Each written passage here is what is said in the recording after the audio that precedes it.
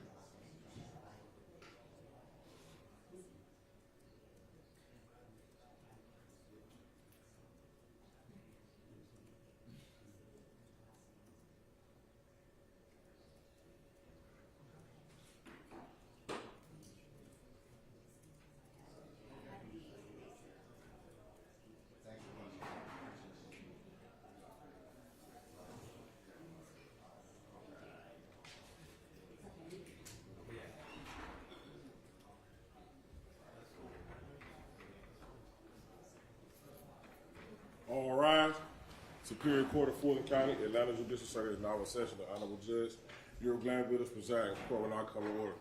All right, good morning, ladies and gentlemen. Please be seated.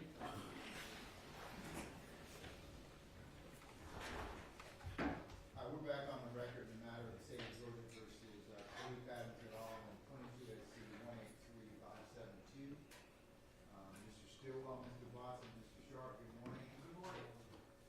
Mr. Williams, Mr. Adams, Mr. Steele, and Mr. Nard, good morning. Good morning, sir.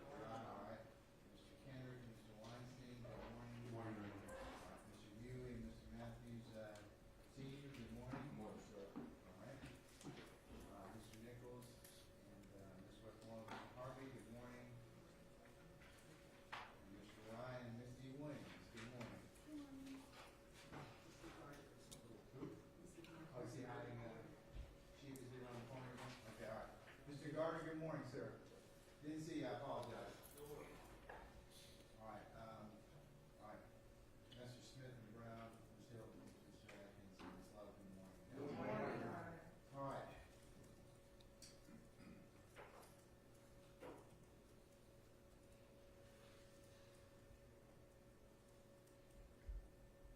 All of yours, present, sir? Yes, sir.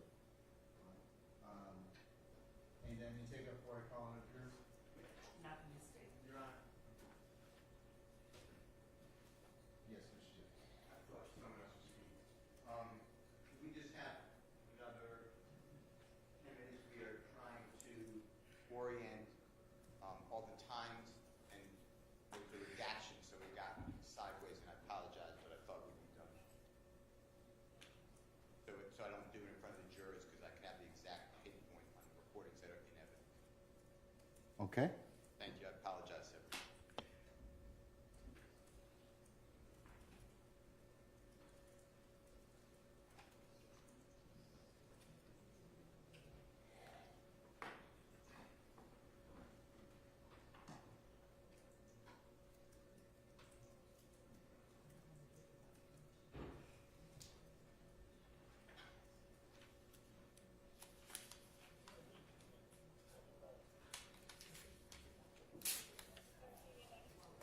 Your Honor, how will we use the court line side?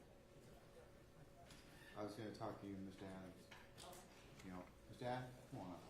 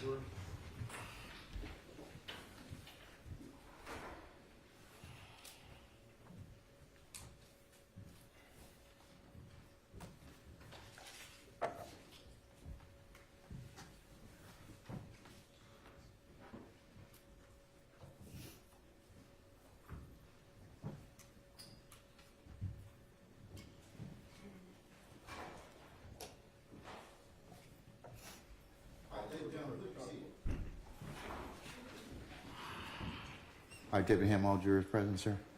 All right. Mr. Bean, good morning. Morning, sir. You're still on the oath, okay? Sir. All right.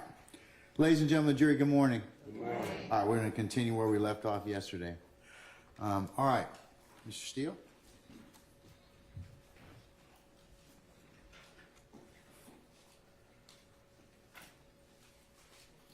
you, Your Honor. Good morning.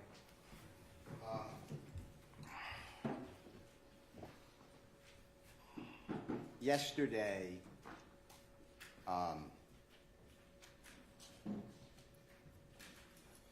we were talking about when I first met you, and Investigator Martin in front of your home on January 22nd, 2023. That's where I'd like to resume again, okay? And we were in Mr. Martin, or Investigator Martin's vehicle, and I wanted to play for you 2 jail recordings, and I started and I played for you what's now marked, and you heard it, Mr. Williams exhibit number 205, that jail call between you and your wife. Do you remember that? I don't recall. And that jail call that's been played for this jury was made the morning after you were hit by the police car, taken to Grady Hospital, transported to the Fulton County Jail on September 11, 2013. Do you remember that? I don't remember. All right. And during that jail call, that I played for you, I asked you in the car in front of your home with Investigator Martin what you were talking about at different parts of that approximately 12-minute jail call. Do you remember that? I don't remember the conversation. Do you remember when I got to the part that states something to... I'm going to object as to that's not an evidence. We don't have any recording of anything in front of his home. Okay, I sustain the objection. Your Honor, the... Just rephrase. Okay. Do you remember on the recording, you stated they gave us a story to tell? Do you remember that? Which recording you talking about for the record? Mr. Williams, number 205. Thank you, sir. And I'm going to object as to I don't ask. the answer. Well- I'll rule the objection. I already answered that, but I don't recall. I heard you say you don't... I don't recall, so. And do you remember telling Investigator Martin and me that you were directing it to knowing that law enforcement officers wanted you to put Jeffery Williams in this case?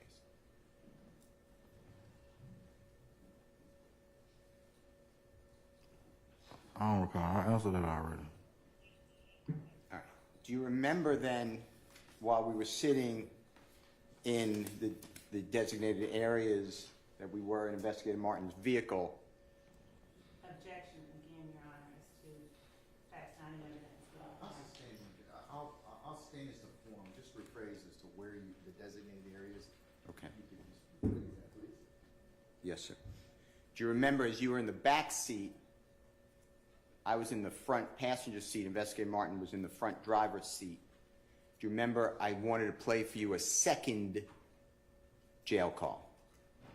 And Your Honor, I'm going to object. If this is at the Kroger, it's not anywhere in this recording that we have, so I don't know what evidence he's referring to. All right, I'm gonna overrule the objection. Finish your question. Do you recall that in front of your home, in the car, Investigator Martin's vehicle, that I wanted to play for you a second jail recording but couldn't get it to play? I don't remember the conversation. Do you remember then the topic coming up, maybe we needed Wi-Fi for me to be able to play that recording, and then we were going to go to a nearby place in your area that would have Wi-Fi, and that's how we wound up at the Kroger. Do you remember that? I don't remember the conversation. Do you remember leaving Investigator Martin's car and we followed you to the Kroger? I don't remember. Okay. do you remember at the Kroger, I again, and I'm confident it was me, but I again couldn't download or get that second jail call to play. Do you remember that? I don't remember. And do you remember then at the Kroger that Investigator Martin and I, when it wouldn't play, I told you that I would try to get it to you if I could get it to play. Do you remember that? It being the second jail call. And you were interested in hearing it. Do you remember that? I don't remember. Do you remember then being asked permission to record a summary of what went on and what you said? To the summary, there's nothing that suggests this is a summary. I stand the objection. Do you remember being asked whether a recording could be made at the Kroger about this topic? I don't remember the conversation. And that was introduced, and you heard Mr. Williams number 197. It's now Exhibit 197 at the Kroger. You remember hearing that? That conversation with your voice, Mr. Martin's voice, my voice? Yeah, I heard you play something. I heard y'all play a lot of stuff. All right. Now, that's in evidence. So I want to go back, and I'm going to need, with the court's permission, the state's permission, the Honorable Prosecutor Hilton, if you could help me, I think it's 176 of the state. I want to go, and we're going to discuss some of the statements that you made, but if you need to clarify anything and you need other statements or whatever, just let us know, or other recordings on the jail call or whatever. Do you remember the 17th day of, I believe it's a Tuesday, the 17th day of September 2013, being in the Fulton County Jail, being housed in the Fulton County Jail? I don't remember. Do you remember, while in the Fulton County Jail, you didn't want to be there, you wanted, which makes sense, you wanted to have freedom and be home with your family and friends and work. Is that true? I don't recall, sir. Do you remember, you know who Detective Quinn is? I don't remember, sir. All right. Do you remember a gentleman who identified himself as Detective Quinn having you brought down from your area in population at the Fulton County Jail to the, what's called the Sally Port, but it doesn't matter. It's an area where vehicles are for police, can get in and out of a secured area at the Fulton County Jail. Do you remember meeting Detective Quinn in that area? I don't remember, sir. Do you remember Detective Quinn explaining to you that you and he are going to ride in his Taurus vehicle, and him telling you where it is? Do you remember all that? Your Honor, You played it. I want to object to Basis. the line of question asked and answered. This formed the basis for the playing of the entire I text sustain the objection. 176. When you met with Detective Quinn, he read you your Miranda rights, true? Your Honor, again, I'm going to object, asked and answered. He played the tape. I'll rule that. Go ahead. Do you know what Miranda rights are? And if you don't, that's fine. No, sir. Okay. Do you remember being told that you have certain rights? Like everybody, you did not have to speak with him. Do you remember that? Your Honor, objection asked and answered. On direct, on I cross. didn't ask it ever before. Say again, I'm sorry? I didn't ask that question ever before. I'm over the objection. Do you recall? What you say? Say it again. That's fine. Do you remember waiving certain rights that you didn't have to speak with Detective Quinn? Do you remember that? I don't remember. All right. But on the 17th day of September of 2013, you had an agenda. Is that fair to say? Objection, Your Honor. Basis. Argumentative, facts not in evidence. Just wrong, improper I'm question. going to sustain the questions to form. You can rephrase it, sir. You wanted to meet with Detective Quinn to tell him information that you wanted him to know about this incident with Mr. Dotson or Dirty Red and the police officer and the driving the car slamming into the laundromat. You had an agenda. Is that true? Objection, compound question. I'm overruled objection. Answer the question. I don't remember a conversation I had with Detective Quinn. And your agenda, if you had one, I'm going to was object because he's I'm now. just saying this to form. your goal was to get out of jail and to get your blood cousin, I believe, Fred Prothro, out of trouble and out of jail. Is that true? No, sir. Me and Predator are not kin. No kin, sir. That's fine. He's not my cousin. Okay, let me ask it differently. Your goal, and I'll ask you in two questions, was to help yourself out, your liberty, to get out of custody by speaking with Detective Quinn. That's one of your goals, right? On September 17, 2013. Is that true? No, sir. And your other goal was to assist Fred Prothro from being in trouble with criminality. Is that true? I don't know. Okay, so you went into this meeting with Detective Quinn, that's memorialized in State's Exhibit number 176, with a plan to mitigate, that's a bad word, to lessen, Objection, facts not in evidence. this is his state of mind I'll at the overrule time, objection. to lessen any type of punishment or charges on you and Mr. Prothro, right? I don't remember. In fact, do you remember explaining to Detective Quinn at various parts of State's Exhibit Set 176, and we'll play them again, that you asked for, the word you used was slack, for you and Big Fred or Mr. Prothro. Do you remember that? I don't remember, sir. I mean, you can play it. Okay. Kokomo or somebody. I'll play it. Okay. Well, Mr. Kokomo, he will play it. All right. I would like to go through some of this then with you, if the state doesn't mind. Yeah. And you may have to share with Mr. Kokomo at some point. Okay. Okay. All right. Mr. Bean, I'm going to ask you, with the Honorable President, District Attorney Hilton's assistance, you started out with being driven from the Fulton County Jail to the homicide office, not far away, here in Atlanta. Do you remember that? And I'm talking, this is all about September 17, Your Honor, I'd like to 2013. object as to the line of questions Basis. regarding the memory, asked and answered, he has said he I doesn't stand remember it. objection. Well, he didn't answer the question. He can't, so. He can't anticipate, and he can, in my opinion. But I'll reserve that. I apologize. I've already ruled on it, Mr. Steele. Let's move on, All okay? right. Let's start at time 716.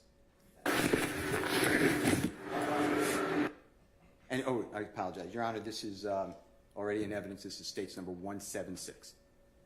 Okay, what time, sir? 71. know that. It's happening to I anything. messed up. The time is 7:16. Yes, sir. If you could listen to this, Know Mr. that. As a matter of fact, charges on for me. But, so that's all I wanted you to know before we even get started. So, your wife seems like a nice lady, though. I'm straight up too. I'm 35 years. I'm gonna tell you a little bit about myself. I ain't gonna Go ahead. to school. Okay. You know what I mean? And I don't believe in lying. You know what I mean? That's why I went ahead and gave him my name, told him who I was. You know what I mean? Even though I knew I had fruit once. But we're not going to talk. Your Honor, it stopped at 7:34. Mr. Bean, do you hear your voice telling Detective Quinn, I don't believe in lying?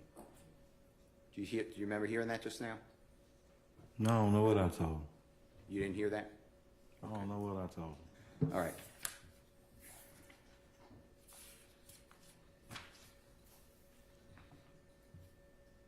Then it's 14:17, if you don't mind. Anything about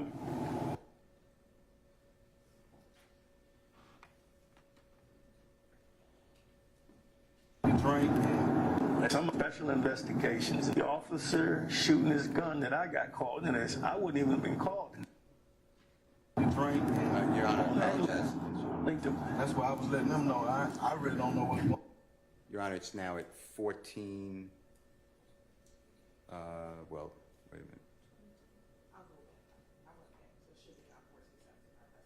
Okay, it's going to be 14:17 approximately. Up the screen to holler at this other dude, and next thing you know, he hop out the car, and wow, 5 shots go to car and everywhere. So I don't, you know what I mean? Everything just happened so quick at one time, the way it just, it just throw me all the way out too. I don't know what's going on. I was thrown out. You know what I'm saying? So Yeah. Linked him. that's why I was letting them know. I really don't know what's going on. Everything happened so quick. Well, that's all I want is what you said. And I'm gonna tell you what they said. I'm talking about. I mean, just for the record, how many motherfuckers in the car? That's 14:31. And by the way, I stopped it, but you answered that question 4. You answered the number 4. I You don't s- object whether that was a question or a testimony from Mr. Steele, let it play with it. That's the same question. All right. So did you hear, that's why I'm letting them know that I don't really know what's going on. Everything happened so fast. Do you remember hearing that? I heard it. I don't remember the conversation though. And the them is from 6 days before when you spoke with law enforcement. True? I don't know. Have you ever seen a report of you speaking with law enforcement on the day of this incident, September 11, 2013? I don't remember. Did you ever hear a recording of you speaking with law enforcement on September 11, 2013? Say what now? Did you ever hear a recording of you speaking with law enforcement on September 11, 2013? So just when I got in this courtroom. September 11th. When I got in this courtroom. So who showed that to you? You said what? I'm talking about when you spoke with the police. You said that I hear it. Yeah, when you spoke with the police on September 11, 2013, you said at the hospital. Did you ever hear? That's not an evidence. It's in the recording of Mr. Williams' number. I'm gonna sustain her objection. You gotta kind of orient him to that particular spot. Do you remember explaining in Mr. Williams' number 205, exhibit number 205? Is that the recording of Mr. Steele talking to Mr.? Which one's? Oh, it's 197. Sorry, Your Honor. Thank you.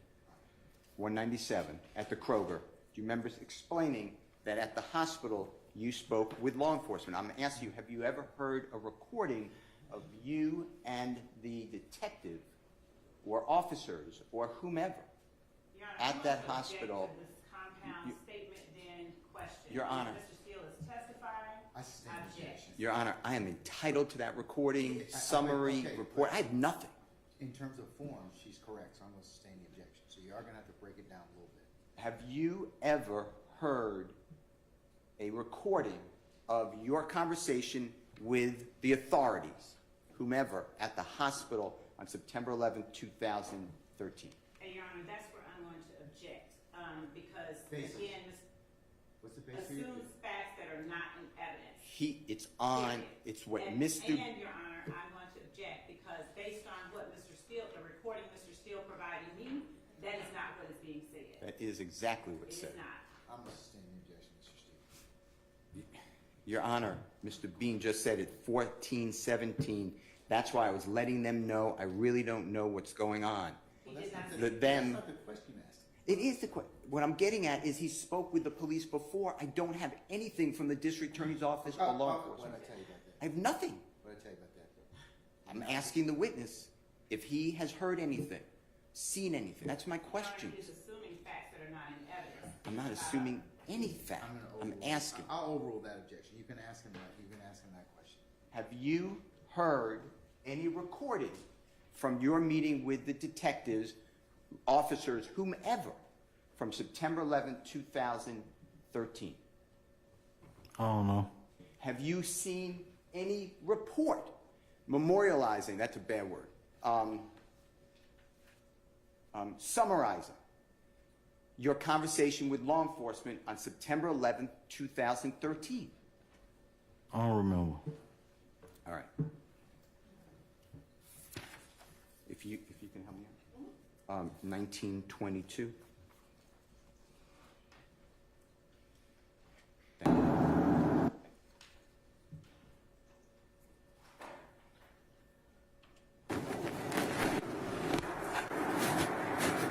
What touch your injury? All right, brother. Take your time, take your time. Whoa, watch yourself. Let me know if I touch your injury. I know you got a few injuries. Okay, all right. I also want to, I got to make note of all your injuries. I want you to tell, I may have to take pictures of them too. Did they do that first day at Grady, or they didn't take pictures of them? I got to get a picture. All right, I'll take some more pictures of them. Because I want to be able to show, if you're saying what happened to you, I need. It's 1957, Your Honor, stop.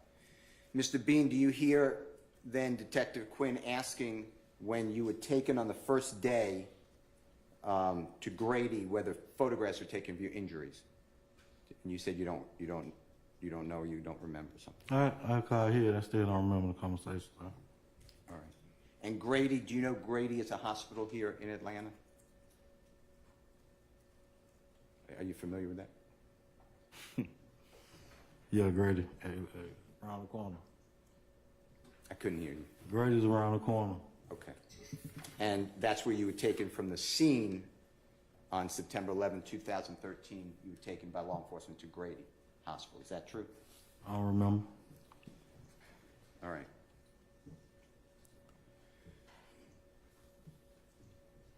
Okay. 40, if you don't mind, 4327? No, and have a.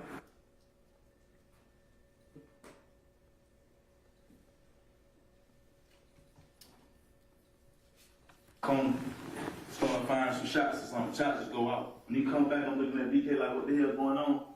Like, what the fuck you shooting for? What you shooting at? You know what I'm saying? I'm telling all the way live. I'm listening. You know, what the fuck you shooting at? Why'd you shoot? So then he had the car, go. So now I get the car, pull out, now he go, the tires pull up. And when I pull out. What tires? It's like black tire, blue. Was it like that shit when you drove up in here? It's one of them tires. All right. Four tires. When I picked you up in. I go around the car, whatever, no riding. Wait a minute, you went around the car? Because I see this damage on the police car. They saying they got hit by your car. Do you remember that? No, I went around the car. As I go around. What was the Taurus doing? As I go around. Your Honor, it's 4350, stop. Yes, sir. Mr. Bean, earlier the jurors just heard, you heard you telling Detective Quinn that you don't believe in lying, and just then you're telling Detective Quinn you went around a police or the car. Do you remember that? I heard something you just played. I still don't remember the conversation. That is a lie, right? Your Honor, I'm going to object as to the form of the question, argumentative and badgering. I sustain the objection. Is that a truthful statement that you did not ram that police car? I don't remember. Now, you ramming a police car is not beneficial to you, is it? That's not good for your liberty, is it?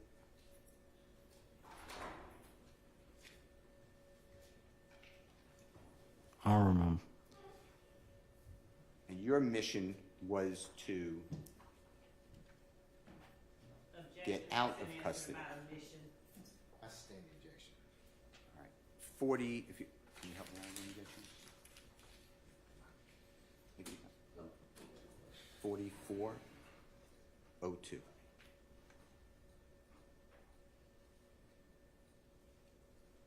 Boom, go straight across the tail. The parking, you bagged in. So this is the front of the car. You bagged in? I'm bagged in. Tires coming like this right here. Stop. About right in there, about 2 car lengths up. Okay. Okay, cool. I pulls out.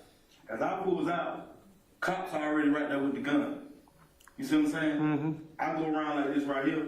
So I go around like this right here. As I go around like this here, the cop car hit me. Bump the tail of the car like that right there. I go out. They shoot me. Your Honor, it's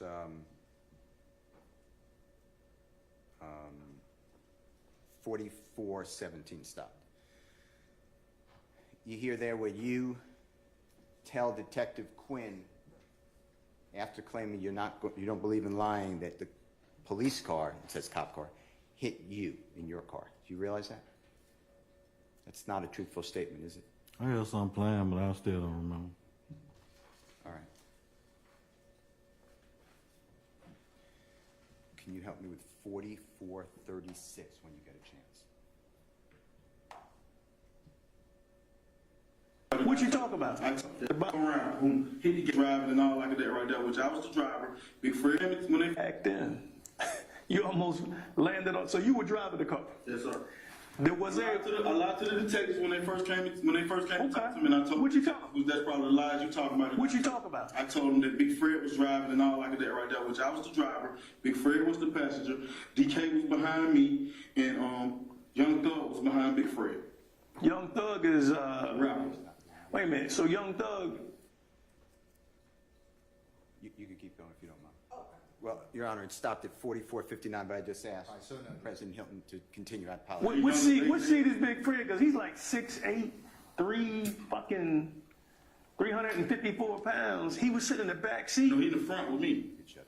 Okay, so I mean, It stopped, Your Honor, at that's wrong, 4511. All right, so noted.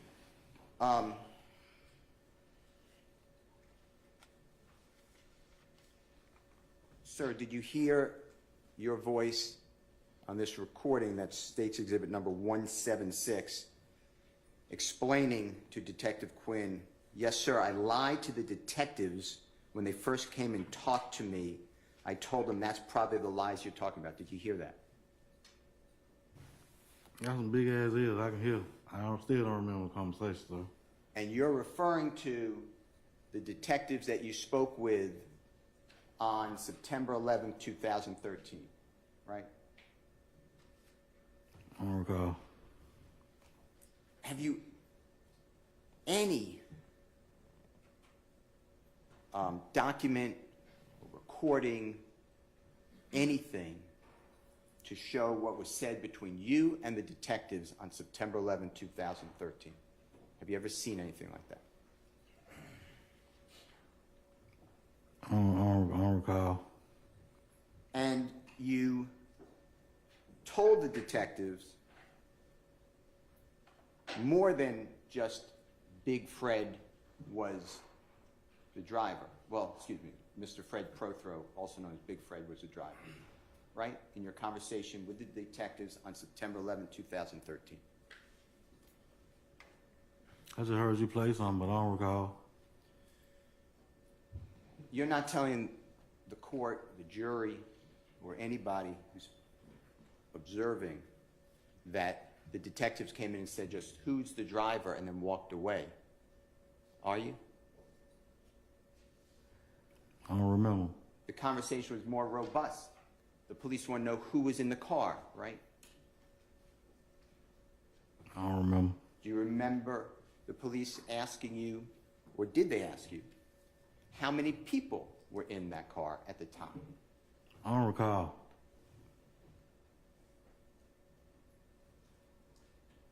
Do you remember, I know it's a long time ago, do you remember the name of the detective or the other officers who interviewed you at the hospital on... Objection, Your Honor. Facts not in evidence. It's There's no on- interview at the hospital. Sustained objection. It's on... Do you remember the name of the detective or detectives or officers or authorities that you interviewed with or interrogated by on September 11, 2013? I don't remember. Do you remember It'd be the- hard for me trying to remember conversation stuff, so I don't remember. Do you remember what any of those law enforcement officers looked like that you spoke with on or about September 11, 2013? No, sir. Do you know if they were a man or a woman or men and women? Do you remember? No, sir. Now, in this State's Exhibit 176, you make it clear that you're trying to help out not only yourself, but Fred Prethro, or get slack, or lesser punishment, or not get charged. You realize that? That's something y'all played. And here, you are specifically telling the detective that Fred Prothro was not the driver. You wanted to make sure that he's not the driver, right? That you're trying to help him too, right? I don't remember. But originally, are you close, or were you close with Fred Prothro? Objection asked and answered multiple times. Originally, you put another human being who is not driving that car as the driver of the car to the detectives on September 11th, 2013. Why did you do that?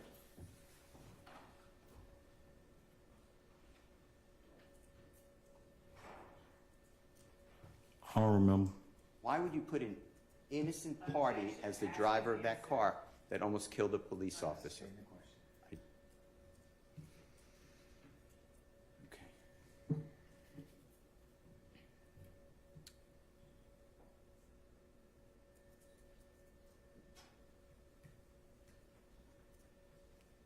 All right. I think.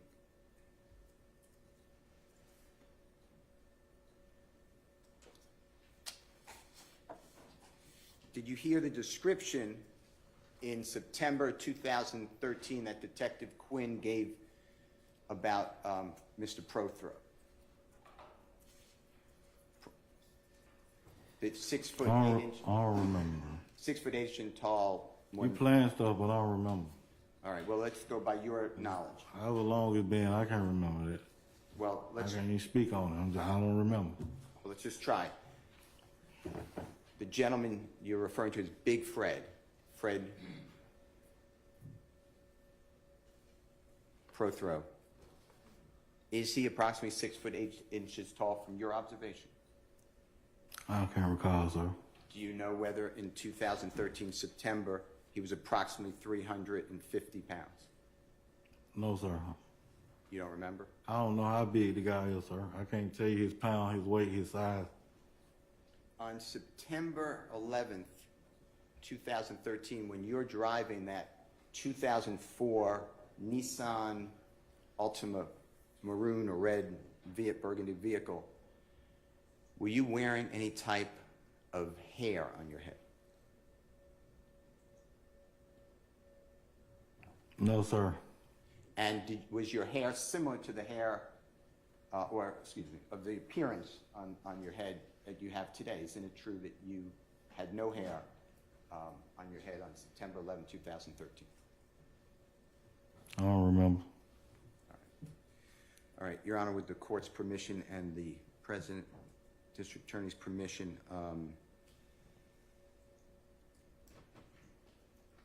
if you could just continue. So, Your Honor, it would continue from 4511, if that's okay. Should have got the C-track. 176, same. You said Big Fred was driving. All right, we got that cleared up. That was in the beginning. Yeah. I told a few bullshit lies. I ain't gonna keep shit with you. I'm gonna keep it all the way live, man. Okay. You know what I'm saying? Big Fred.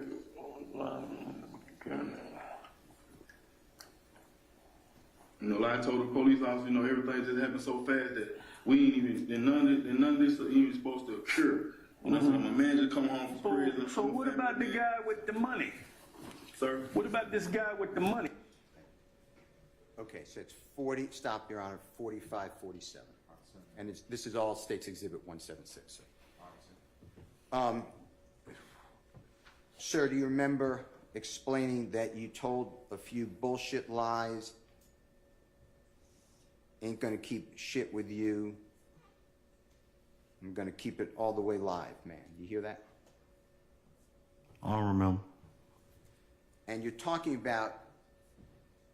Your Honor, I'm going to object to the response from the witness. The Okay, so what's your objection, My sir? objection is it's not responsive, Your Honor. I'm overruled the objection.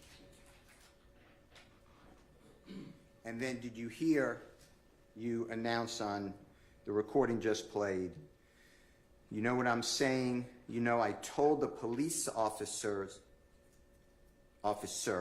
that everything happened so fast that none of this was even supposed to occur. You hear that? I still don't remember, sir. And you're referring to the police officer that you spoke with on September 11, 2013, that none of us have any idea what was said. Right? Your Honor, I'm going to object. I don't even know what the I last part stand was. in objection. That's what you're referring to, right? Your Honor, I'm going to I object stand because in objection. You're referring to the conversation you had with officer or officers, whomever, someone with the authorities, on September 11, 2013, right? That's what you're referring to. I don't remember.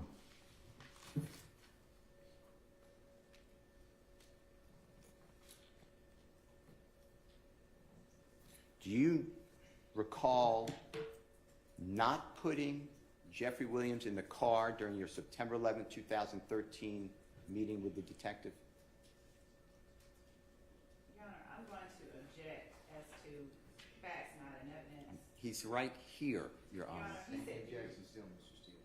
You can rephrase it, you can do whatever else that you may think that may put him on the path to answer that question. Did you tell the detective on September 11, 2013, when you met with them, that Jeffery Williams was or was not in that car? I don't recall. Did you tell the detective on September 11, 2013, that there were 3 people in that car? I don't remember what I told. I don't remember. I don't remember. And you made yourself not the driver on September 11, 2013 to the detective. Right? That we know. I don't remember the conversations I had with nobody in 2013. because Mr. Steele is testifying and his words are not evidence. I stand in objection. Mr. Steele, let's move on.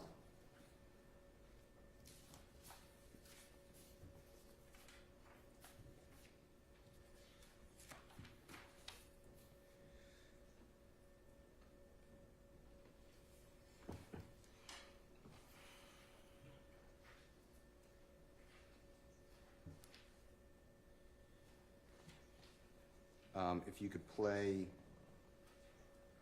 at 1 hour, 00 minutes, 58 seconds. And what's Thug? That shows truth. All the other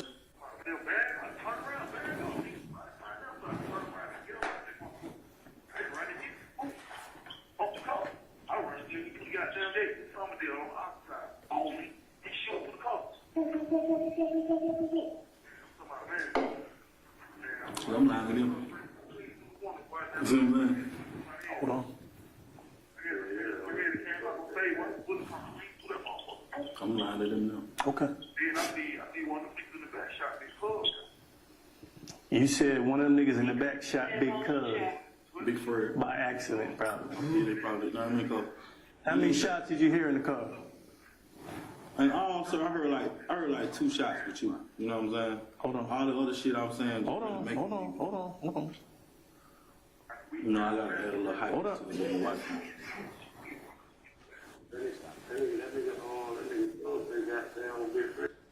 It stopped at 1:01:42. Mr. Bean, do you recall on that recording that excerpt that we just played, you are actually being played recorded jail calls that you made from the Fulton County Jail by Detective Quinn. Do you realize that? Did you hear that? I heard you play some. And you interjected with Detective Quinn, I'm lying to them now, meaning on the jail recorded call, you're saying you're lying to your wife and your brother-in-law. Right? That's what you said on the recording to Detective Quinn, right? I don't remember. And you said that You know, I gotta add a little more hype to it with my wife and them. Remember hearing that just now? Sir, just play something. Mr. Bean, tell the jury, when you're on a recorded jail call, why would you have to add hype to your wife and them unless you were doing it for the police who listened to the calls? Objection, Your Honor, to the form. That's a proper. No. I stand objection. Why, tell the jury, why do you need to lie to your wife and other people on a recorded jail call about this incident? I don't remember. Well, your wife and this other person or people on recorded jail calls, they can't give you any leniency if you, they can't give you any reduced charges or reduced time in prison, can they? Nobody has. Well, we'll get to that in a minute. You actually got a very low sentence for 2 cases. Your Honor, objection to I the, sustain the question, Mr. Steele, you can't testify. and Your Honor, I'd ask the court admonish Mr. Steele to not testify and inject his. Let me take care of that, Ms. Love. Mr. Bean, you have been in the Fulton County Jail various times before September 11th, 2013. Is that fair to say? I don't remember how many times I've been locked up, sir. I could not hear you. I apologize. I don't remember how many times I've been in Fulton County Jail, sir. But you knew in the Fulton County Jail when you were there in September 2013 that your jail calls are recorded, right? I don't remember. And you also knew that prosecutors with the Fulton County District Attorney's Office and police officers, the City of Atlanta Police Department, as well as others, listened to these calls, right? No, sir.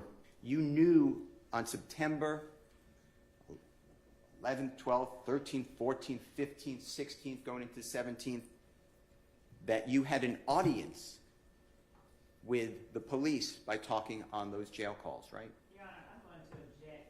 This assumes facts that are certainly not in evidence. He's right here, Your Honor. I sustain the objection as to the state's basis. You knew that law enforcement, whomever they are, district attorney's office or police, listened to your calls, right? Objection, Your Honor, that again assumes facts that are not in evidence. Sustain the objection. He's right here. There's no assumption of anything. Sustain the objection, sir. You can ask him a question. Did you know that the police were listening to your calls that were recorded from the Fulton County Jail in September of 2013? I don't remember, sir.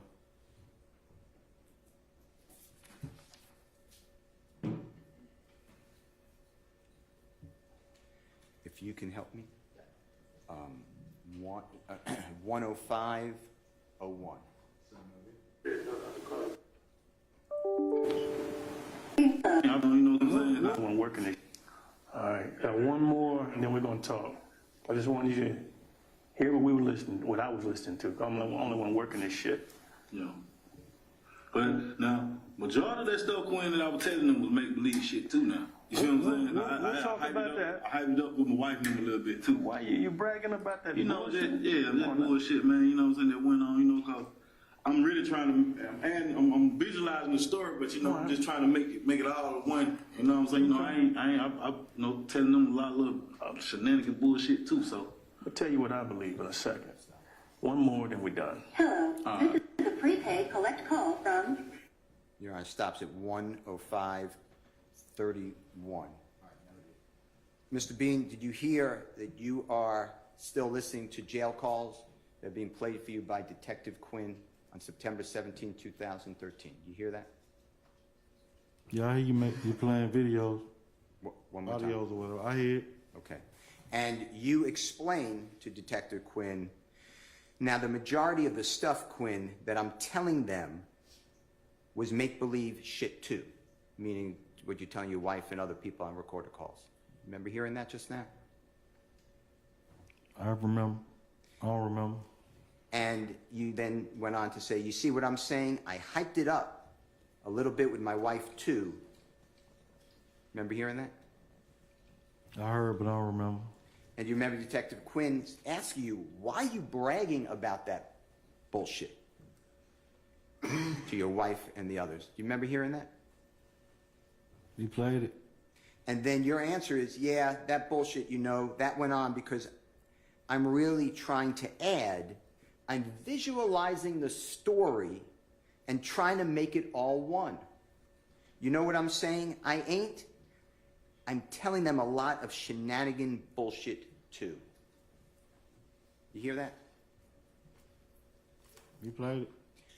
Why would you have to visualize a story and tell your wife and other people on a recorded line hype, bullshit, and shenanigan bullshit? I don't remember.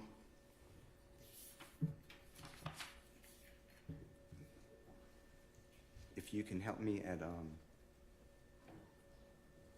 10720.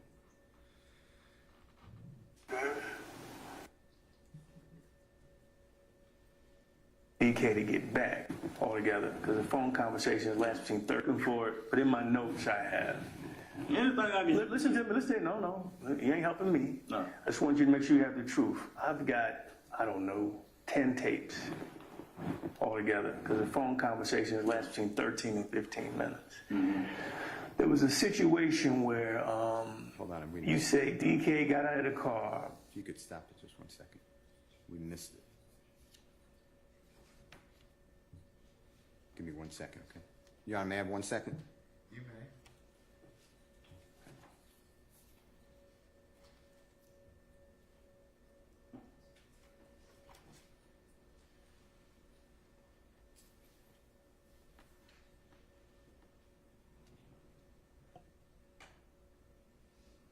It's earlier. I apologize.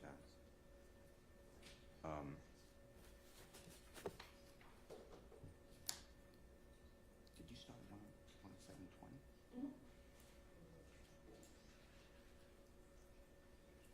Can you go back to 10650? I don't know why I didn't. DK to get back. I'm going back to 106 50 58. Oh, that was wrong. Okay, we could just start. We could just start there. 105 58.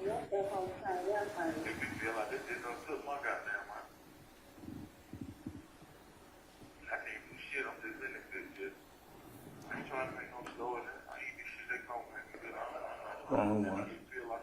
Hello, this is a prepaid collect call from an inmate at Fulton County Jail. This call is subject to recording and monitoring. The landlord somebody was stopped by the other day. I told him I was at work. He said I was at work with me around, you know, shit. Yeah, I got you just going, all right, thanks for that. Man, he good, man. Shit, we get late fee for shit. You know what I'm saying? When you pay late fee, you pay somebody that wants to go to get to him for. He cool. It's not gonna be all right. He need to go get to work, though, because we ain't been doing them bullshit around with us shit, man. We probably do need to go get work. If he done sold out work, he need to go get some. But he got $600 already. I got $345 in my property downtown where they take phones. I need to go down there and get that money for me tomorrow. I don't need no money. I don't need shit. Huh? This is not illegal. Bro, I don't give a fuck about this shit. I ain't giving a fuck about this shit, man. This is a prepaid collect call from I only do big boy shit. I don't fuck with that other shit. You just trying to eat. Fulton County Jail. Give a fuck about that Subject to shit. recording and monitoring. To accept charges, press 1. That's what I'm saying.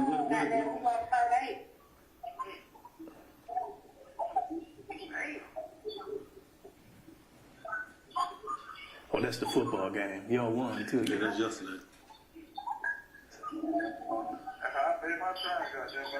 Well, okay. Okay, let me just tell you this.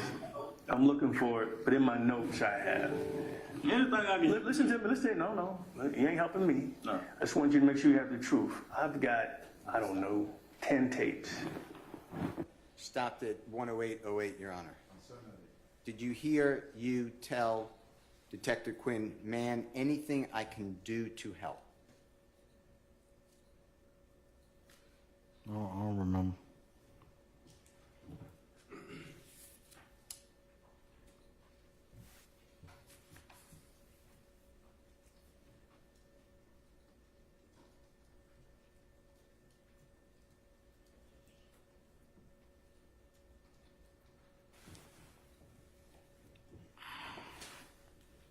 One 1113, if you don't mind. All together, because the phone conversation.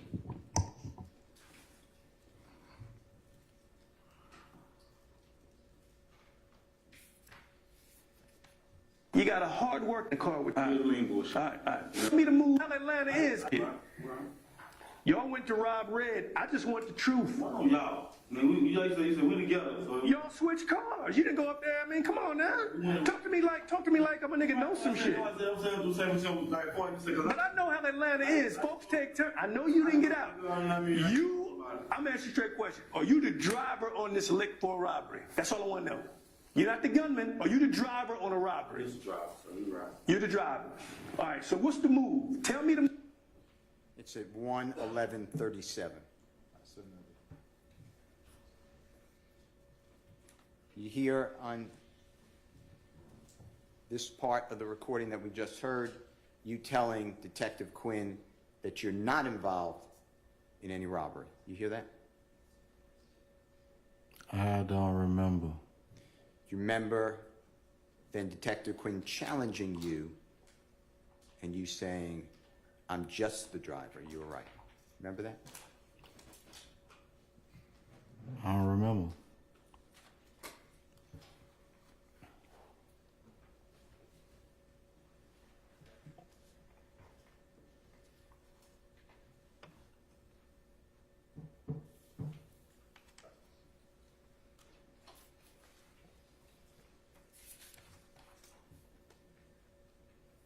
If you could help me with 11344.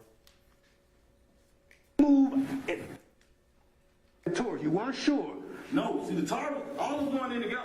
Is the Taurus in front of you or behind you? The police Taurus, what I'm talking about. Police Taurus in front of me. Did you know it was the police? Because it sounded like you were nervous, like, damn it, goddamn, let me find out what the fuck this Taurus all about. I didn't know it was the police. Your radar went up. The rest of them motherfuckers ain't even clued in on that shit. You're like, hold on, motherfucker, let me see. I see a Taurus. Sure. That's what I heard. The police, not that I went to look, or check, or nothing like that, because I was... It's 11403. Stop.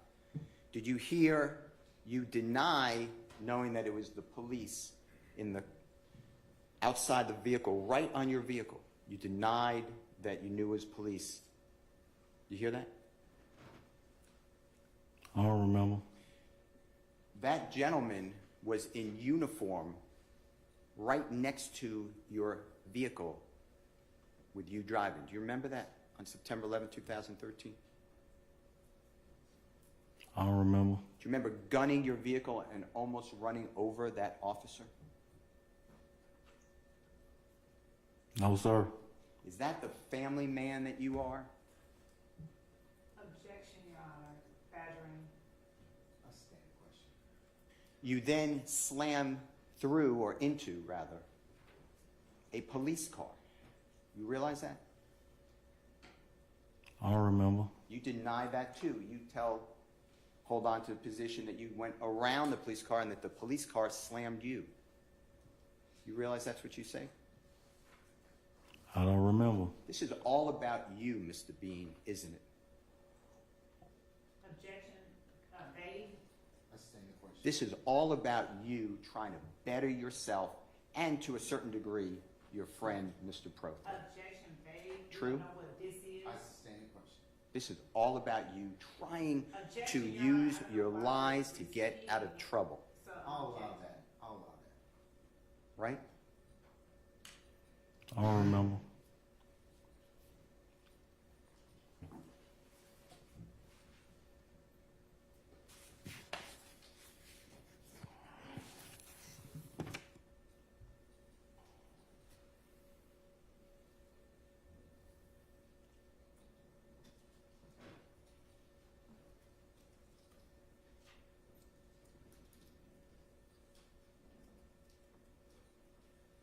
like to show, with the Honorable President, District Attorney 11530's help, play that, Your Honor, if you don't mind. I don't know then, you know.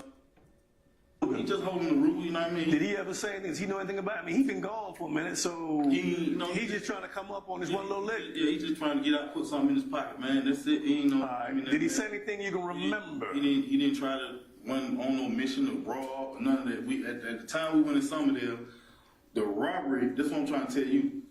As we went in Summerdale, the robbery wasn't no robbery because he could have got out, Thug could have got out, DK could have got out. They could have went on ahead and handled their business. Thug tell DK. He didn't really just say go get the money. He was like, go ahead and get it. So I don't know what's going on by. You feel what I'm saying? No? All right, but I tell my family, what you hear me telling my family is about the robbery because that's what went on. Well, y'all robbing this boy Red, but you drive. You just drive. But you know they're going to get his money from him, and he's not going to like give it to him voluntarily. You got to know that. Yeah, I know. You know they're going to take his money. Take the money. All right, so let me ask you this. Mr. Steele, since you stopped. Ladies and gentlemen, how about a comfort break? 10 minutes? All right. Let's take a comfort break until 11:30. We'll come back in at that point in time. Mr. Bean, you can do the same. We'll see you at 11:30, okay? All rise.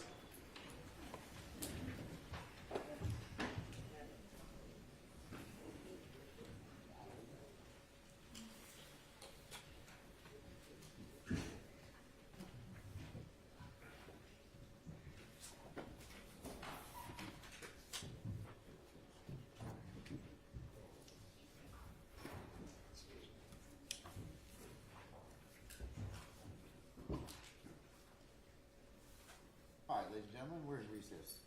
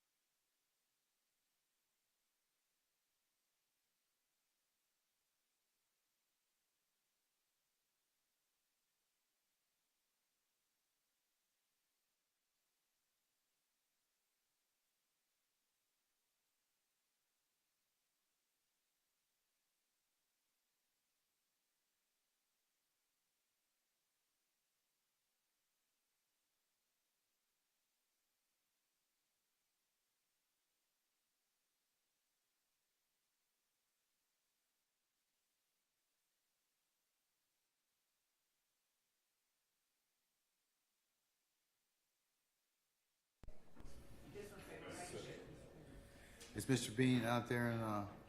Okay, all right. Tell me, Mr. Bean, come on up.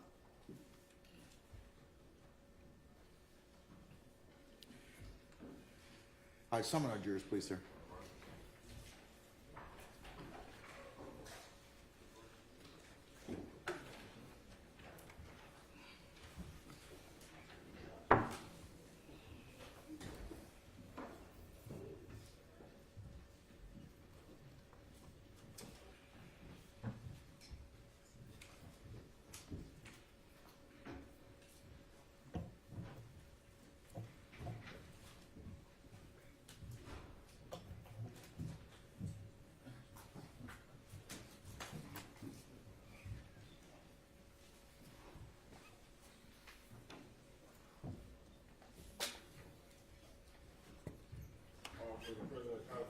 All right, ladies and gentlemen, please be seated.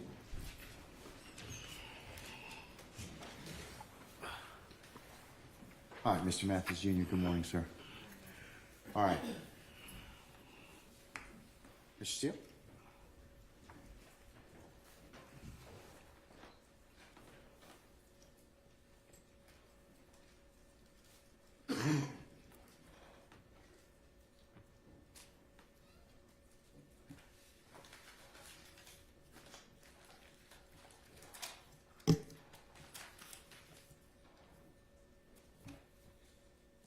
With the court's permission, I ask the President District Attorney Hilton at 1:14:35, if that's okay. So noted.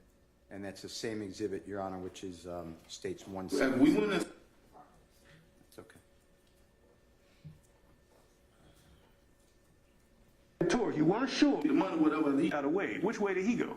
one guy run this way, another guy run that way, another guy run that way. All right, You know what I'm saying? all right. Everybody go running in straight. Who did you, because you were saying to your wife, I wish I would have ran with Thug because he got away. Which way did he go?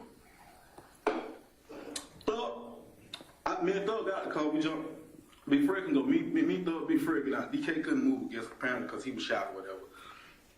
Thug jumped the wall. I jumped the wall. I jumped up here. Thug went behind the Dollar King. And I jumped over in the parking lot. As I'm running across the parking lot, that's when the police car come run me over, whatever. Okay. What kind of car ran you over? The blue tar, the same blue All tar. right. It's a female. All right. Now, Your Honor, it stopped at 1:15:09. Yes, sir. Sir, do you remember describing for Detective Quinn on September 17, 2013, that Mr. Murphy or DK could not move because he was shot? Remember that? Did you hear that? I don't remember. And you explained that you and Fred Prothro, or Big Fred, and Thug, or Jeffrey, or Mr. Williams, got out of the car. Remember hearing that? I don't remember. And then you explained to Detective Quinn that Thug jumped the wall. I jumped another wall. I jumped up here. You remember that? I don't remember. I want to show you, and now, with the court's permission, can Mr. Commode take over the Zoom link, if that's okay, Your Honor?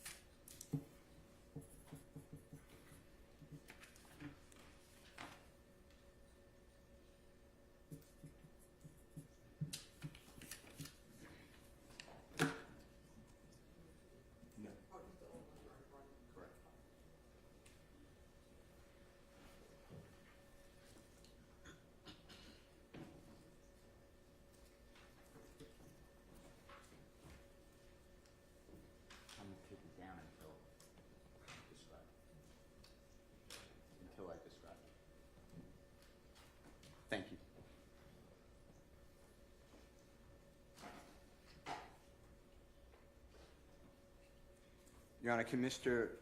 Kokomo display, with the court's permission, Jeffery Williams exhibit number 144? It's already in evidence. All right, sir. Mr. Bean, it's going to come up on the screen to your left when you get a chance to see if you can look at that photograph and see if you can orient yourself to it, and I want to ask you some questions. Do you see in Mr. Williams number 144 the vehicle that you were driving on September 11, 2013, juxtaposed, or that's a terrible word, close to the white building with the green in this picture color awning? Do you see that? I see a picture. Okay. And are you familiar with this area? I don't remember, sir. All right. I want to talk about jumping over the wall. Do you see on the, looking at the picture in Mr. Williams 144, to the right, there seems to be what I'm calling a retaining wall, or whatever you want to call it is fine. Do you see that? See it like you said. Okay. And I'd like to show you and ask Mr. Kokomo to zoom in all the way to the building under the awning. Do you see there's part of a fence? It's behind the red post. And do you see all the way up to the wall of the building? Do you know that building to be a laundromat by any chance? I don't remember. All right. And do you see that there is what I call razor wire all the way from the fence to the wall in that first part of this Mr. Williams M144? You see that? I see it. You're familiar with razor wire or barbed wire? Are you? Is that fair to say? I know what razor wire and barbed wire is. One more time. I know what it is. Okay. And have you ever climbed over razor wire or barbed wire? I don't remember. Have you ever seen anyone, a human being or an animal, climb over razor wire or barbed wire and touch it? Have I ever seen an animal climb over? Or a person? No. Okay. And then, using Mr. Kokomo, the fence continues, and do you see where there's what I'm calling like a garbage disposal area? Do you see that? Or surrounded by what looks like to be a gate and cement? I see a picture. Okay. And then above it and next to that garbage area, do you see the fence continuing from the fence that we already talked about that was touching the white building? Mr. Kokomo can go back. Yeah, you see that? The fence continues and actually gets higher. Do you see that? Yeah, I see the picture. And do you see on towards the top of that fence, do you see again razor wire or barbed wire there? Yeah, I see the picture. All right. Now, just continuing along that fence line, do you see at the same height of that fence, do you see more razor wire or barbed wire? And if Mr. Kokomo can blow it up.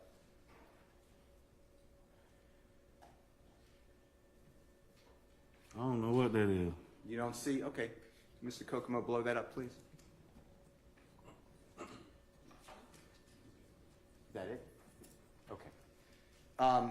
That's fine if you don't know what it is, but do you see the posts that come and extend from the fence in Mr. Williams number 144 as Mr. Kokomo is showing it now? I see the picture. Okay. And on where the fence stops, do you see there's approximately 3 lines going across all the way of that fence? Do you see that?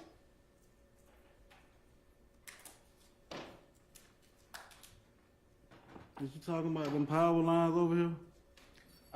No, I don't believe so. At the top? Well, Because the fence with the barbed wire is at the bottom. You talking about them power lines over there at the top? not at the top of the building. No, not the black Oh, power line. the power lines right there. You look at the picture. You telling me to look at the picture. You see the power line? That's a power line going down through there. Well, let's make sure we're looking at the same thing. Do you see on the building, and where Mr. Kokomo has it, do you see that there's a color, there's a change color where it's lighter and then it gets darker for about 1, 2, 3, 4, 5, maybe 5 approximately cinder blocks. Do you see that? And Mr. Kokomo can point it out if he doesn't mind. A little above it. No, on the building, the color change. Go up, right there. You see that? See the color change? Where the barbed wire fence at? Where the hand is. You see that? Yeah, there's Okay. barbed wire going across there. The barbed wire. Is that what you just said? The fence at the top, barbed wire. Barbed wire. Okay, that's what I was asking you. Okay. And then that barbed wire extends all the way to the right. Do you see that? In states, Mr. Williams, number 144. Mr. Kokomo, put your thing on there. You gotta show me. Describe me what you're talking about. You see where Mr. Kokomo is circling with the hand? You see that? You see the continuation of what you call barbed wire? Same one fence. You see that, right? And I'm just asking you. Do you I see? see it. Okay. And then if Mr. Kokomo continues, you see the barbed wire continues?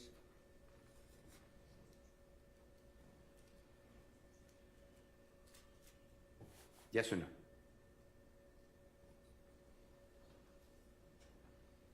I see it. Okay. And then if Mr. Kokomo, and it may run out, this photograph may run out, but we'll have other ones. You see now the fence continues? Can you see that, sir? Right away, yeah, I see it. And and then do you see on top again of the fence, do you see barbed wire?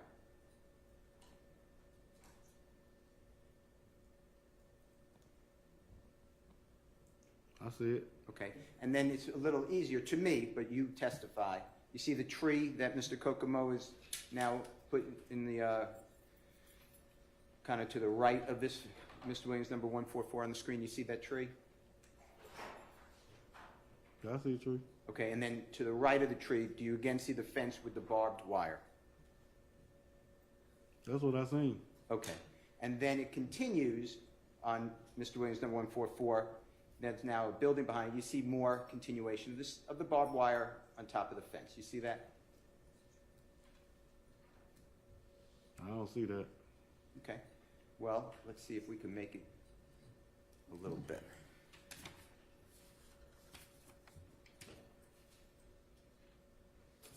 Let's continue down on that picture, if there is any more of that picture. Is that it? Okay. Let's go, if you don't mind, to Mr. Williams, number 118. It's already in evidence, Your Honor. Oh, I gave the wrong. Hold on, I think I gave the wrong.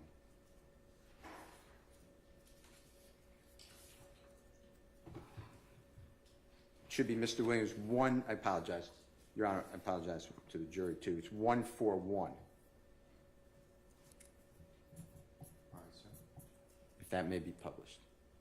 Yes, sir. Okay, Mr. Sir, you see, and this is Mr. Williams number 141, and it's a, well, before you do that, Mr. Kokomo, just give me 1 second, if you zoom out. This is this similar, it has a little different angle, but this is a similar picture as you were just helping us to focus on Mr. Williams number 144, correct? With the fence? One more time. The fence? Yeah, yes, this scene, but yes, we're going to focus on the fence. I see the picture. Okay, so if Mr. Kokomo can zoom in on Mr. Williams number 141, and we're just going to try to continue where we were with my questions about the fence and barbed wire continuing.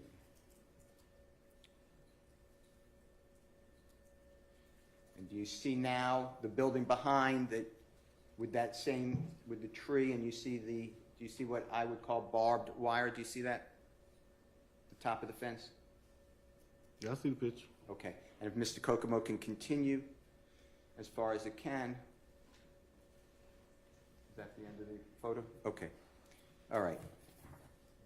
You would agree with me that from what we've seen so far in Mr. Williams number 141 and 144, that that entire fence, after the fence ends, has additional extenders with barbed wire, at least 3 rows. Is that fair to say? You showed me a picture with a fence with barbed wire. Okay. Now, I'd like to show you Mr. Williams number 118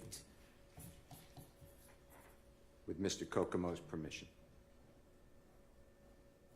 Now, do you recognize that this is the house that you ran over while driving the 2004 maroon or burgundy Nissan Altima and crashed through that yard, ran over tricycles and children's bicycles, hit the porch area, crashed through the fence, and then careened over that wall over a police car to slam into the laundromat? Do you recognize that area? That's in Mr. Williams number 118. I see the picture, but I don't recall with all that extra stuff you just said.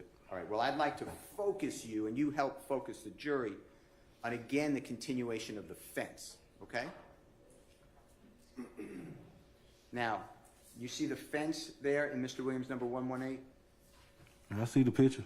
All right, and you see the wall, which is below the fence, or I call it a retaining wall, but do you see that? I see the picture. And you see the police car, or the top, the roof of the police car with a door open on the driver's side in this picture, closer to the wall and the house. You see that house in background? I see the picture. All right. And the fence, do you remember crashing through that fence, hitting trees and bushes after striking the children's bicycles and doing that damage to that fence? Do you remember that? I just told you I don't remember. One more time. I just told you I don't remember. You do remember? I just told you that I didn't remember. Did not remember. Okay. Well, let's do this. Let's use Mr. Williams number 118 just as a continuation. If Mr. Kokomo can, you see how the fence is down on the picture of Mr. Williams number 118? You see how, or part of the fence, I shouldn't say the whole thing. You see how part of it's down on the ground, laying down? I see the picture. Do you see right there that that's barbed wire or razor wire at the top of the fence that's laying on the ground? I see the picture. All right. And then do you see going to the right with Mr. Kokomo's help after that bush that's down, or maybe a tree? Do you see more razor wire right there, or barbed wire? Your Honor, I'm going to object as to the Basis. characterization of that fence as razor wire versus barbed wire. So form the question. I stand the question. Okay. Do you recognize that as being barbed wire? I see the picture. Okay. And then continuing on Mr. Williams number 118, do you see where Mr. Kokomo's using the hand? Do you see there are levels of barbed wire on top of the, extends from the fence? Do you see that? Yeah, I see the picture. All right. Now, and thank you, Mr. Kokomo. I want to ask you a couple of questions.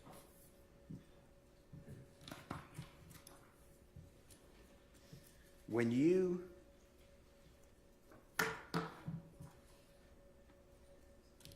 say on a recorded jail call, as well as to Detective Quinn, so a recorded jail call before September 17, 2013, as well as on September 17, 2013 to Detective Quinn, that you followed Thug, he jumped the wall. I don't remember. These walls, you also say later that you jumped a fence, they all have razor wire. Objection again, that is not facts that are in evidence. You I did stand not the say that was objection. razor wire. I stand the objection. They all have barbed wire.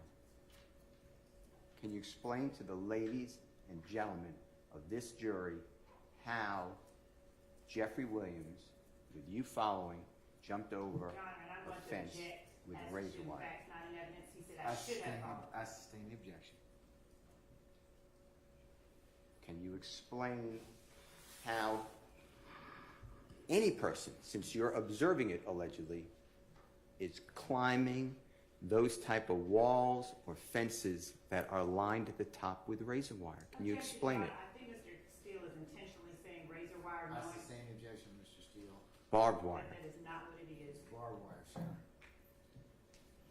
Can you explain that to the jury? I don't remember. Now, if Mr. Kokomo can just help me one more time with Mr. Williams, number 118, you just looked at it, sir.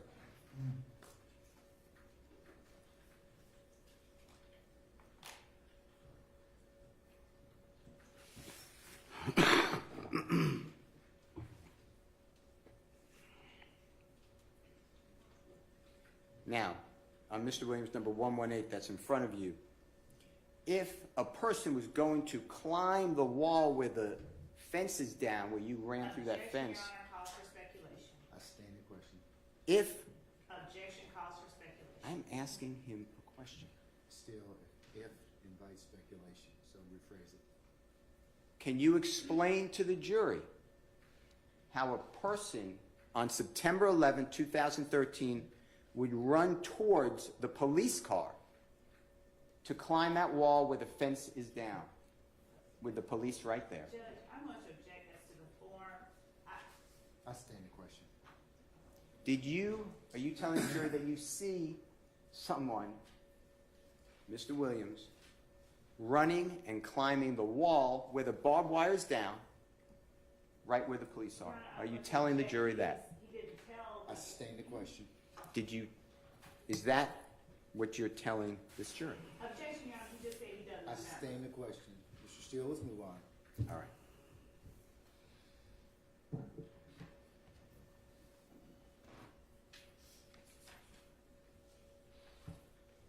You said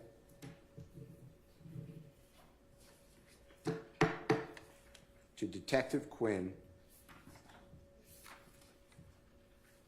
that Jeffery Williams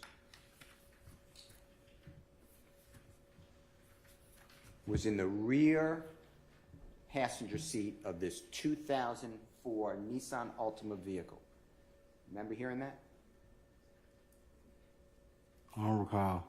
You said that, you call him DK, I call him Mr. Murphy, but regardless, same person, I believe, or DK will call him, was sitting in the rear driver's side behind you in that 2004 Nissan Altima. True? I don't remember. You told Detective Quinn on the recording that we heard that Fred Prothro was in the front passenger seat of that 2004 Nissan Altima vehicle, right? You heard that? He played it, but I still don't remember. And you told Detective Quinn that you were the driver on that day at that time of September 11, 2013 of the 2004 Nissan Altima vehicle, right? You I heard don't that? remember.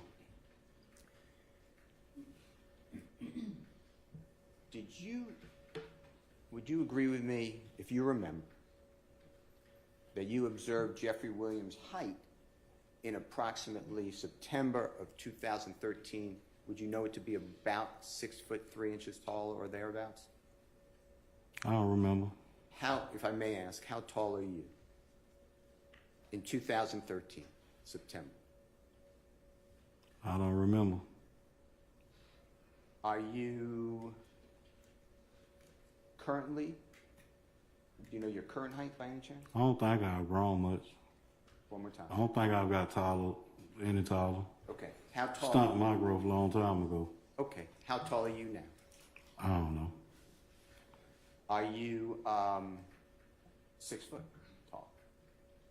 I know I ain't 6 feet. You're less than 6 feet or greater? I don't know how tall I am. You have to put out the measuring tape for me to stand beside it, so I don't know. I ain't been to the doctor, and I don't know to see how to get my height. I don't know my height. Okay. Are you less than 5 feet 10 inches tall? I don't know my height. Now, have you ever been in a Altima vehicle, whatever year, besides September 11, 2013? I don't remember, sir. Are you familiar with the size of the occupant compartment area of a 2004 Nissan Altima vehicle? No, sir. A man who is 6'8" tall, 350 plus pounds, sitting in the front passenger seat.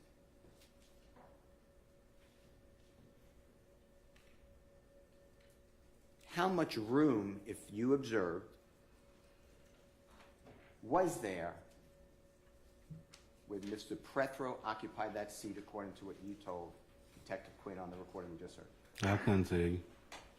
I couldn't tell you.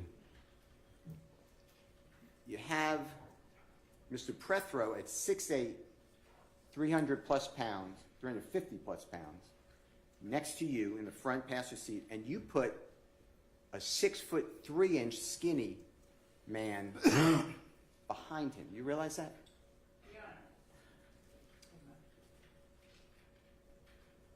Do you realize that? I don't remember. In addition,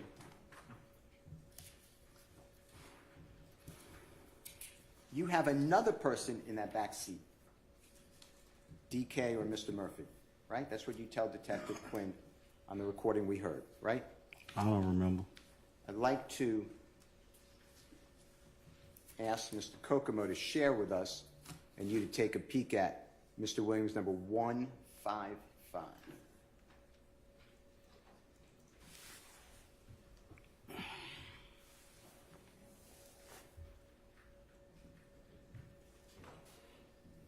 Now, do you recognize this as the vehicle that you were driving on September 11, 2013? And if you don't, I could get another picture to give you better orientation, which is just say what you need.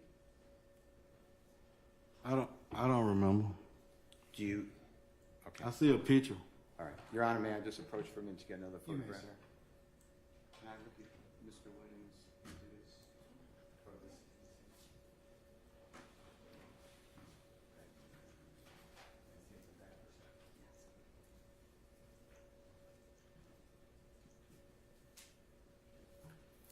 Your Honor, may I just have one moment?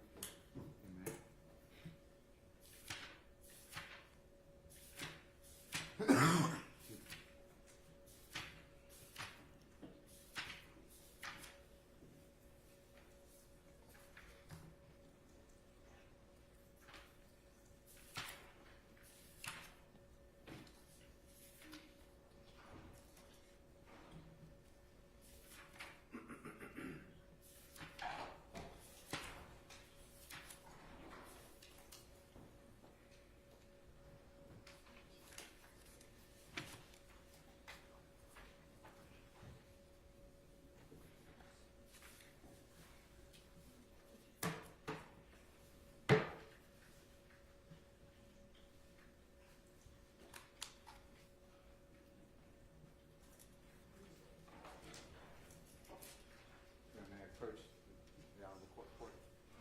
Yes.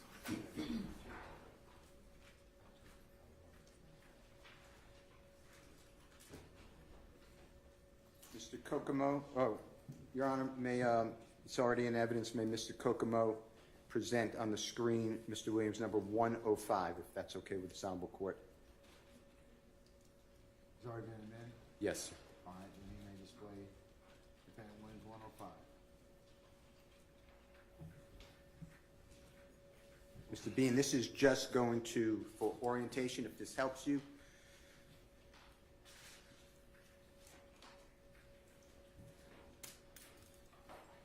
Okay. Mr. Bean, do you see the smashed car that you were driving on September 11, 2013 in Mr. Williams number 105? The 2004 Nissan Altima vehicle. Again, I see a picture. I don't remember. And if, just because we're going to go back to the other picture, if Mr. Kokomo can get closer to the broken glass in the rear passenger area, can you see that, Sir, can you see that broken glass in that picture? I see the picture. All right, now I'd like to go back to, just for orientation now, Mr. Williams, number 155, with the court's permission.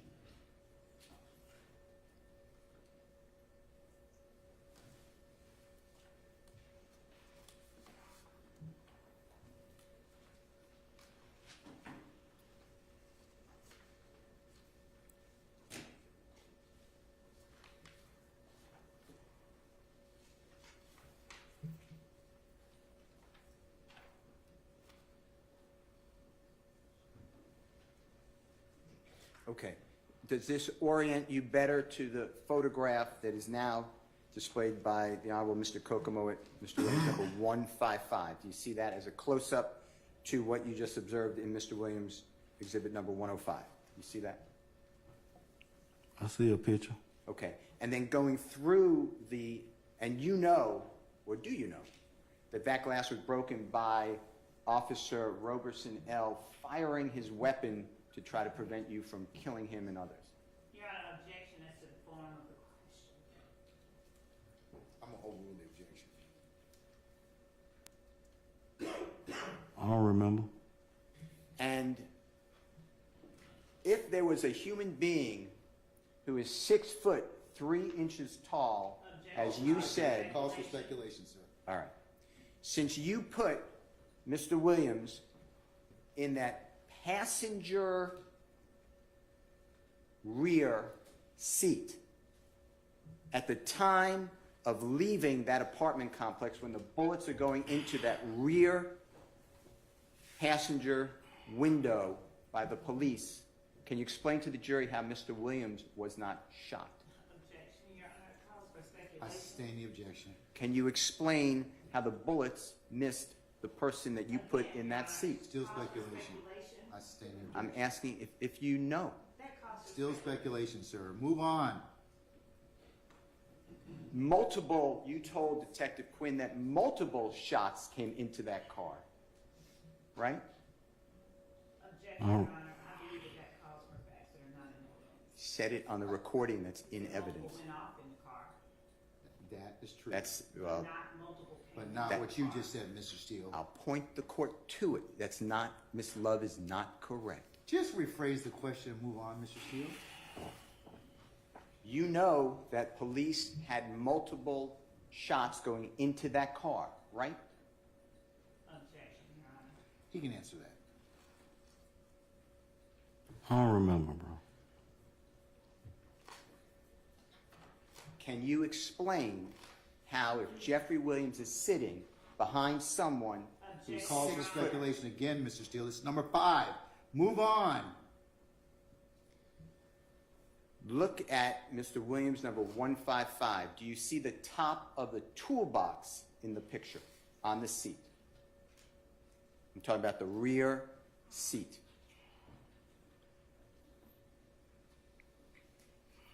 I see a picture. And do you see the color?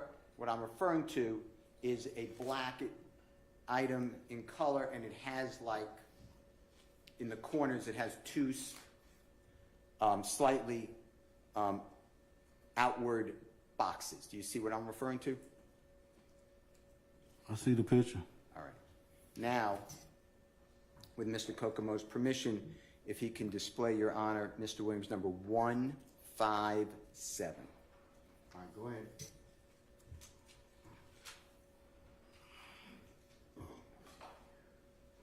Now, this is the back seat of the vehicle that you put 2 human beings in on September 11th, 2013. Do you see that? I see a picture. And this is what I call a toolbox. It's called the UNT2. You see that? GZ maybe. I think it's 2. I see a picture. Okay. And then there are items next to what I'm calling a toolbox, to the, behind the driver's seat on the seat. Do you see that? The rear seat? You see what I'm referring to? I see a picture. Okay. Now, that toolbox, you didn't take it from outside the car and put it in the back seat as you were running from the police to get away after crashing the car into the side of the laundromat, did you?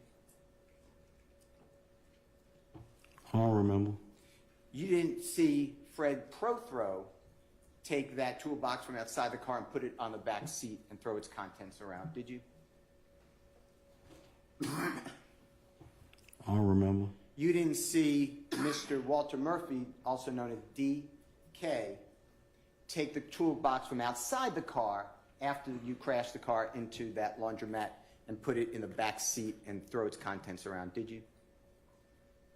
I don't remember. In fact, you told Detective Quinn, and the jurors just heard it again, that Mr. Murphy, or DK, he couldn't even move, right? I don't remember, sir. Explain to the jury how you put Mr. Murphy in that back seat, Jeffery Williams in that back seat, and that item right there in the back seat. Your Honor, I'm going to object because there's no testimony or I evidence. sustain the objection. Where was the toolbox when you lent or borrowed the car from your friend on September 11, 2013? As in that car, where was it? I don't remember. Well, it wasn't in the front seat, was it? You weren't sitting on top of it while driving the car, right? You tell me. I can't tell you, sir. You showing there all the pictures, and I don't know. I don't remember. It wasn't in the front seat with Mr. Prothrow, was it? I don't remember. It wasn't in the trunk and somehow comes in through that small broken window on the passenger rear, right? I don't remember.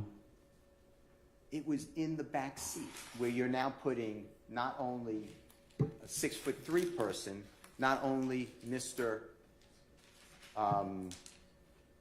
Murphy or DK, now you have these contents, right? I don't remember.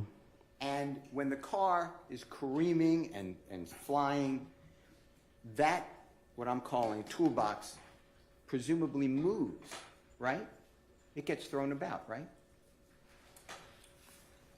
I don't know. You tell me. And that's logical if you believe it. But that's how contents of that toolbox get on the unoccupied area behind you in that car, right? I don't remember. All right. That's a speculation, Mr. Steele, but move on, okay? All right. How much room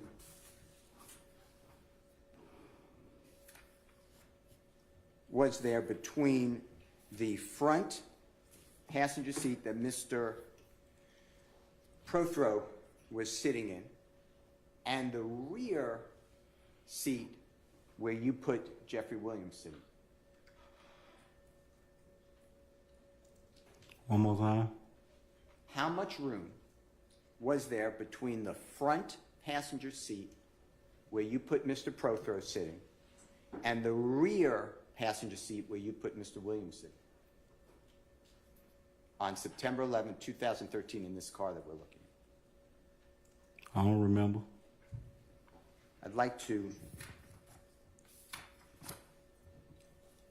show you, was already in evidence, Mr. Williams, number 160, if I may.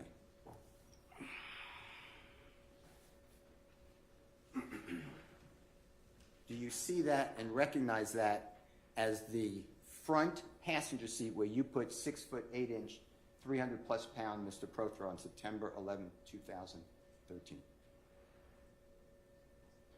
You said, do I see something, or what Yeah. you said? Do you see that? I see a picture. Okay. And is that the area I'm asking you about where you put Mr.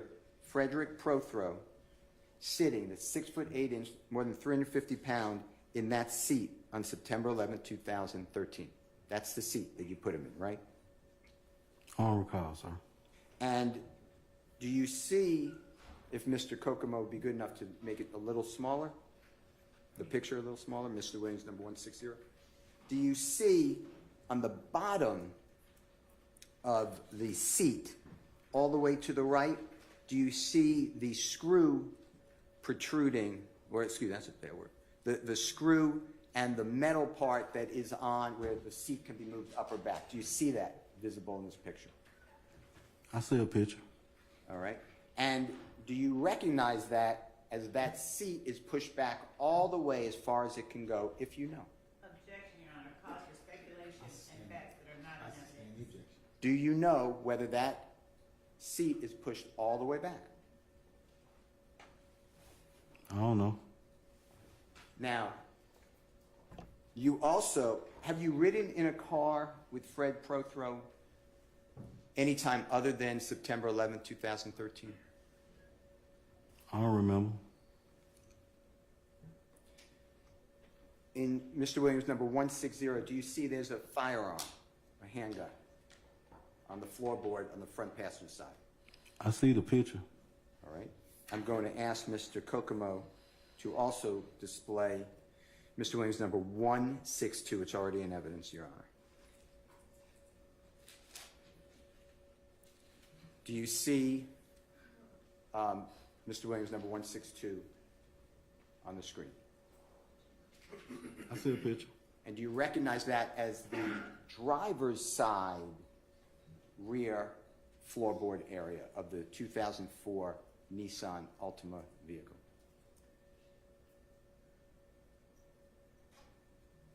I see a picture. And do you see what appears to be, and they have placards, it's called, but it says the number 4 and 5, but the items I'm asking about, do you see 2 potential firearms or handguns? Do you see that? I see the picture. Okay. And if 3 handguns are accumulated or found by the police, and you and Mr. Murphy and Mr. Prothro were in the car, that would be 3 guns for 3 people, right? Your Honor, I'm going to object as to characterization of the evidence. I sustain the objection. 3 guns are found in the car. Do you realize that? I don't remember. When you were hit by the police car and arrested, you didn't have a firearm on you, right? I don't remember. You weren't charged with actually having a firearm on your person, were you? I don't remember. Okay. You see that hat right there in Mr. Williams, number 162? Or do you recognize that as a hat? I see a picture. Is that your hat?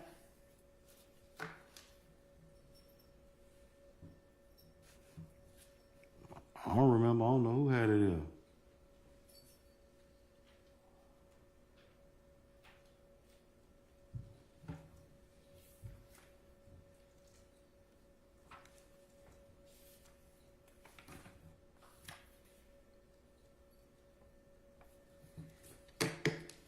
Okay.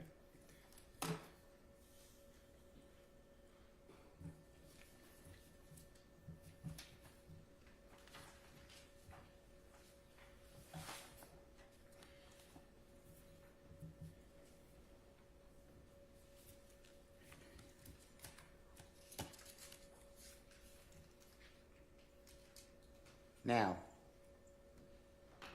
do you remember Detective Quinn interested in finding out from you whether anyone in the vehicle with you fired any gunshots while you were fleeing from the police? Do you remember those questions being asked of you? I don't remember, sir. Can you,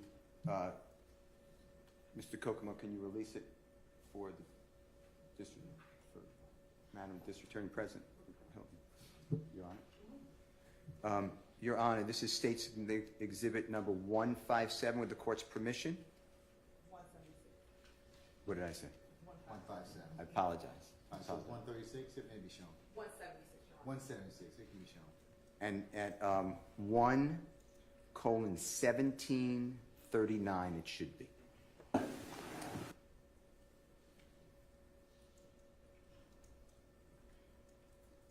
I didn't mean to touch it, but the good thing. Shots did you hear in the car when it's crashing, shot in the So I'm wondering, do you think Thug shot DK in the back?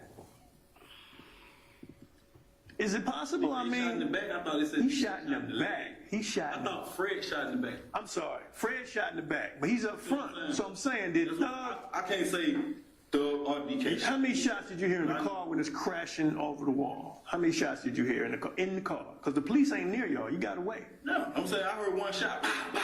I heard one shot. Bah.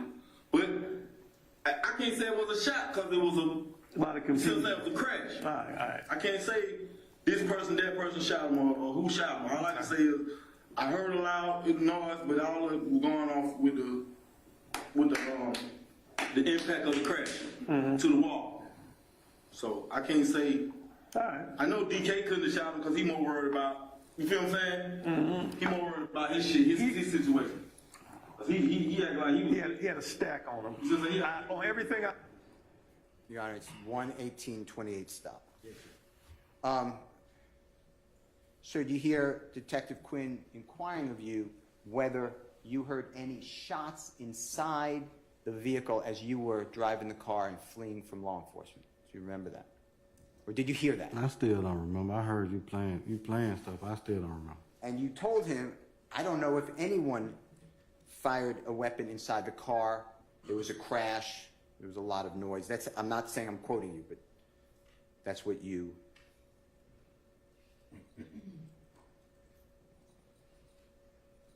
Well, is that what you said? Is that what you heard on the recording? He played stuff, but I still don't remember, sir.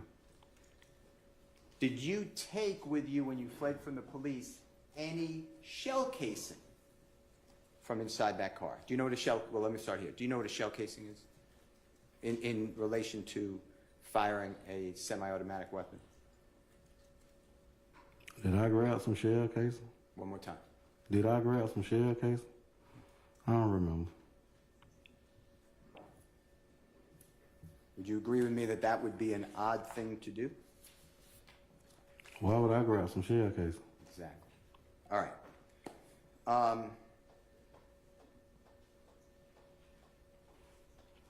If you can help me, Madam President, 12011.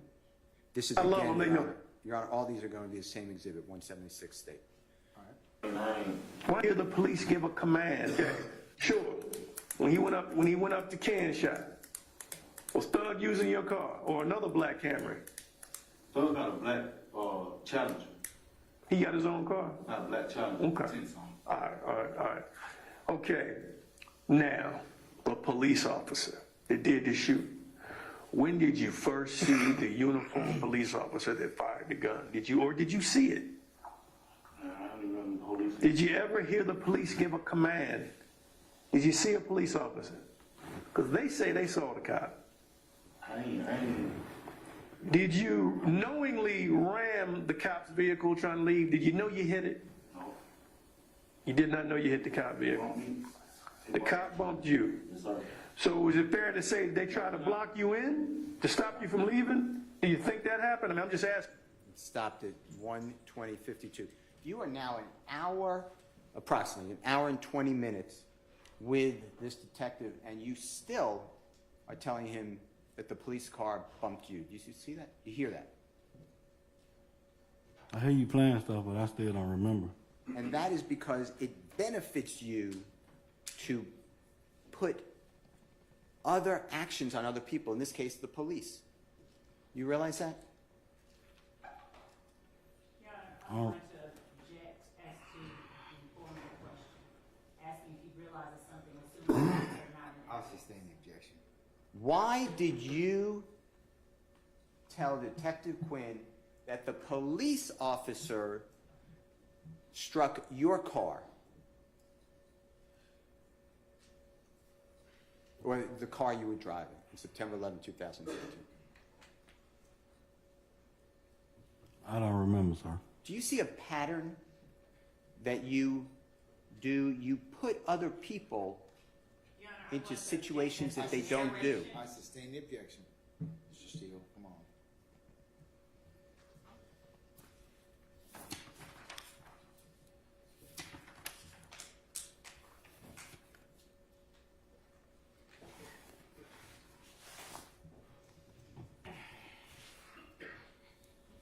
If you can help me with, you're on 12520, that's wrong, that's wrong.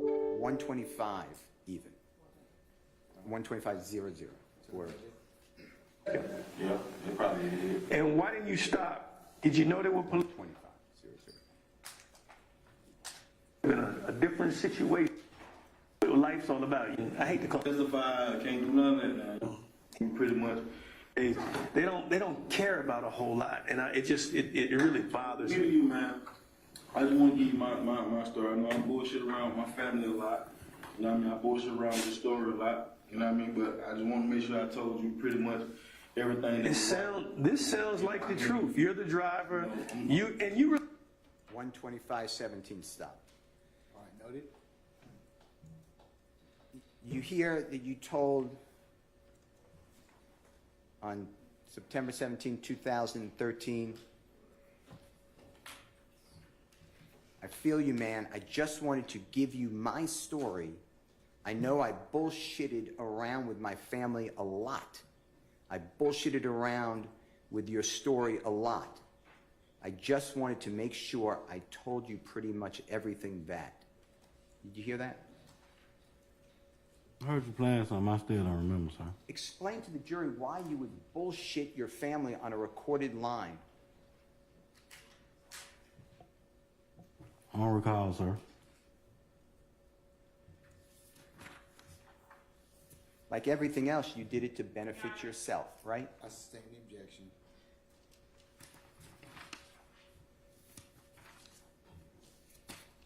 Your Honor, may I approach Procedural? You may.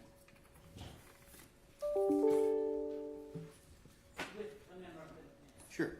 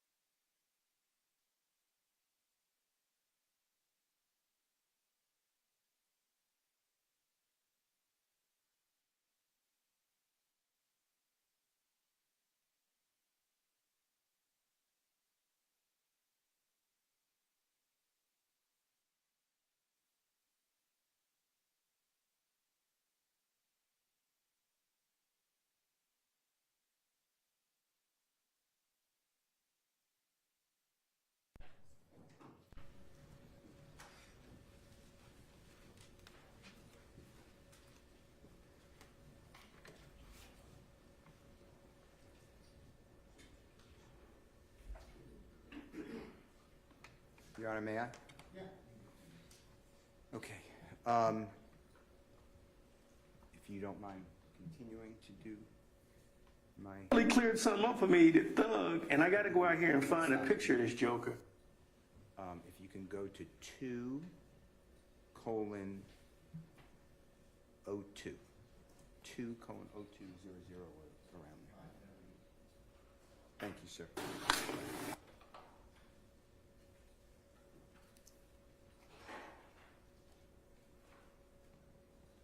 Full uniform, they got Yeah. I want degree. Robbing y'all.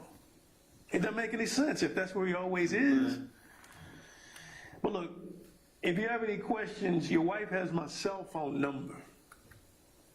If you don't mind her knowing your business to that degree, No, shit, no. I can't talk to her.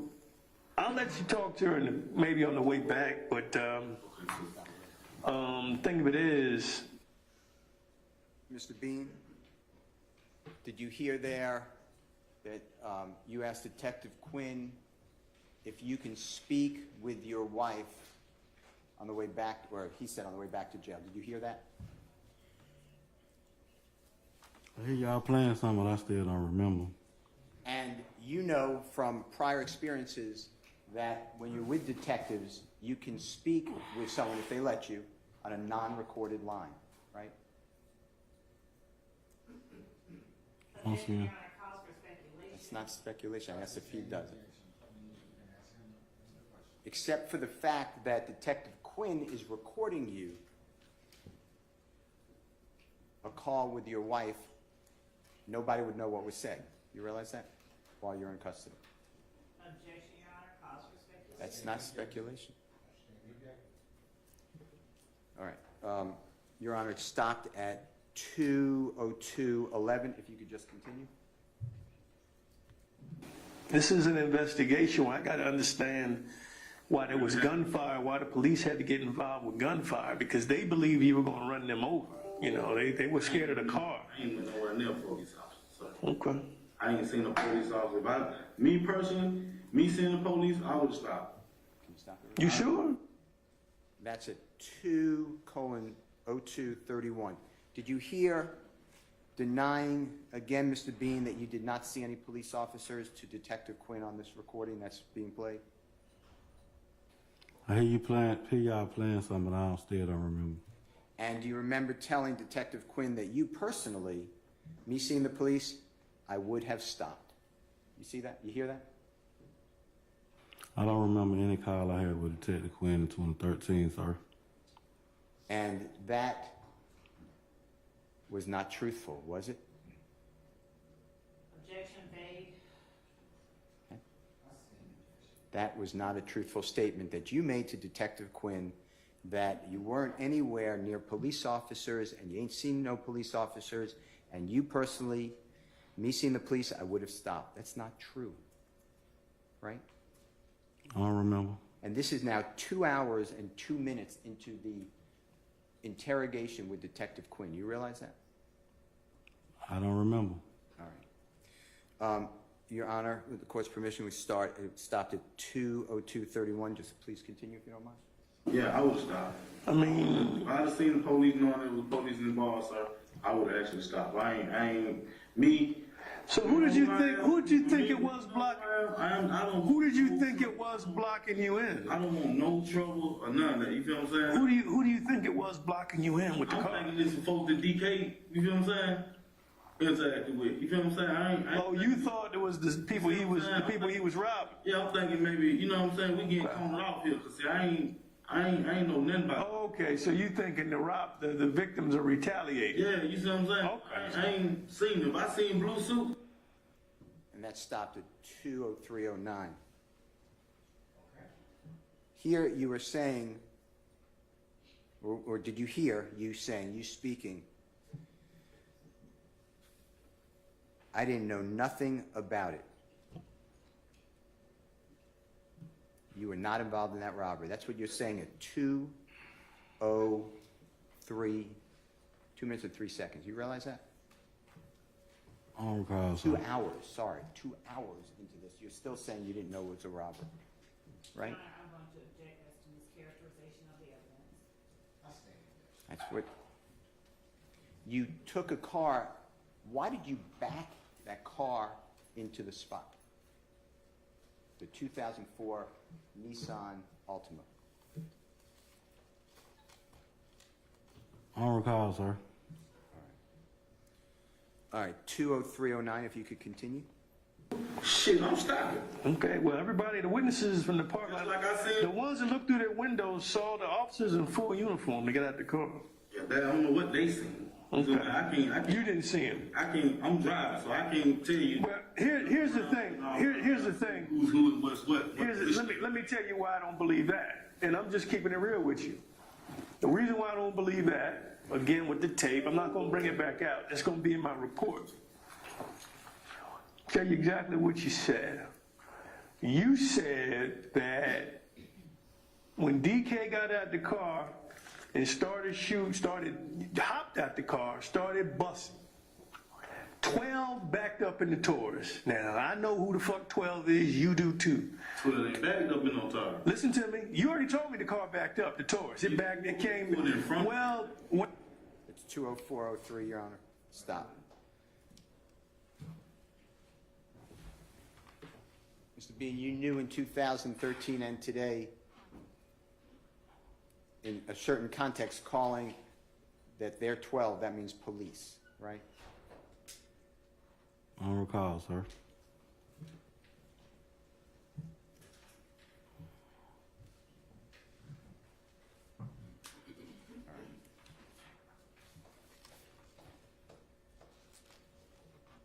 If you can help me with 20720. whatever I'm saying, you that on those phones. So free. I mean, I don't understand that. I mean, it's really nothing to me, really. I mean, it's just check my wife, go check my wife going on. You know? Okay. You know, I'm gonna make. Stand up, I'm gonna put these behind you. I'm gonna leave off the ankle chains because you say they hurt you. I'm gonna tell her some shit and some shit I'm gonna make believe, make sure it was up, you know what I mean? But maybe we need to get her involved in anything else. It's gonna be a little add-ons and, you know what I'm saying? There's a lot of little shit going on. Hold on, make sure I got it right. You know what I mean? I feel you. You the head of the household. You get to make that decision. You can't just take everything that I say towards my wife that, okay, everything you said, that's Well, what I said. I'm also, it's the brother that, well, what I'm saying is, Stopped at 20802. Mr. Bean, did you hear Detective Quinn ask you, why do y'all talk on these phones so free? I mean, I don't understand that.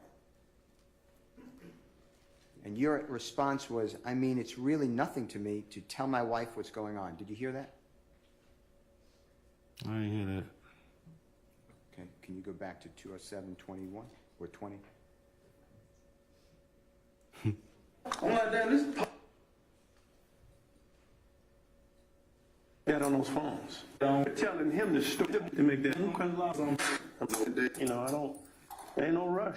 Cause like I said, I don't do no robbery, man. I want to get everything in the clear. You know, but like you say, I'm one of the guys that was in the car, so whatever went on that day, I got to, you know what I mean, be accessory to whatever the fuck these niggas done did, so. It is what it is, man. I just like to know than not to know, you know what I mean? Why do y'all talk like that on those jail phones? Y'all know we listen.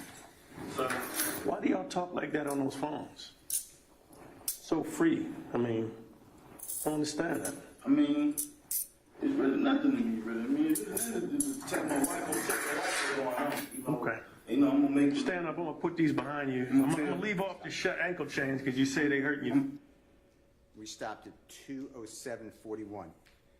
Did you hear, was that better? Detective Quinn asked you, why do you guys talk like that on these jail phones? You all know we listening. And then again saying, why do y'all talk like that on these phones so free? I mean, I don't understand. And you said, I mean, it's really nothing to me to tell my wife what's going on. Did you hear that? I hear y'all playing something I still don't remember. But you don't really tell her what's going on. You tell her. Objection, Your Honor. From what you said, you tell her bullshit. You tell her lies, shenanigans. Right? You heard that?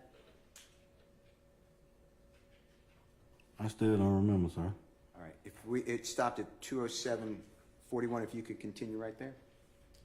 I'm gonna tell her some shit and some shit I'm gonna make believe, make sure it was up, you know what I mean? Well, maybe we need to get her involved in anything It's else. gonna be a little add-ons and, you know what I'm saying? There's gonna be a lot of little shit going on. Hold on, make sure I got it right. You know what I mean? I feel you.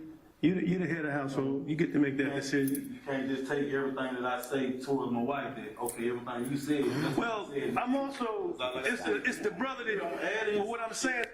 20806. Okay. Mr. Bean, did you hear several different comments, but at the end you said, to Detective Quinn, you can't take everything I say towards my wife, everything you said. You hear that? Shit, play it again. Okay. It was at 2. The whole thing starts at I'm like, damn, this is post. 2:07, about 15. That on those phones. I'm one of the guys that was in the car, so whatever went on that day, I got to, be accessory to whatever the fuck these niggas done did, so. It is what it is, man.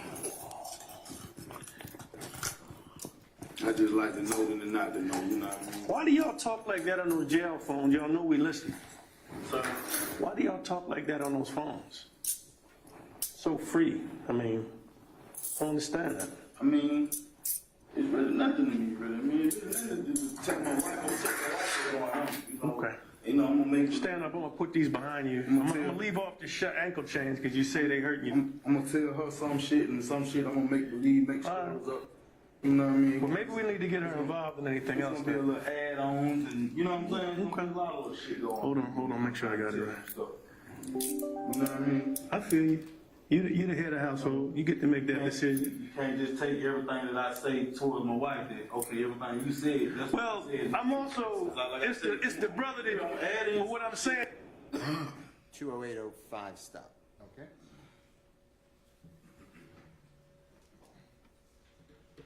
Mr. Bean, you used as a positive the fact that the police and the district attorney's office listened to jail calls. Objection, Your Honor. Mischaracterization in form of the question and narration. I sustain the objection. Mr. Bean, you lied about Jeffery Williams on these, or Thug, or Young Thug on these jail calls because you knew the police were listening. Objection, Your Honor. Right? To compound question. I sustain the question. I sustain the question to support. When speaking on these jail calls, you heard, let me start here. You heard Detective Quinn on State's Exhibit 176 say to you and ask you, why do you guys talk like that on the jail phones? Y'all know we listening, right? You played something, but I still don't remember, sir. And you all know we listening, we being the authorities. You knew that in September 2013, right? I don't remember, sir. And you used that to your benefit, correct? Objection, Your Honor. I sustain the question. You wanted to weave a story and put Jeffery Williams, Young Thug, into trouble like you did with the police struck your car, right? I don't recall, sir. Like you didn't almost kill Objection, Your Honor. Robinson L., Officer Robinson L. Any objection? Like you didn't almost run over. Objection, Your I Honor. sustain the objection. You denied Move run. along. I'm sorry. Move along. One more time. Move along. It's already been asked and answered several times already. Let's move along. Do you see that you just separate yourself and insert other innocent Objection, Your Honor, persons? to the narration and to I the sustain the question.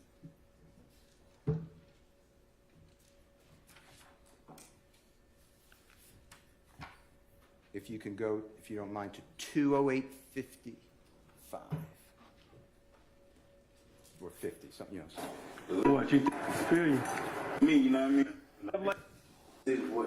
all right, Fish, hope with that shift change because you know it gets crazy over there at the jail at that place now. All right, Fish, hold it tight, man.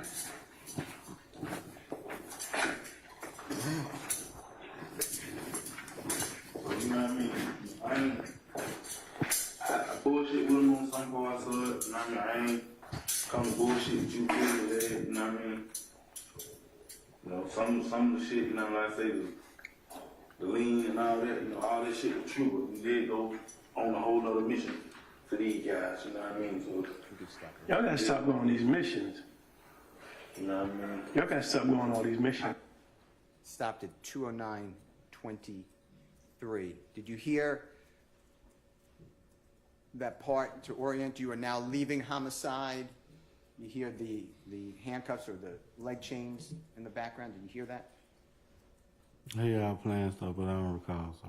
Do you remember hearing just now your voice telling Detective Quinn, you know what I'm saying? I bullshit with them on some parts of it. You know what I mean? I ain't come to bullshit with you today. You know what I mean? Did you hear that?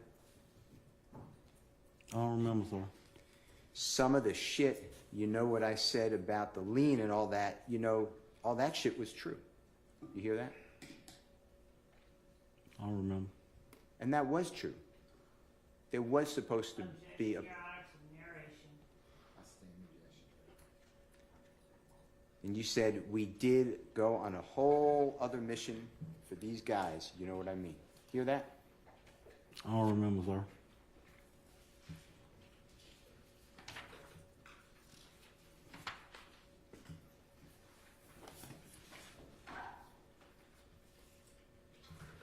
If you can. Thank you. Do you mind 219, about 40? All right, so noted. Thank you, sir. And let you know everything that we're going That's fine. That, 219. on with me or whatever. I love you. All right. So I'm getting charged when I go back to jail. Nothing's happening today. I gotta go back down and talk to these jokers in the hospital. They still in the hospital. And I gotta get out here and I find out what's up with Thug. I mean, I'm gonna be straight up with you. You're the only one that pushed Thug in the car. I know who the fuck he was. Everybody think he's a woman.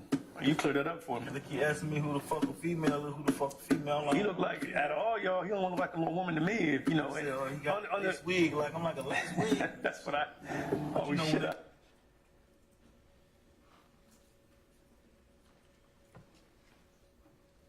Now, this is, you heard just now, you being permitted to speak with your bride in Detective Quinn's Taurus vehicle from the homicide office in the city of Atlanta to the, while you're being transported back to Fulton County Jail. Is that what you heard? I don't remember, sir. And then when that call ended, you asked, so I'm getting charged when I go back to jail. Did you hear that? I don't remember. And you're talking about criminal charges. That's what you're concerned with, right? I don't remember, sir. And then you were told by Detective Quinn, nothing's happening today. Did you hear that? I still don't recall the conversation I had with him, sir. And then Detective Quinn said, I got to go down and talk to these jokers in the hospital. They still in the hospital, and I got to get out here and find out what's up with Thug, man.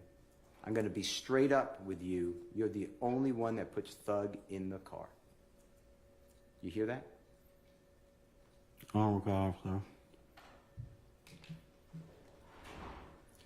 Then it goes on and says, I didn't know who the, and it says FUC blank, he was. Everybody thinks he's a woman. You cleared that up for me. You see that? Or do you hear that? Excuse me. I heard what you played. I still don't recall it, sir. And then you say, like he asked me, who the FUC blank of female, who the FUC of female. You remember saying that just now? And hearing that, rather. I still don't remember, sir. Then the question by Detective Quinn said, like, out of all y'all, he the only one that looked like a woman to me. Objection, Your Honor. Basis. Do you see that? Hear that? Mischaracterization.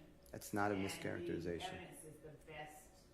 I'm The asking, tape is, the recording is the best evidence, and mischaracterization of the evidence. I'm asking him if that's what it was, Your Honor. It's in evidence. Are you reading directly from the Yes. old objection? Then you said, he, like a lace wig, like a lace wig. And then there was laughter.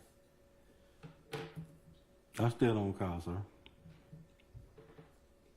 right.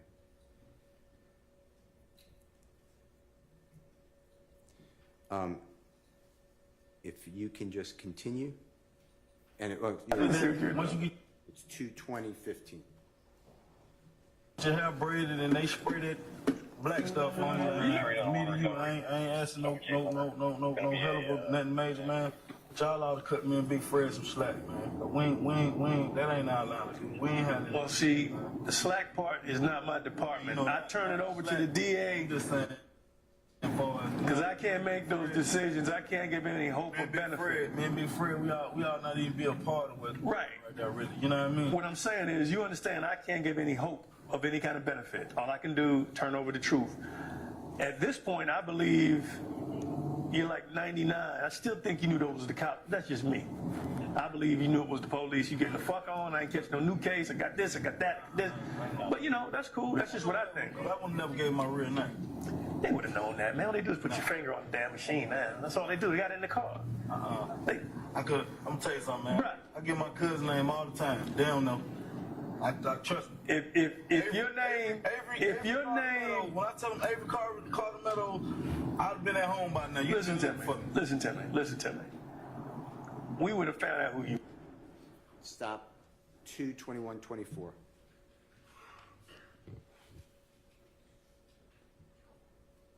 Do you remember stating, or hearing just now, you stating to Detective Quinn, man, from me to you, I ain't asking for no, hell of a nothing major, man, but you all ought to cut me and Big Fred some slack. That ain't our line of duty. We ain't nothing. You hear that? I heard you play something, but I still don't remember, so. And that, tell the jurors, that was your entire purpose of meeting with Detective Quinn and speaking on these jail calls. True? I sustain the objection. That was what you wanted to meet with Detective I Quinn sustain the for. objection. You can rephrase, Mr. Steele. Okay. You met with Detective Quinn to get slack or a better deal. True? No, sir, I don't got no deal, sir. But on September 17, 2013, that was your Your Honor, attempt, I object. correct? The witness answered the question, and Mr. Steele has asked and answered it, and now is trying to get a different answer. I sustain the objection. That's not true. The answer was, I didn't get a deal. Okay, That well, does not- that's been asked and answered, so move along. And you also had the agenda to Objection get to the a agenda. deal for That is Fred still Prothro. not in I evidence. sustain the objection as to form. Why? Tell the jurors why you asked for slack for yourself from Detective Quinn. I still don't recall, sir. What does slack mean to you on September 17, 2013, when asking the detective? I still don't recall, sir. Why did you ask Detective Quinn for slack for Fred Prothro? I don't remember the conversation, sir. Why? What did slack mean to you when directed to Detective Quinn on behalf of Fred Prothro? I don't remember the conversation, sir.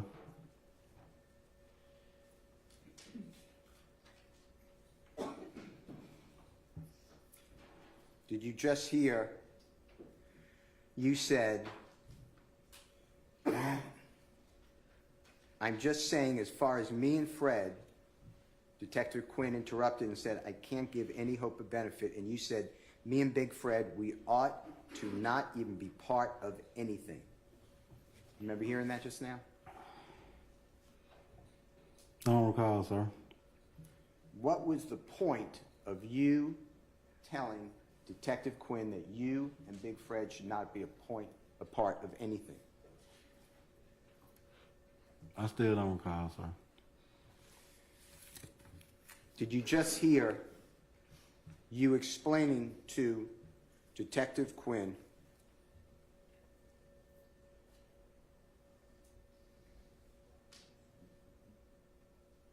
I would have never given my real name Let me tell you something, man. I give my cousin's name all the time. They don't know, trust me. Remember saying that? Hearing that just now. I don't recall, sir. Tell the jurors why you give your own cousin's name to the police when you get in trouble. I don't recall, sir. You ever think of what that does to your cousin? Objection, Your Honor. I stand the objection. Would you agree with me that that's a very evil thing to do? Objection, Your I Honor. sustain the objection.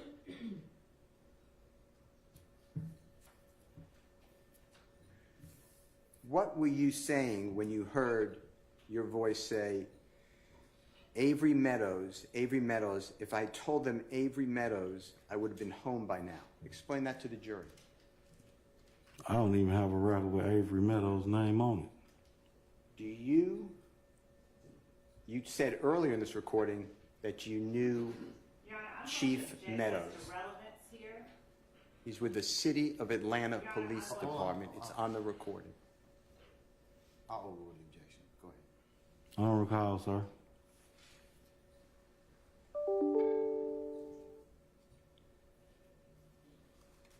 Can you help me with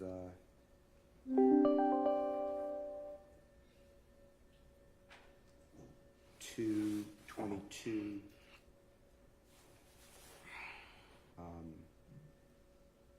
Even is fine. 222 around there. Where? I'm saying, man, I ain't play with like a lot of little shit. You know, I wanted to put this stuff, what I had going on behind me. Like I told my wife on the phone, if you'd have heard me. Baby, I want to get all this shit behind me. You said that? It is what it You is. said about a couple different things, you know.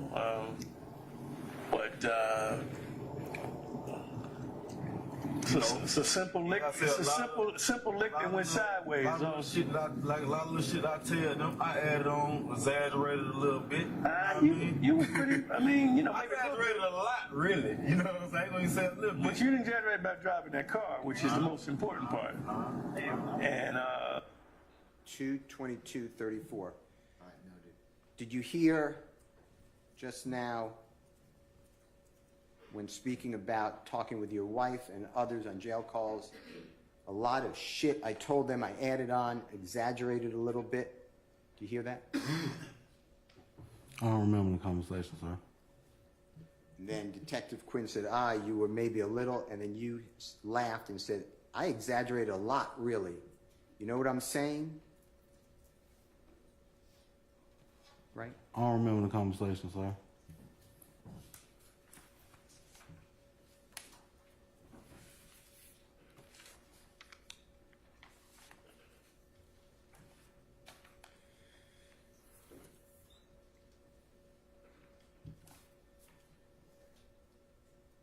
I want to go to, and if you don't mind, giving it to Mr. Kokomo. Thank you.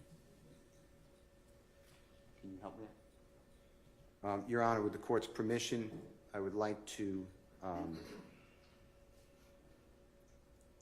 play, it's already in evidence, Mr. Williams number 205, starting at about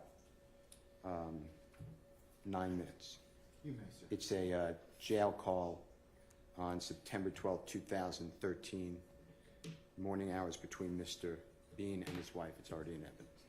All right, you may, sir.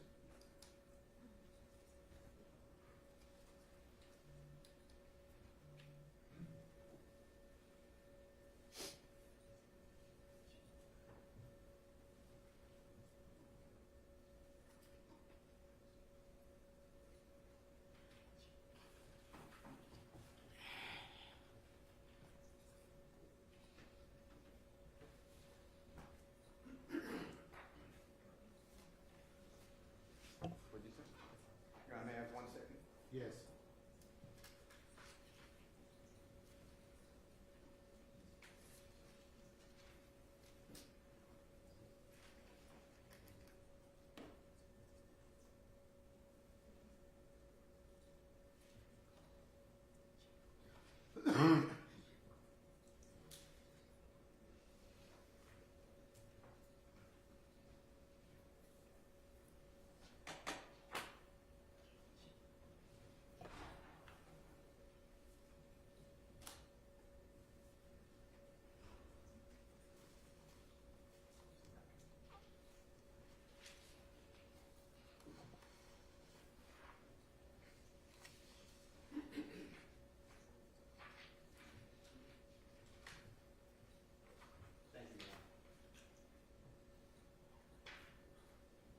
is already in evidence, Mr. Williams, number 205, and it should be at about the, I lost it, it's not on the screen anymore. Should be about, it's a 904, well, 90140. All right, so noted. Hello, this is a free call from. If we baby stood outside talk. We done stood outside talk, he got there. Open that thing up, man. He got us some money, man. Get us some money. Get us some money out of this shit, man. We need us some money. But the detective came back though, man. The homicide detective kept coming back. He came, we were there one time, he came back again last night. What? They still trying to figure out what the fuck skateboard and if niggas got there. I don't know. I don't know what the fuck. I said they trying to figure out where the white boys came from. The white boys told me they were down here. Down there with Adrian B. I don't know. They still trying to figure that shit out.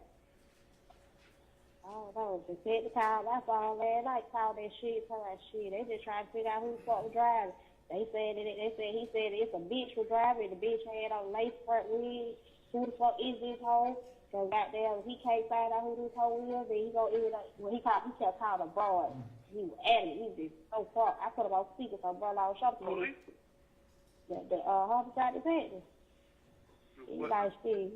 He said he tried to figure out who the fuck the broad who driving. They said it was a broad driving the car. Goddamn, she had a lace front wig and all type of shit. They trying to figure out who she is, because she the one that caused all this problem is driving, and she could have killed somebody and all this other stuff here. If he can't find her, he gonna have to put these charges on the 3 boys that they got in custody. As of right now, your husband, this Ainsley, they got no charges on him. We can't charge him for nothing. So he was a passenger. Who that? That's what he said. Now he told you about me.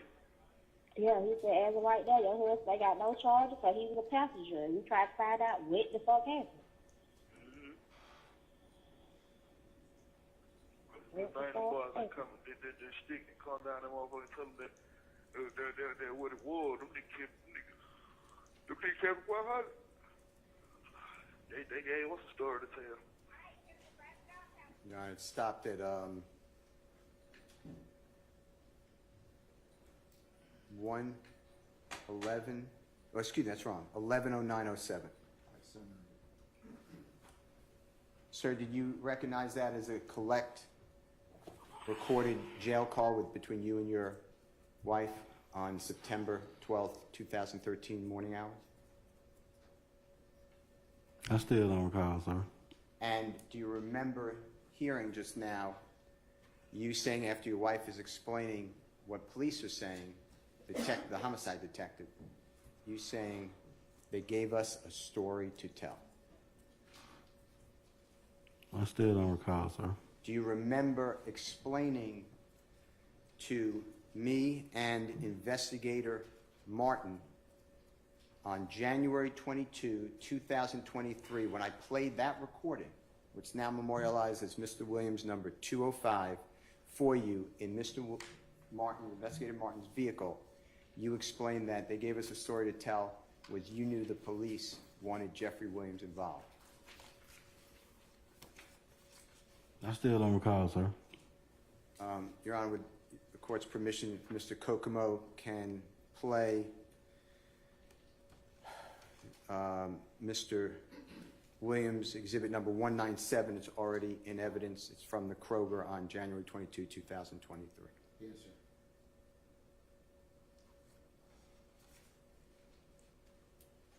Okay, I got it on. Go ahead. Go ahead. This is Brian Steele. I'm giving you out of Investigator Jimmy Martin Jr. We represent Mr. Jeffery Williams, also known as Young Thug. We're standing in Kroger.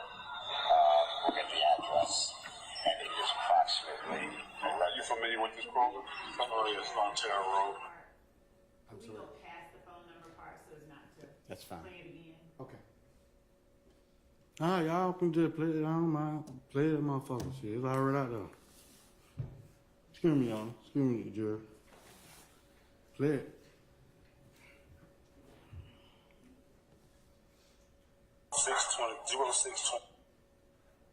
1979.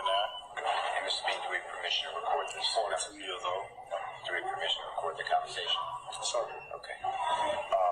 As you know, as I just said, I represent Mr. Williams, Mr. Jeffery Williams on trial right now. Young thug is performing name. Jim Martin Jr. and I work together. Jim Martin Jr. is an investigator, a licensed investigator.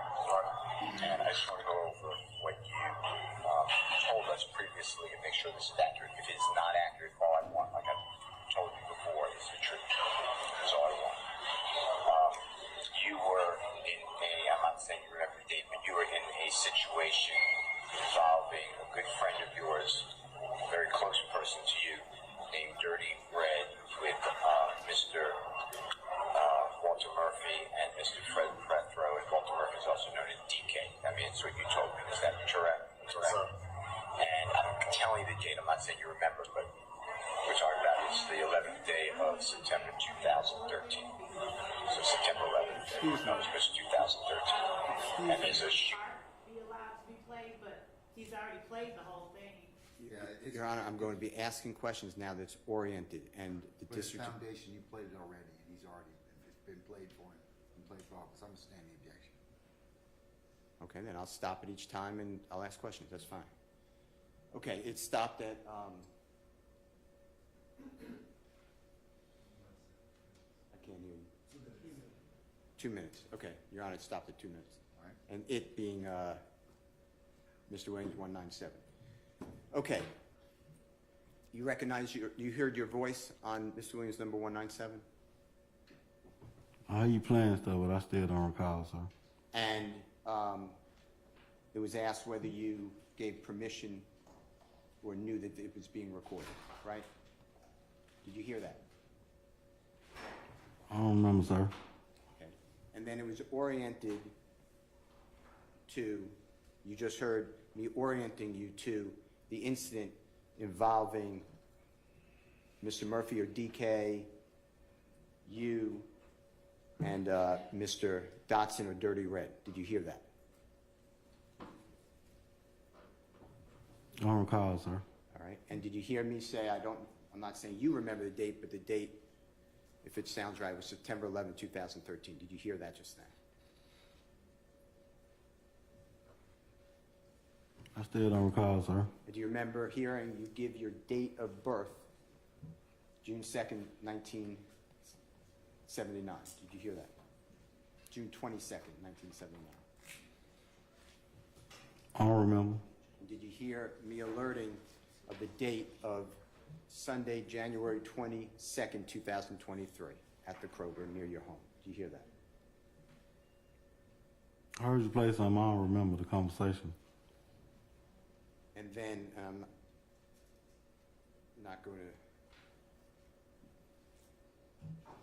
we'll do the next chunk and then stop. Mr. Kokomo, you're at 2 minutes. Can you please continue? And a car that careened into a side of a laundromat. You know what I'm talking about?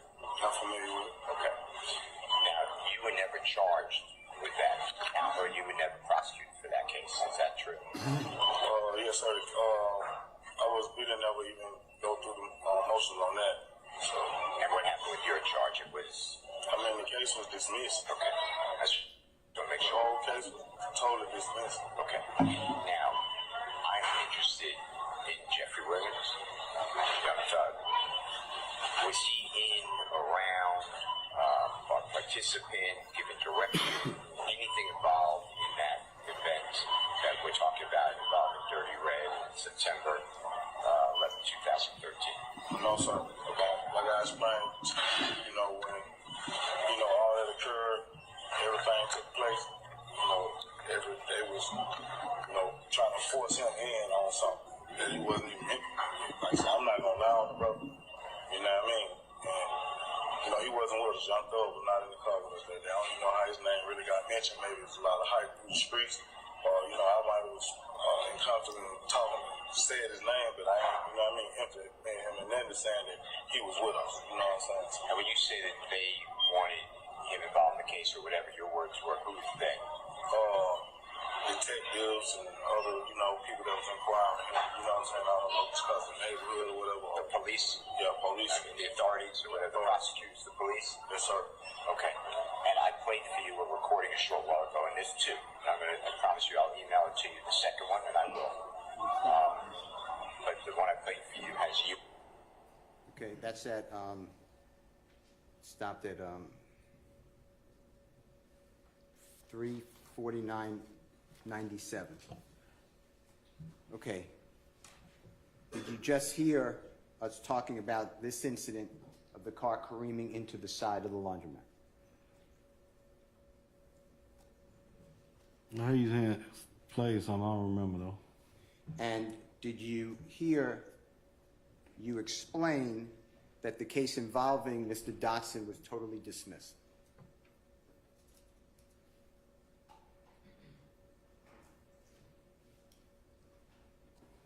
I don't recall, sir. And for you, the case involving the armed robbery or attempted armed robbery or the aggravated assault on Mr. Dotson was dismissed. You pled guilty under Alford to aggravated assault on the 3 police officers and fleeing and attempting to elude. True? I don't remember. And then I asked you, was Jeffery Williams, performer known as Young Thug, involved in any way, directly or indirectly, with the events involving Mr. Dotson on September 11, 2013? And you said he was not involved in any way. Did you hear that?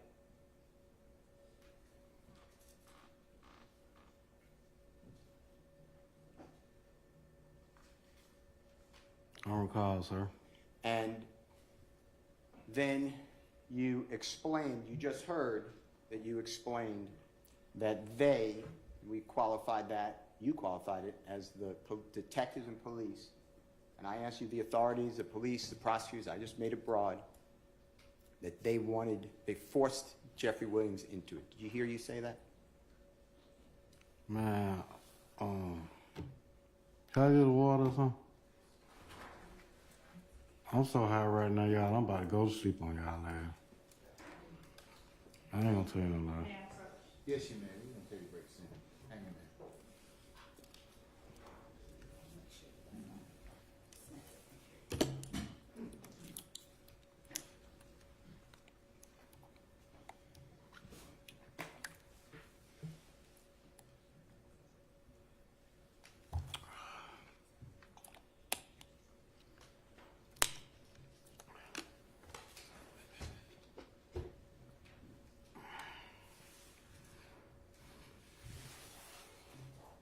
You need a moment? Keep the ball rolling. Okay. Mr. Coco, if you could just show me where you stopped again, remind me. 3:49:97, Your Honor, play further right from there. All right. When your wife was speaking, and at some point around the 11-minute mark, you said they gave us a story to tell. Remember hearing that? Research. And can you tell us what that meant? That they was really telling us to like, hey, put Doug in on this right here. You know what I mean? If you don't put him on that, you could be facing a lot of time and all type of shit like that. You know what I mean? And who is they again? I know. At this point. Okay. And the other prosecutors and police? It was just really just him. It was just really him I had made death with. Okay. And there was a few more officers that were just around, you know what I'm saying? We was in the hospital. You're in the what? I was in the hospital, you know what I mean? When shit happened. So it's like they pushed in and I was like, I'm the victim. I don't know what's going on. So you're in the hospital because accident. Right. And that stopped at 4:39:97. Did you hear me ask you about the jail recording that's now marked as Mr. Williams number 205 around the 11-minute mark, me playing it for you earlier in Mr. Investigator Martin's car, and then asked you about it, about they gave us a story to tell? Did you hear that? I don't remember. And your response was, that you were going to be in a lot of trouble, but the police wanted Jeffery Williams in it, and that conversation occurred on September 11th, 2013 at the hospital. When the witness does not recall, the jury has the recording, they can hear it, and I would object to Mr. Steele's narrated version. I stand the question, he can't remember it, so.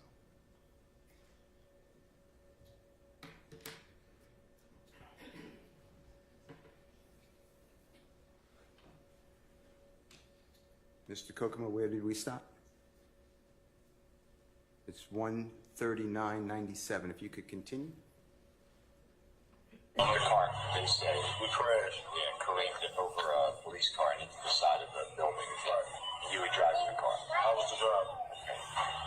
And he trying to say he was driving. Yeah. You know what I mean? So the police wanted you to say you. yeah, but That's what you did. was not in the vehicle with him. Did he have anything to do with it? Yeah, and then And it stopped at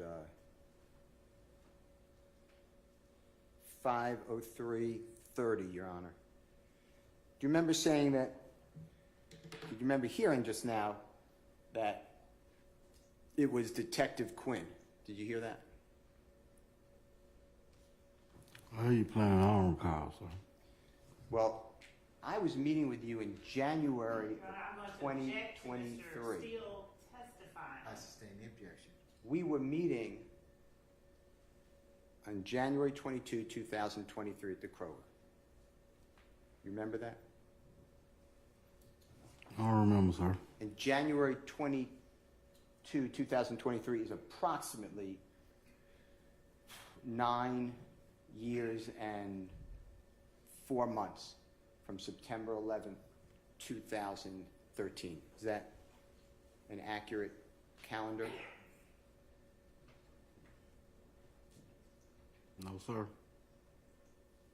Do you remember any other detectives' names or police officers' names or prosecutors' names, anything from this event in September 2013, besides Detective Quinn? No, sir. Objection as to the form, he does not even say that he recalls I Detective sustain Quinn. the question. It's on the recording. I sustain the question, Mr. Steele.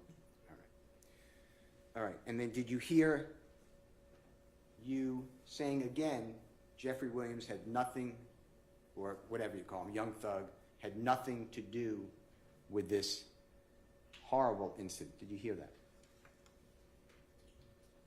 I heard it, but I still don't recall, sir. All right. Let's continue, Mr.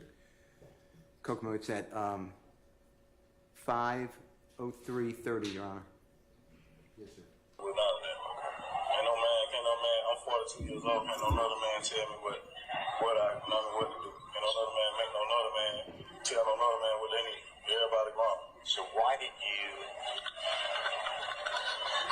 tell the police, because it's on recording, that Jeffery Williams was involved in this armed robbery because the police told you to say that so you get out of trouble? Is that the reason? Yeah. Okay. Now, you're also on another jail call, the one I'm going to send you. That's the one I want to use. You know, I'm going to send it to you. But for what you say, the reason that you would have a jail call with your wife and a friend of yours or whoever, you're going to tell us, that's because the same reason. It's just the police gave you something, a story to tell you, it's going to save everybody. Okay. All right. We're going to shut the recording. Is what you told us the truth? Because it's all I've ever asked you for. That's it. All right. Did anyone promise you anything, threaten you? No, nobody promised me that. And Jimmy and I have been straight. Investigator Martin and I have been straight with you always.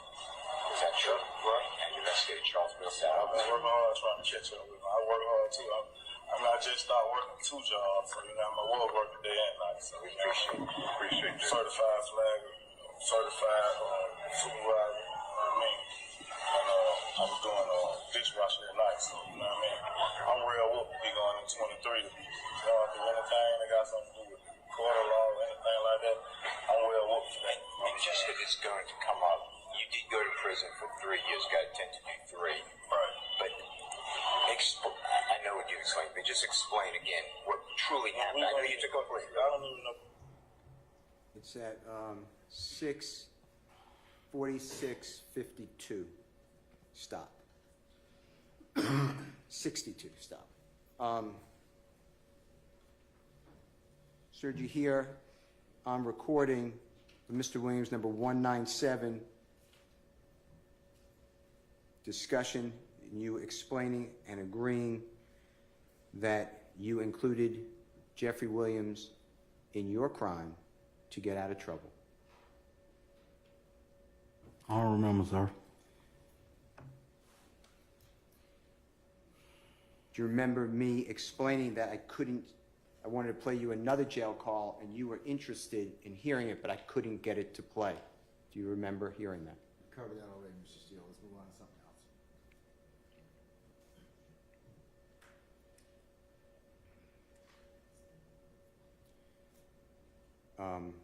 else. Mr. Kokomo, if you don't mind, we're starting at 6:46:62, Your Honor. When we went into court, me, Walter Murphy, and I think one day we come to court and we said, case dismissed, the victim had killed himself or something like that. So I'm like you don't have a victim. You know about your other case? Oh, the one you went to, yeah. But that has something to do with my children. I ain't got that. But your children. Stopped at 7:04:96. Did you just hear that the victim had killed himself before your case and Mr. Murphy's case was concluded in prosecution? Did you hear that? I heard it, but I still don't remember the conversation, sir. And the victim talking about is Mr. Derek Dotson, God forbid, killed himself, is what you said. And then I don't recall, sir. there was no case. Okay. Mr. Kokomo, if we can go back, it's 7:04:98, Your Honor. I want to be fair to you. What happened with my kids was I had a Polaroid. You had a 10-year-old and a 12-year-old that was choked. And one of them was punched in the stomach, was my kid. And I went around there and held with the guy in the car by myself. And I got caught up in it, and I explained to the judge what happened, and the judge sentenced me to 10 years. And you caught up with the person that you jumped. Yeah, I shot both of the guys that, in the mix. And how old was one? The one was 28, and the other one was 31. They were jumping on a 10 and 12-year-old about their basketball goal in the neighborhood, which was my kid. Right. So, everything that went on, they happened with me and my kids. You know what I'm saying? It had nothing to do with none of that. And then, last thing, and I'm sorry that you went through that and your children. Your Honor, it stopped at 7:54:95. All right, so moved, sir. Do you hear explaining your other case? May I approach 1 second, Your Honor? You may, sir.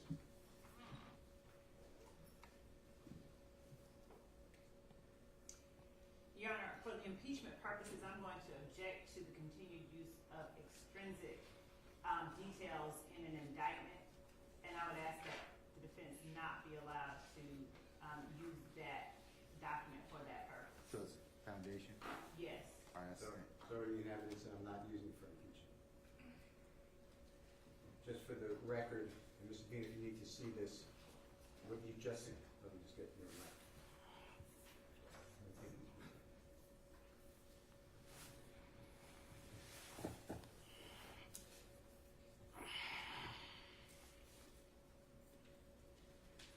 Mr. Bean, did you hear you explaining a situation where you believe that your children were being assaulted and you shot 2 people? Did you hear that explanation? I heard you playing something I still don't recall, sir. Okay. And that would be, and you've already looked at this, but if you need to see it, it's in evidence. That would be your guilty plea under Alford on about October 15th, 2015, where you were sentenced for 2 counts of aggravated assault for shooting, possession of a firearm by a convicted felon, possession of a firearm during commission of a felony, if you need to see it. But that's the case you're talking about, right? I don't recall, sir. And then the other case, and if I didn't say, that's Mr. Williams, number 199. Then the other case that I was asking you about. Your Honor, I want to object to the continued use, improper use of a document, extraneous document for the purpose of impeachment. These are asked and answered. Yeah, I'm gonna sustain the objection, Mr. Steele. They have been asked and answered a few times already. All right. Okay. I'm returning this then to the court.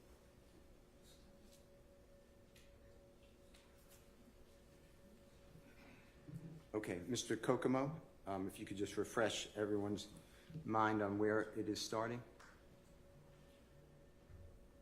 754.95, Your Honor. All right. YSL, are you ever part, if they're saying YSL's a criminal street gang, are you ever a part of a criminal street gang, YSL? No, sir. Whatever happened, and I understand it was dismissed, but on September 11, 2013, as far as you're concerned, that had nothing to do with criminal street gang activity. Why, sir? Okay. No, sir. I ain't initiated that. I mean, like I said, I don't got no tattoos, no name, no sign.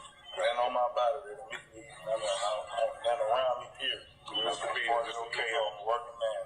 Is it okay if I turn the tape off? Unless Brian has another play. I'm just going to announce the time. Okay, it is now 11:20 a.m.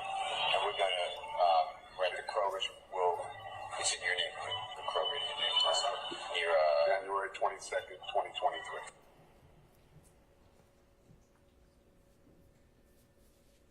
Your Honor, may I have a minute?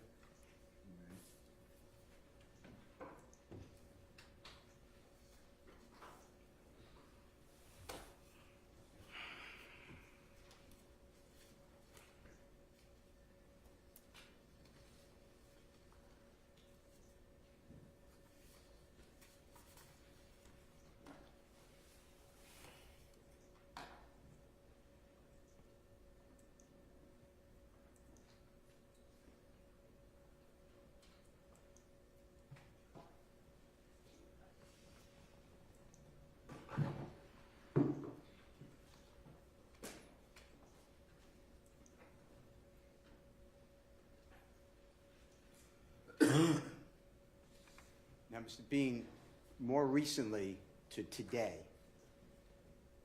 you were subpoenaed by the Fulton County District Attorney's Office to come testify. Is that accurate? Or the police or somebody with the authorities. Is that true? I don't recall, sir. And your wife was also subpoenaed. Is that accurate? And if it's not, just say, I don't know. Or I don't know, sir. all right. And you contacted me to say you've been subpoenaed. Do you remember that? No, sir. And I told you you need to come to court and tell the truth. I think you contacted my lawyer and Ed Adams, and then Ed Adams tried to give me a call, but I didn't want to speak with you. I didn't even want to speak with nobody. I didn't want nobody to bother me, period. You actually asked me if you could come to our office on a Friday. I said if it's okay with your lawyer, and you didn't come. That was our last communication. True? Let the truth be told. I told you straight up that I wasn't even coming to get on this stand and testify, period. And I told you you need to come to court and follow lawful procedure, right? We ain't had no more conversations after that. I told you I wasn't coming. I even told Ms. Love I wasn't coming. I didn't want to do this. So.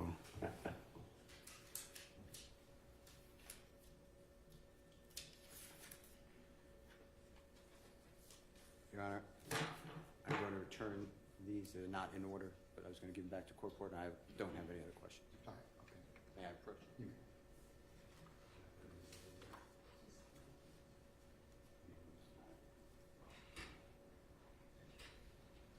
All right, any other cross?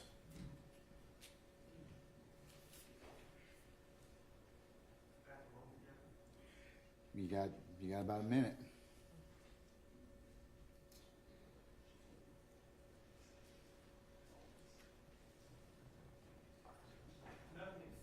All right, anybody else? Any redirect from the state?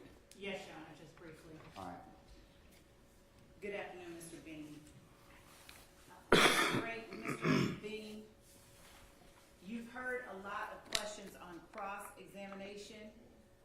regarding the interview that you said you don't recall from 2013, and from an interview with Brian Steele on January 22nd of 2023. Let me ask you this. Was Thug in the room with you when you made that recording that we heard with Detective Quinn? I don't recall, ma'am. Have you ever been in a room with Thug while you spoke to a police detective? No, ma'am, I don't recall. Okay. So is it no ma'am? Or is it that you don't? No, ma'am, I ain't never been in a room with no detective. Okay. And do you know who Yak Dottie is? No, ma'am. All right.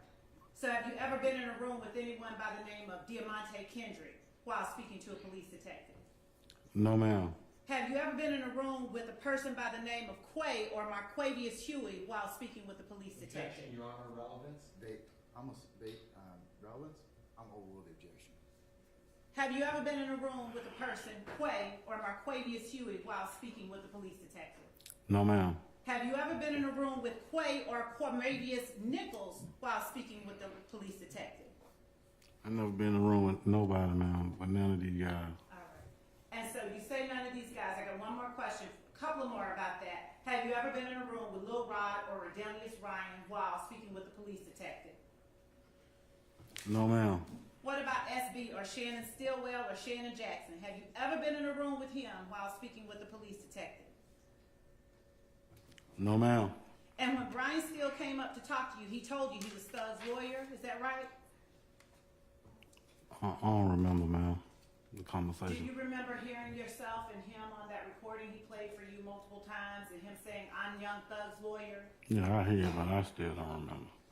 And Mr. Steele asked you a lot about what you said to Brian Steele and his investigator. Let me ask you this.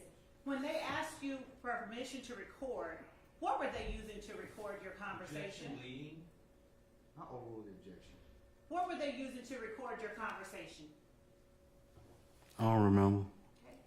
Do you remember whether or not they started and stopped that recording while speaking to you? Mr. Steele, you cannot comment. That is improper. Sir, sir, that is improper. That is improper. You're not examining this witness at this point in time. Sir, sir, please be quiet. Sit down. Sit down, sir. Do you have an objection, Mr. I'm gonna overrule the objection. Mr. Bean, you may answer the question. I don't even know the question. Do you remember whether Mr. Steele or his investigators started that recorder during the course of you all's conversation? No, I can't recall that. Do you remember saying that they did to anyone within the DA's office? Objection, leading. I'll sustain the objection.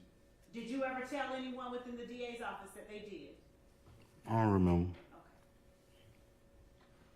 And when Mr. Steele asked you about being in front of your house in a car with his investigator, were you, Mr. Steele and his investigator, the only people present when you made or did the interview with Mr. Steele and his investigator?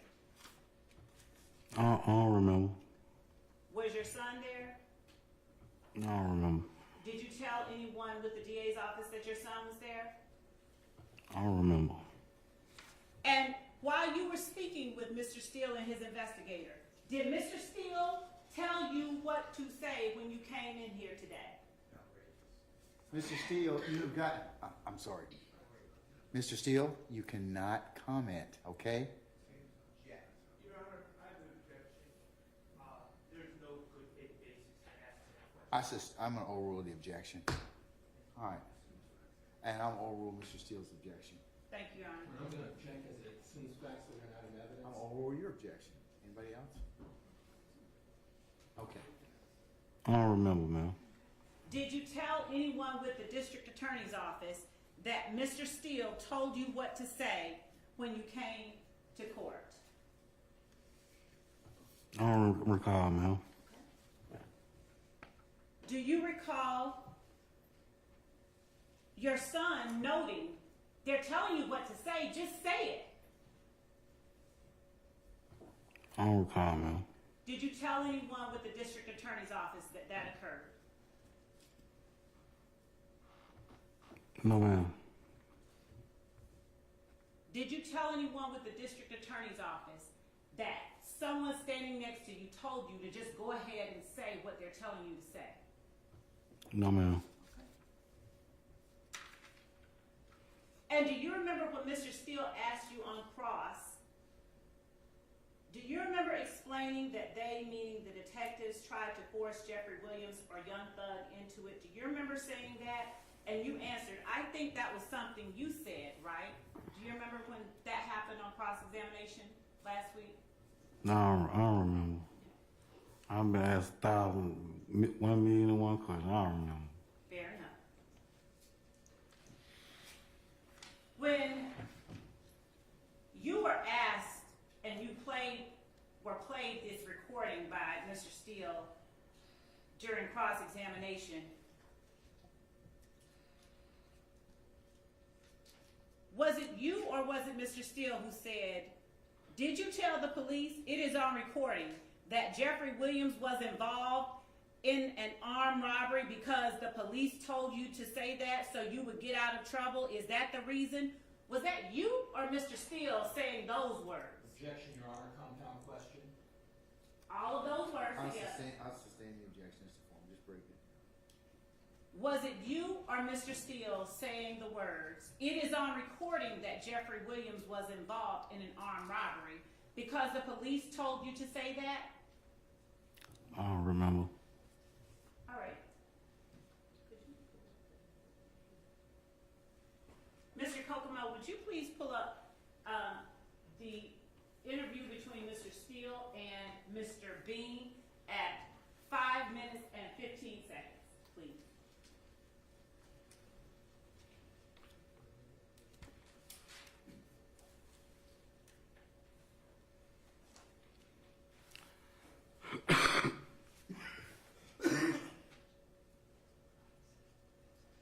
On Defense Exhibit 197, for the record. At what time mark? 5 minutes and 15 seconds. All right. So why did you tell the police, because it's on recording, that Jeffery Williams was involved in the... Mr. Bean, is that your voice we're hearing right there? I mean, y'all playing it, but I don't remember the conversation. Do you know your voice when you hear it? I'm hearing stuff, but I don't remember the conversation. Well, I don't want you to remember the conversation. I'm asking you about the voice you just heard. Is that yours or Mr. Steele's? Objection, asked and answered. I'm overrule the objection. What part? Would you please play at 5:15 again, please? Did you tell the police, because it's on recording, that Jeffery Williams was involved in this armed robbery because the police told you to say that? Is that your voice or is that Mr. Steele's That's voice? not me. That's not you. No, ma'am. Is that Mr. Steele's voice? Yes, ma'am. Okay. Go ahead. I don't have no video recorders. None that y'all have that he got. I don't have none of that y'all done brought back from all these years, and I don't remember none of that. Would you please continue to play? So you get out of trouble. Is that the reason? Yeah. Okay. Now you're also on it. All right. And was that voice that we just heard, so you would get out of trouble, is that the reason? Was that you or was that Mr. Steele? That ain't my voice. Was that Mr. Steele's voice? We listening to it. All right. Continue, please, Mr. Kokomo.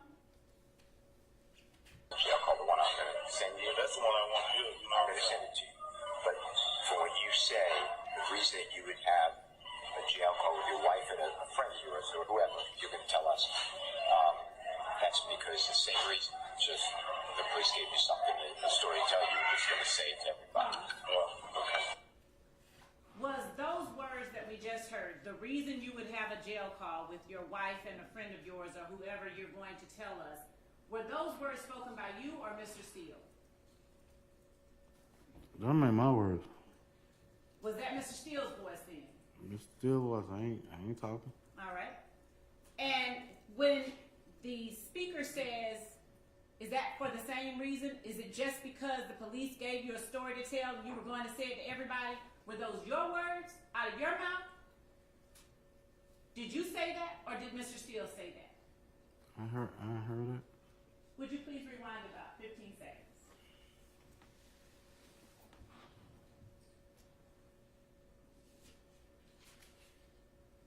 Just gave you something in the story to tell you were just going to say. Whose voice is that? Yours or Mr. Steele?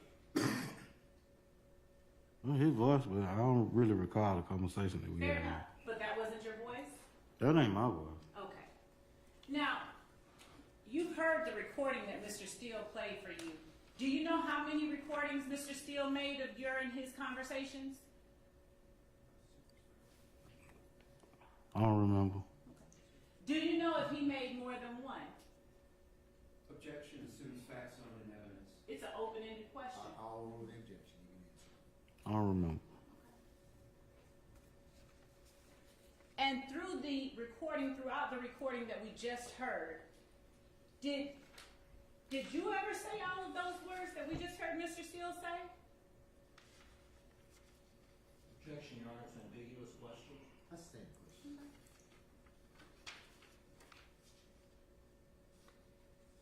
Throughout the recording that we just heard, did you tell the police it is on recording that Jeffery Williams was involved in the armed robbery because the police told you to say that so you would get out of trouble? Did you ever say that or something similar? Were those your words? I don't remember, ma'am. Did that ever happen? Did you ever do something like that? Objection, Your Honor, ambiguous question. That's the same question. Did you ever put someone involved in a crime that wasn't involved to get yourself out of trouble? I don't remember, ma'am. Mr. Steele also asked you about the portion of the recording that he played when you were talking about,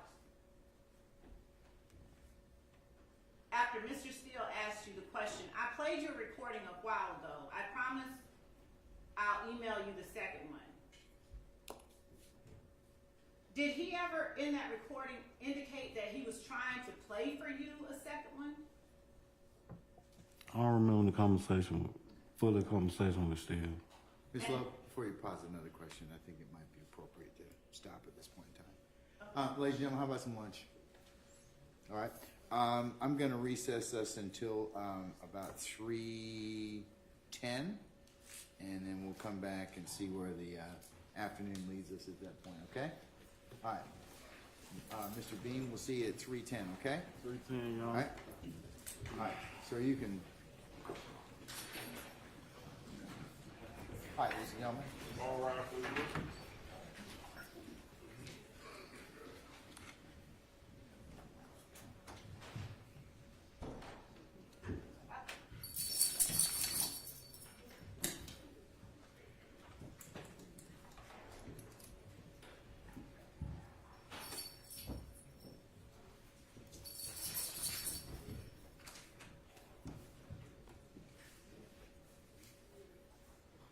All right, ladies and gentlemen, you may be seated. Our jury has left us. We'll come back at 10 after 3 and see where the afternoon goes at that point, okay? All right, we're in recess. Say again, I'm sorry, Mr. Harvey.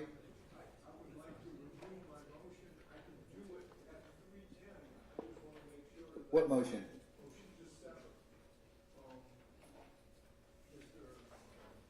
I don't think we scheduled that for today, sir.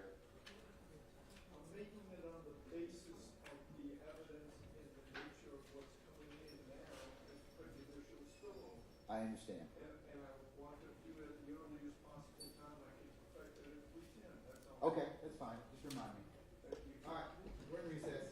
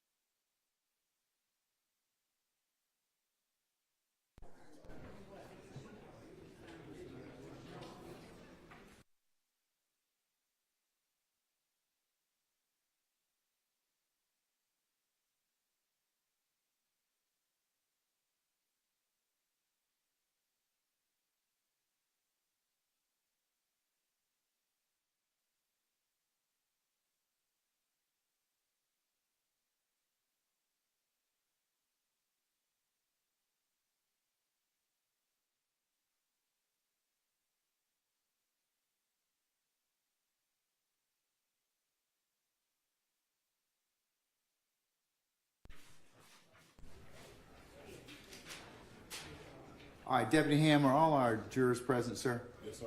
Okay, all right. What about our participants, sir? Yes, sir. Everybody present. Okay, Mr. Harvey?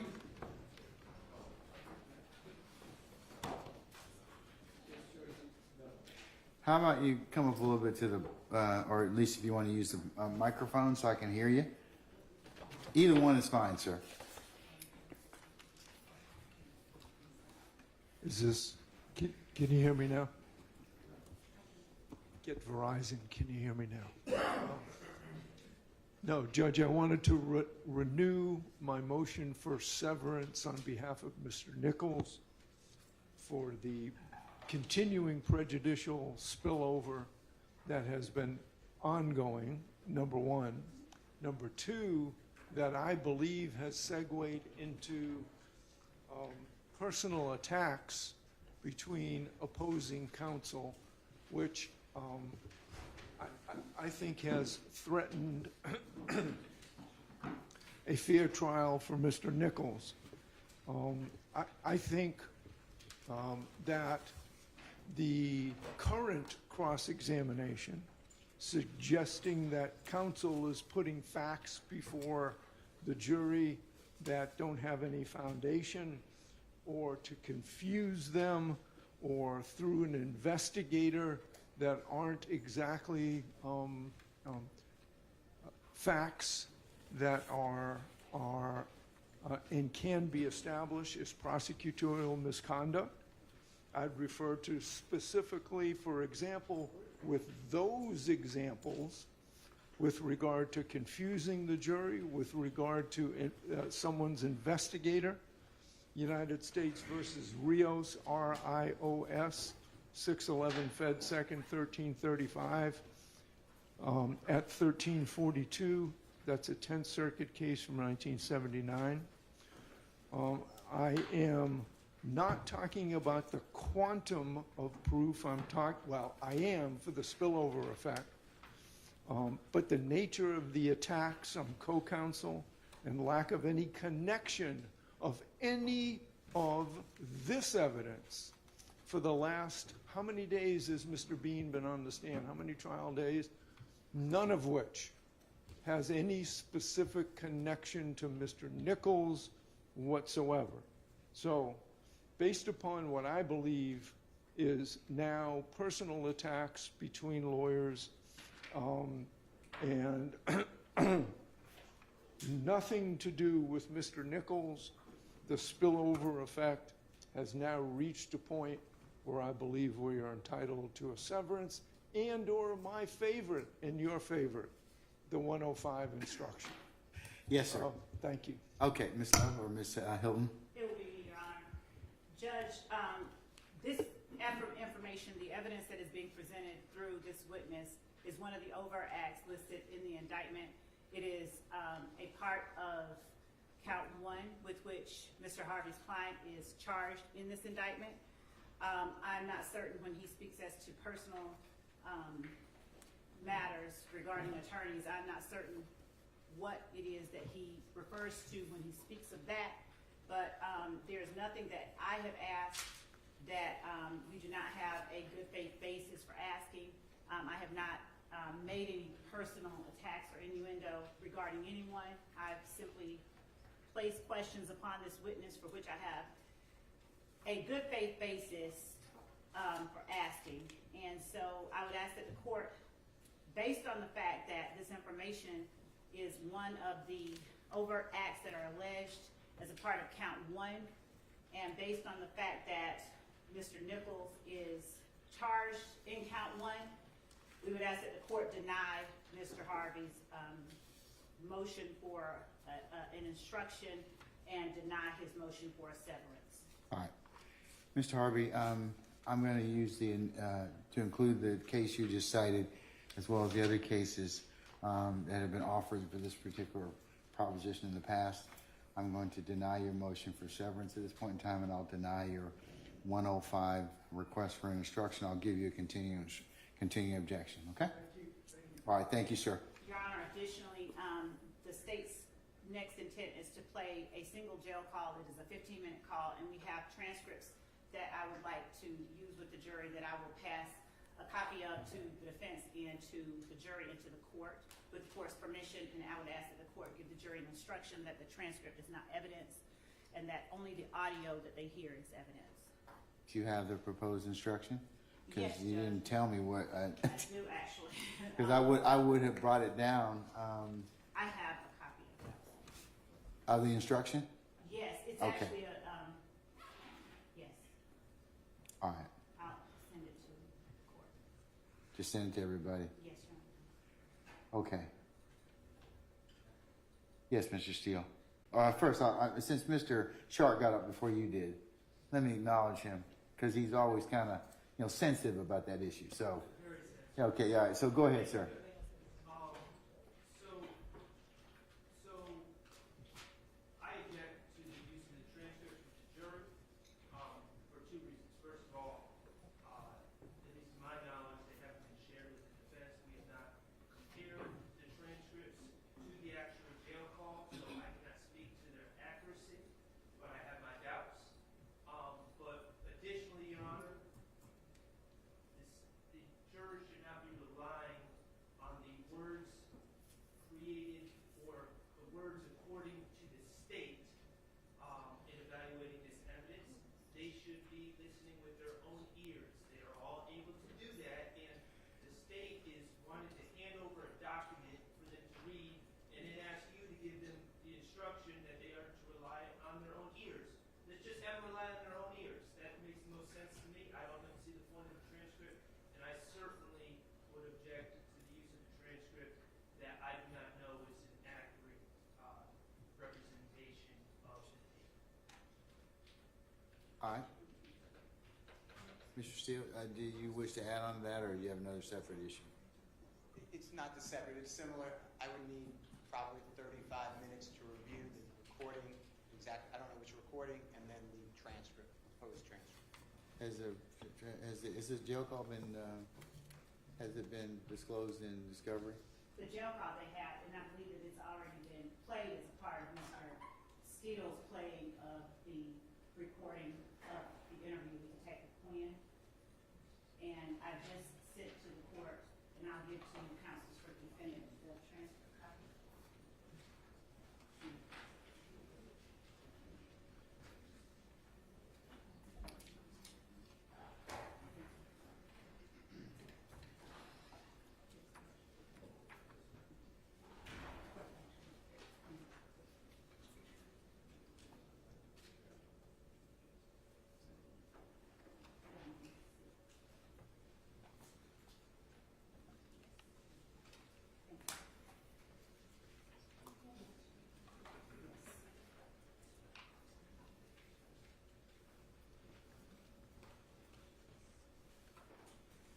All right.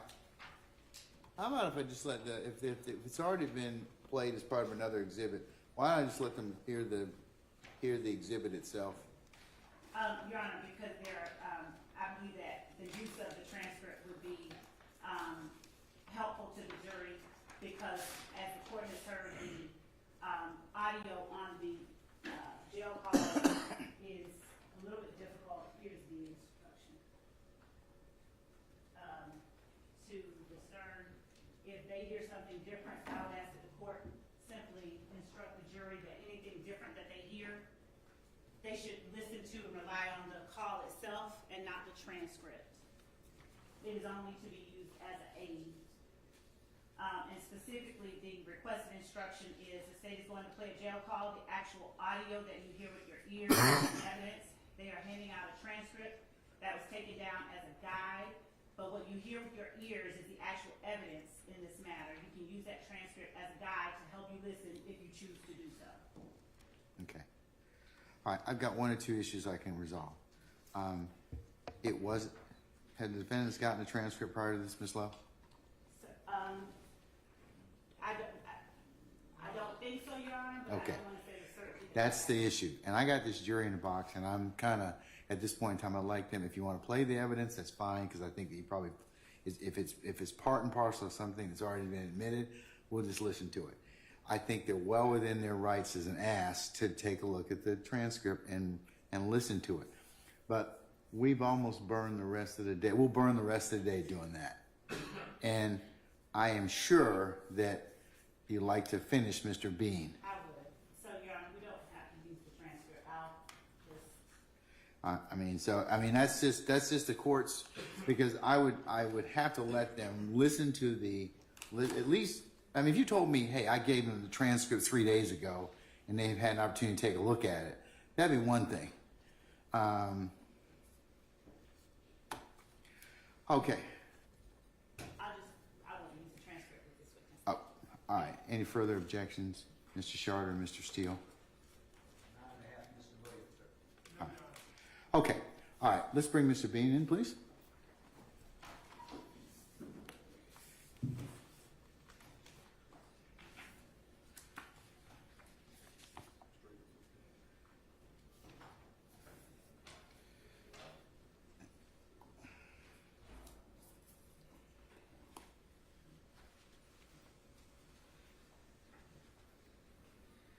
All right, sir. All right, Deputy Ham, summon our jurors, please, sir.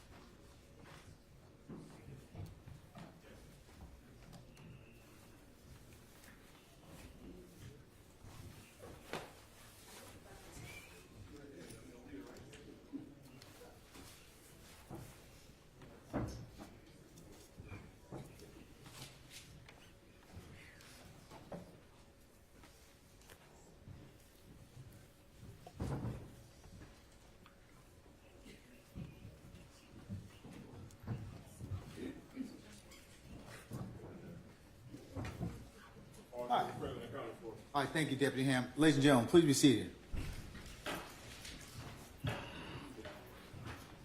All right, Ms. Love, you may continue, madam. Thank you, Your Honor.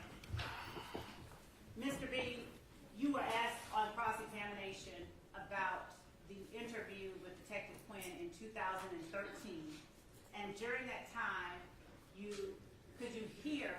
I'm sorry, can you hear back? Maybe you get the microphone. I just forgive the question. Believe it or not. Sure. Mr. Bean, you were asked during cross-examination about the interview that was played between you and Detective Quinn from 2013. And during that recording, there was another recording of a jail call heard within it. You heard that jail call, right? On the recording. I heard him play a lot of stuff, but I don't remember. Okay. Your Honor, at this time, the state tender states exhibit 175 Charlie Alpha as evidence. All right, any objection to 175 Charlie Alpha? And so that it is clear, it is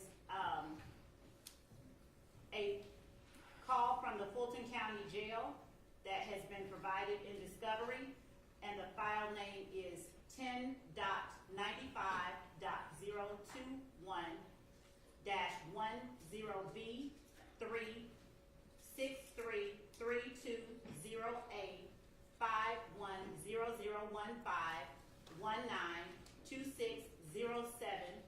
8 Frank 2710260E as in echo. Any objection or any further objection? All right, hearing none, states 175 Charlie Alpha Committee is admitted, may be published as you see fit. Thank you, Your Honor.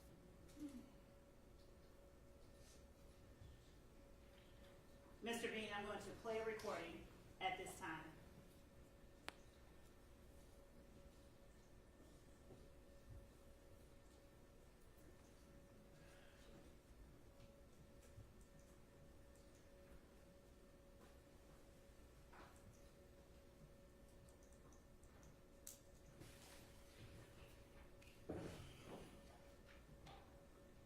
This free call, press.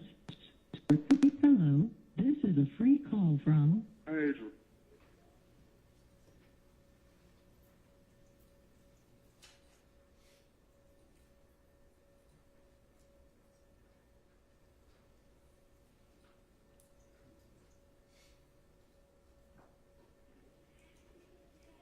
an inmate at Fulton County Jail. This call is subject to recording and monitoring.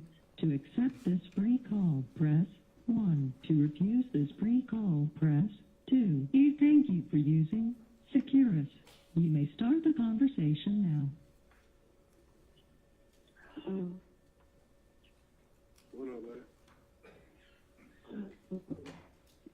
Shalom.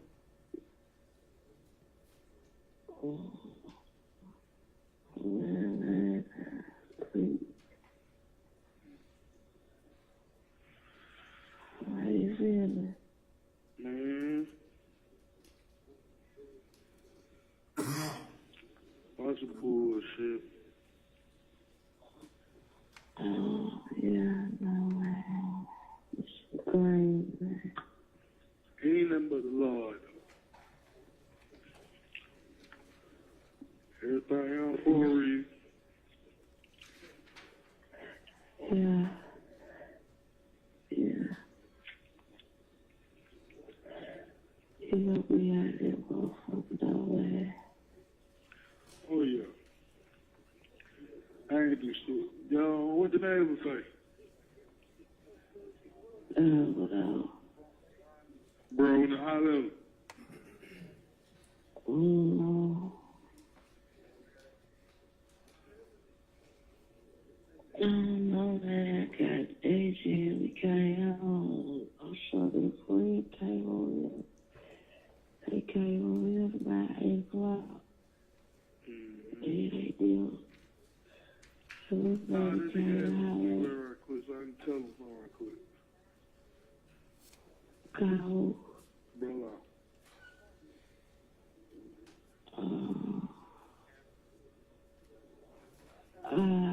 I do this shit, I know.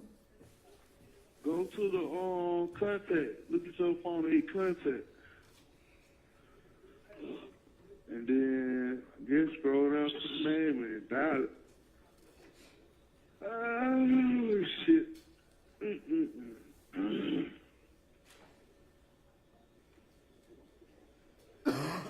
Hell shot Big Fred all in the back and shit. Shot goddamn DK all in the damn legs and shit. Goddamn 12 just went to shooting through the car.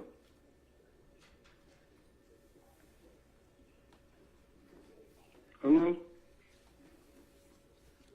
Hello?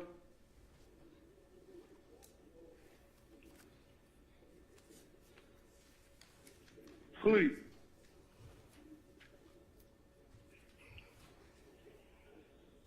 Baby. Yeah. Yeah. But I tried to look this over, you still talking, so I ain't got it. Hold on.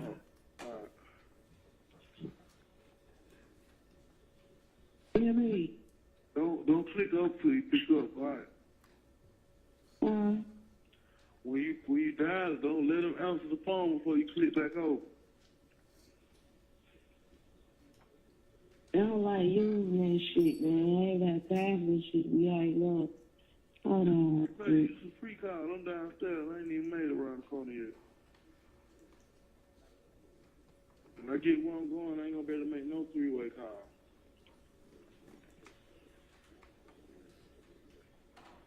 You hear me?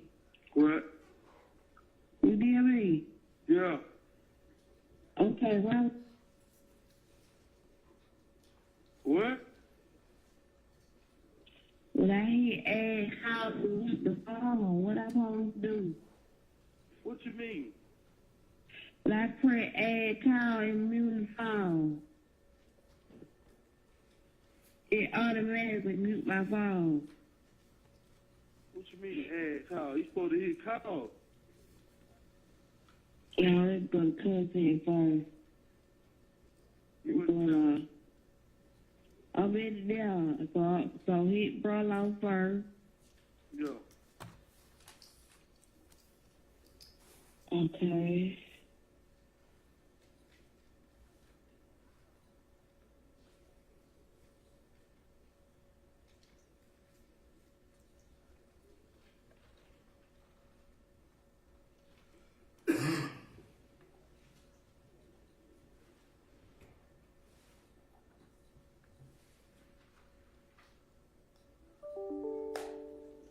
So you got minutes on the phone. Bro, what's up, man? What to do, Brody? You alright? Hell yeah, man. I just talked to a nigga store, bro. What they talking about? Shit. Man, I know how that nigga, man. Them niggas down there got a nigga killed, boy. Fuck you talking about, man. I seen that shit, man. Little nigga DK shot at 12, nigga. Yeah, he said it. For no reason, boy. He shooting for no reason, though. That's why they started shooting that dog. Man, that nigga just started busting for no reason. Call that little young guy there. I'm like, hell no, what? Hit Big Fred, hit his ass. Me and Thor got there. We get out the car and run. I just went the wrong motherfucking way, man. I should have fought Thug there. Oh, that wow. For a reason, though, man. They got to get the shit off his back anyway. For sure, bro. Yeah. Hello? Yeah, I'm here. Yeah, man. Damn, bro. We had to go like that, man. Everything for a reason, though, man. You know what I mean? It was all set up. I did the same thing I did. Sitting around goddamn last night, goddamn talking that bullshit. But I ain't gonna never goddamn do it like this. I never do this, man. Okay, no shit. They got you charged with, bro. Shit, but little punk ass little driving license, suspended license, little charge, goddamn the aggravated assault. I ain't charged with none of that shit today. I could have gave AC9 and been at home child, man. Yeah, that's what I thought you did. I know that I was a victim, man. I had to take out Rob, man, and they was shooting at me, and I was running for my life. For sure. That was something they called goddamn. I ain't see DK them pull out on that boy. All they knew was Red. That nigga Red was trying to rob y'all. Yeah, that's what they said, too. For sure. They just said let that nigga out, though. They said let that nigga go, bro. Yeah, they let the nigga go, man. Me and that nigga, he ran. I wasn't too far from him. Nah. He went to Mickey D, nigga. I went from around the laundromat to goddamn that Dollar King over there, trying to make it over there through Little Haiti. For Cleveland E, goddamn, up through the top of that, and I go hit Jamal in my old apartment, goddamn, go down there and chill with Big Nick, you know. But shit, man, that whole goddamn come out of nowhere, boy, around me clean over. That was goddamn, that was thug, man. Big Nick out. Yeah. I hit you with the car. Yeah, they ran me smack ass over, man. My mom broke my goddamn collarbone and shit, man. You alright, though, ain't no, bro? Big ass out on the back of my head. That nigga escaped, bring the police back to the spot, bro. It is. Yeah. Hey, what up there trying to get the fucking call? What they call them? Bring them to the person who you let the car to. Nah, he's my goddamn. I've been out here chilling with Bean. He been staying down here and all this and shit.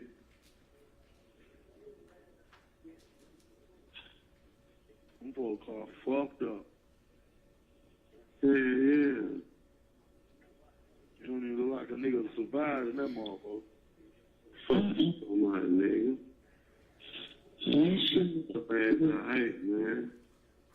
That shit breaking news all day long, man. It's like that we be on news all day long. I'm on the news? Yes, sir. My picture and everything? Nah, he just show you getting the police car. Oh, shit, man. I made the news. That shit everywhere, man. Hell. Yeah. Man, that was shit out, man. Like I said, everything happened for a reason, though, man. Fuck it. For sure, I don't know if you do shit with nigga like that anyway, so. For sure, man. No, that was a way to say, man. Like, I can't even think about this. All I been thinking about all that, like, just told, babe, you know what I'm saying? Like, this shit crazy. This shit don't even seem real. Fuck man, fuck over these niggas, man. You drive your own shit. I don't give a fuck what's going on. You been okay. Because, like, nigga, you just stay here. We went to Ken shop first, right? But, you know, when you see shit, man, you gotta go on and get that shit. You know what I'm saying? You gotta go on and get it. I said the same thing. You gotta go on and get it. You gotta go on and get it right then. Man, we got them going back to the Ken shop. Okay, they coming out of Ken shop right up by the Chevron. Boom. Damn, man, they ride. I see them, I turn around, I don't follow them nigga. I follow them nigga all the way up there on Summerdale. So, okay, cool. Soon we see the tire, I said, give me a chance and let me see what the fuck this is in the tire first before you even get out the car, DK. Man, that nigga done hopped out the car, man, when it just started busting. Wow. Twin got their bag out, turn around, bag up. Niggas by that time now trying to turn around and get up out that motherfucker. They run and hit me. Boom. Bump the car. I run clean through the goddamn gate, through Summerdale on the opposite side. Boom. He shooting through the car. Boom, boom, boom, boom, boom, boom, boom, boom, boom, boom, boom. Man, I'm talking about, man, I'm talking about, Willie come sprint clean through the window, boy, down the light. Like it had went through my head, boy. I guess my head that came out my face, boy. Willie come clean through that motherfucker. Boom. Then I believe one of them niggas in the back shot Big Cub, man. Big police shot. 12 shots. Big Cub, DK had to shoot that nigga. I caught 2-3 shots when I was with the go. And we were jumping them hills and shit. So I was like, damn, boy. After beat the prayer, I'm glad one nigga didn't just hit me in the head, shoot me, boy, because some nigga ran.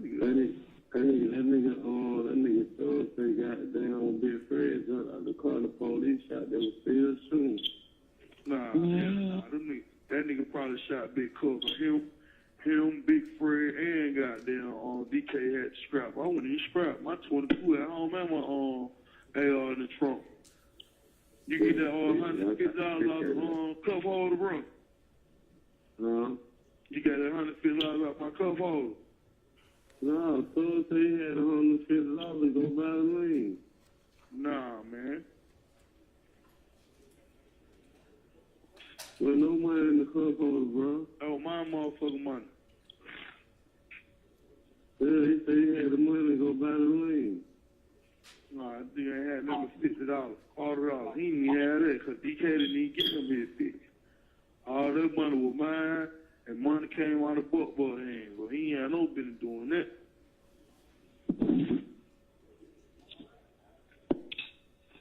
He made Buck goddamn come off 100. I told him, hell no, and he got them go 50, you go 50.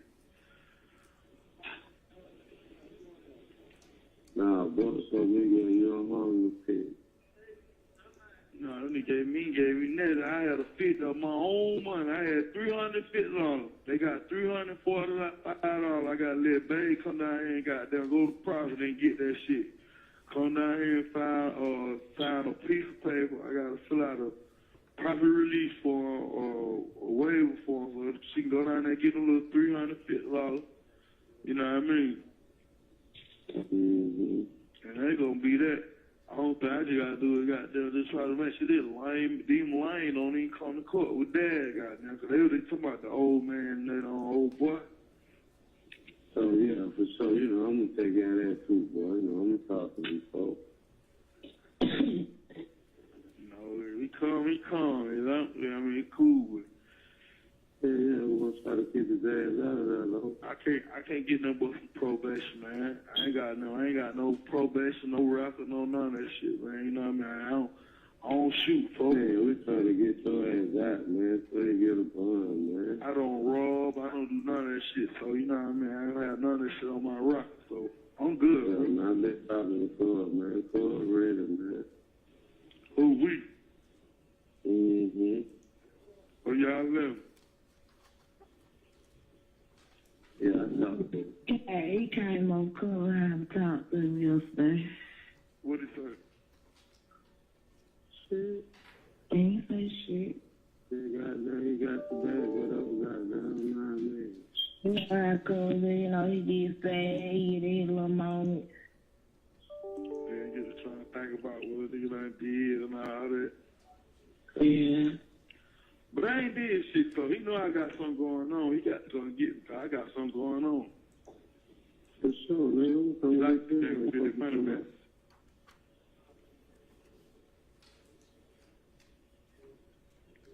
Shit crazy, that money made. Well, you got 1 minute. Nah, I ain't said shit, man. You said it, man. What you want me to do about allow them in the car note in the rent, bro? Huh? What you want me to do about fill out with the car notes in the rent? Shit, that's what I was saying. I got these little $345. I'm not just gonna pay that rent.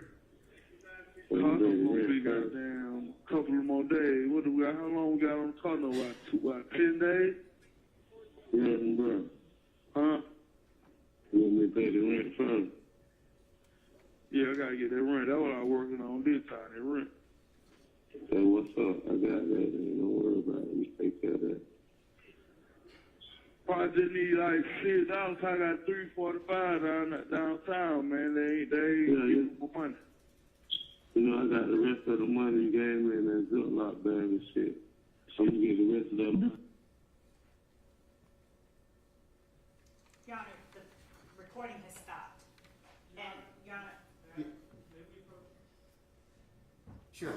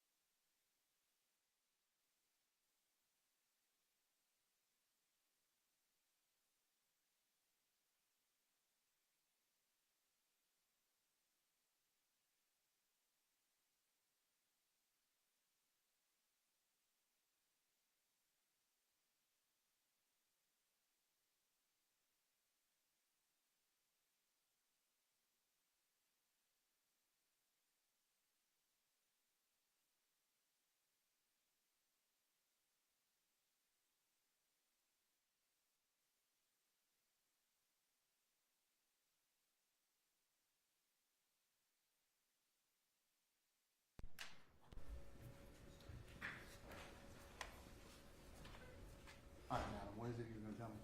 Your Honor, and that was all that I was going to have for this witness. That's all that I have. Okay, all right. Thank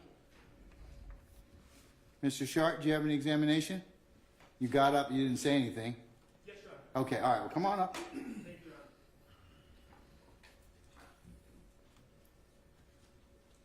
Your Honor.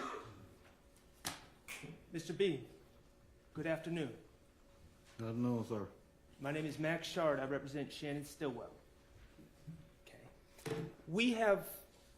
You have heard in court a recording played to you of Detective Quinn and yourself giving an interview on September 17th of 2013, correct? You've heard that in court. Which one, Mr. Short? You need to identify it by... Williams 175. Okay, thank you, sir. I heard a lot of stuff being played, sir. Okay, but you heard a tape with you, yourself, and Detective Quinn speaking, correct? Yeah, I heard it. I still don't recall them. Okay. Well, I'm not going to ask you to recall the words that were said. In that interview with Detective Quinn, you were wearing a navy blue jumpsuit issued by the Fulton County Jail, correct? I don't remember what I was wearing at the time. Okay. Detective Quinn picked you up at the jail, correct? I don't remember. At the jail, you wear Fulton County issued navy blue jumpsuits, correct? I think they give you some clothes or whatever, but I don't remember what I was wearing at the time. Okay. And you wanted to get that navy blue jumpsuit off of your body, correct? I don't remember. You wanted out of jail, correct? I don't remember. Okay. Now, you've been asked who subpoenaed you to testify in court, and you've indicated that you don't remember, correct? I don't know who subpoenaed me. Do you really not know? Is that the truth? You really don't know?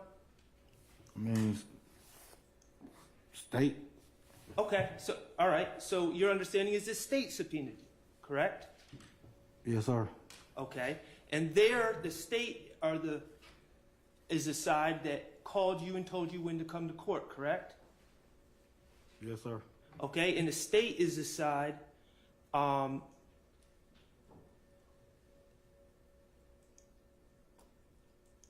that when you're done testifying, you've walked out with a representative of the state, correct? I don't know what that means. When you leave the courtroom, you saying something when you leave the courtroom with a young lady walking next to you, she works for the state, correct? The officer? Do not, sir? The officers that's already in the courtroom, and I walk out of the courtroom, I'm going about my business. Okay. I don't got nobody with me. Fair enough.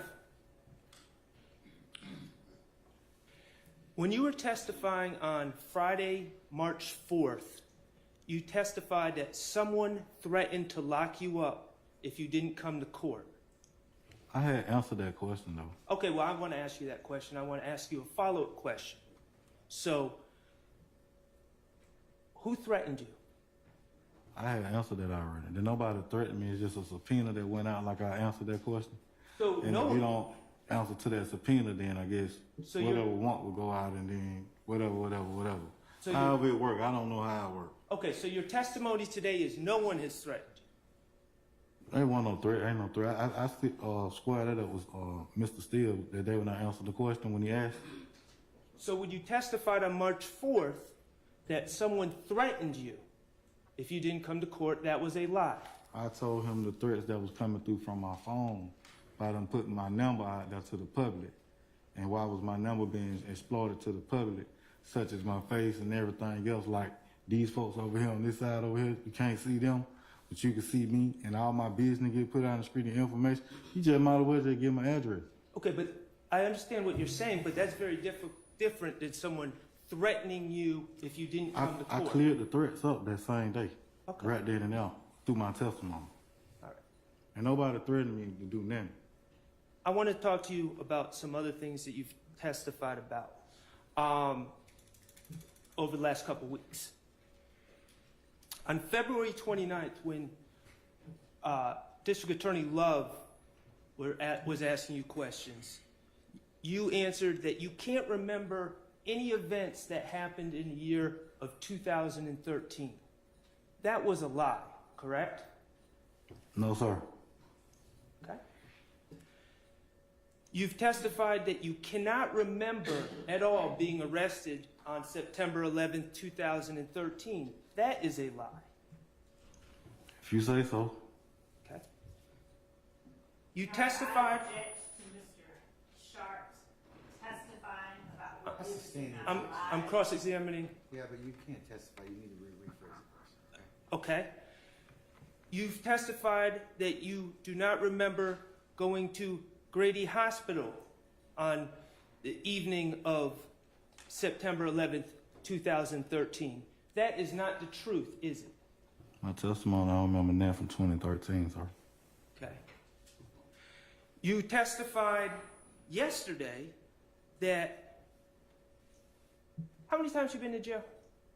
Objection, Your Honor, as to the relevance regarding how many times. You testified yesterday that you did not realize that jail calls are recorded. That was a lie, correct? I don't recall.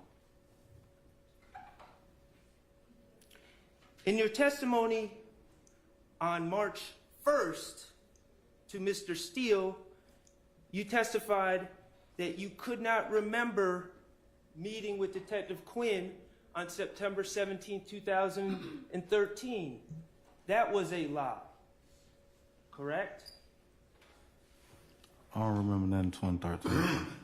You testified on March 4th to Mr. Steele that you could not remember the conversation that Mr. Steele or you and Mr. Steele had at the Kroger on January 22nd, 2023. Your testimony that you did not remember that meeting was a lie, Your Honor, correct? I'm going to object to this continued characterization of the witness as lying and using the lie. He is badgering the witness. I'm not badgering the witness. The form of the question. I sustain this the form of the question. That was... You are badgering him, so. That was not the truth, was it? I don't recall, sir. Okay. On February 29th, in response to a question from District Attorney Love, you indicated that you did not recall if you knew a man named Frederick Prothro or Big Fred. That was not the truth, was it? I don't recall, sir.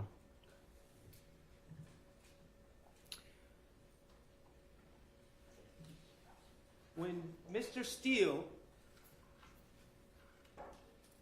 asked you if you had ever been charged with a crime with Mr. Prothro before, you indicated that you had not.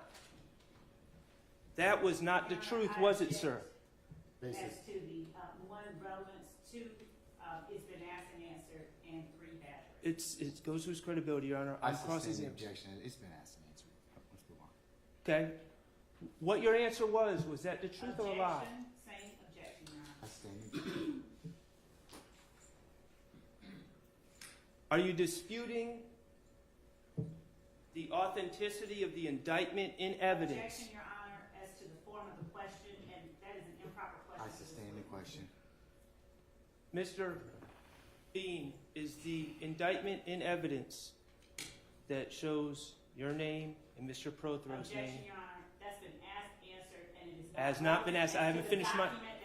The state is standing behind... Wait a second. Let him just finish your question, and I'll make a ruling at that point in time. Ask your entirety of the question.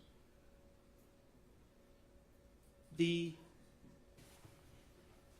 documented evidence, the indictment, with your name and Mr. Prothro's name on it as charged individuals, is that some sort of forged document?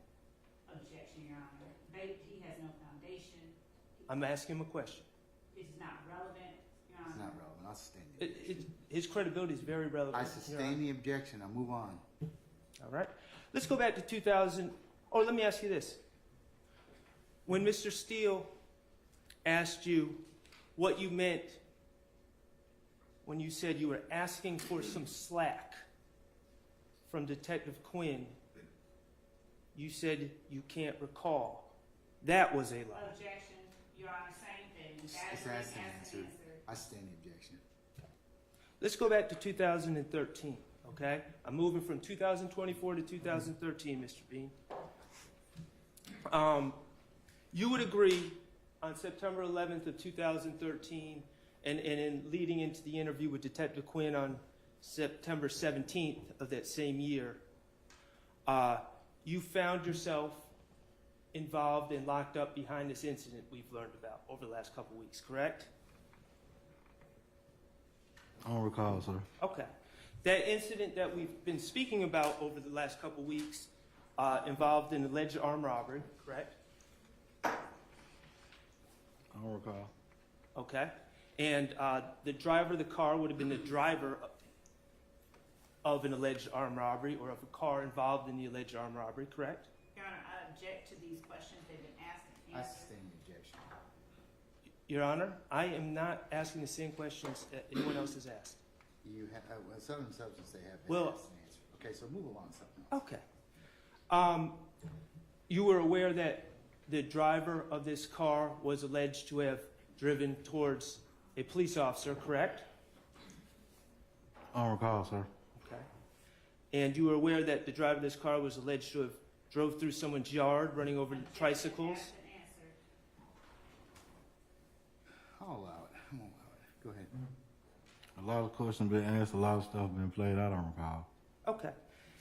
And you're aware that this car that was driven allegedly nearly landed on some officers in the parking lot of the laundromat? That's been asked and answered. Now, I believe today you have acknowledged you do know someone named Frederick Prothero, correct? No, sir. Do you know someone named Big Fred? Y'all will show me documents, paperwork, or whatever. I don't recall. Okay. You would agree that on the tapes that have been played, it indicates that a Big Fred had just been released from jail. I don't recall. I agree to disagree to that. Okay. And these tapes also indicated that Big Fred was a friend of yours. I don't recall, sir. Isn't it true that upon realizing that the driver of this car would be in big trouble, you made your good friend who had just been released from jail be the driver of that car when you first talked to the police? Objection, Isn't that true? compound, asked and answered. I'll sustain this to form. You can break it down, Mr. Sharp. You're not going to recall, are you? Objection, badgering. I sustain the objection.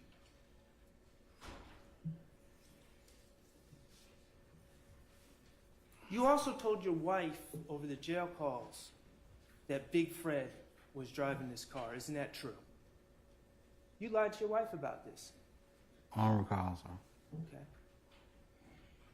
Your Honor, I'm going to object. One that states mischaracterizes evidence.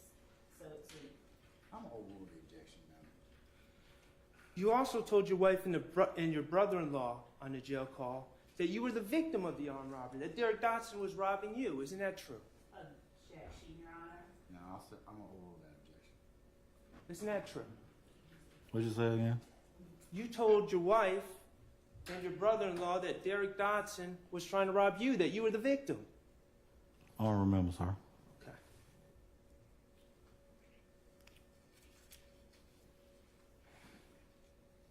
Back in 2013 and before that, beyond Big Fred and your wife, you would actually tell police when you got arrested that you were Avery, and I can't make out the last name, but Improper impeachment. Objection. I sustain the question. did you give your very own cousin's name when you were arrested, sir? I sustain the objection.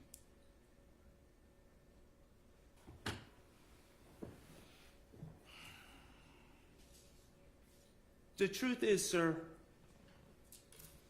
you've told lies. How old are you? Objection, Your Honor. Badgering. I sustain the objection. How old are you? Your Honor, so I'd ask that that be stricken and I that sustain the objection, Mr. Sharp. Move along. How old are you, sir?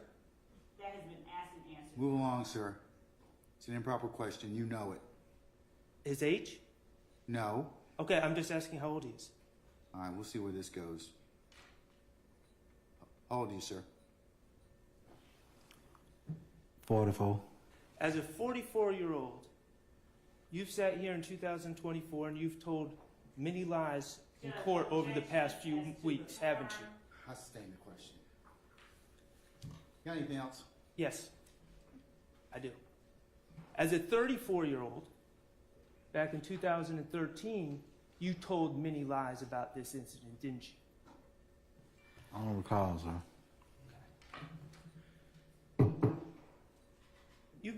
You've testified for 6 days, isn't that correct? Over the last 2.5 weeks. I don't even remember how long I've been up here. You have completely wasted the time of these jurors. Hey, Mr. Sharp, stop. I'm going to sustain the questions to form. I have no further questions. All right. Anyone else?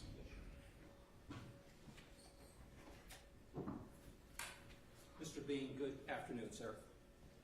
Mr. Bean, when the court tells you when to be back in court, you know when to come back to court, correct? Yeah. When the court asks you what day to come back to court and what time to come back to court, you know when to appear to court, correct? Not all the time. Okay. You know how to get to your home? Sometimes I have to call somebody to see when I gotta go to court. You know how to get to your home, correct? I know how to get home. You remember how to get to your house, right? I know where I live at. You remember how to get to the courthouse, right? I know where the courthouse You remember what courtroom to come into, correct? I was brought here. You remember how to get to the witness stand, correct?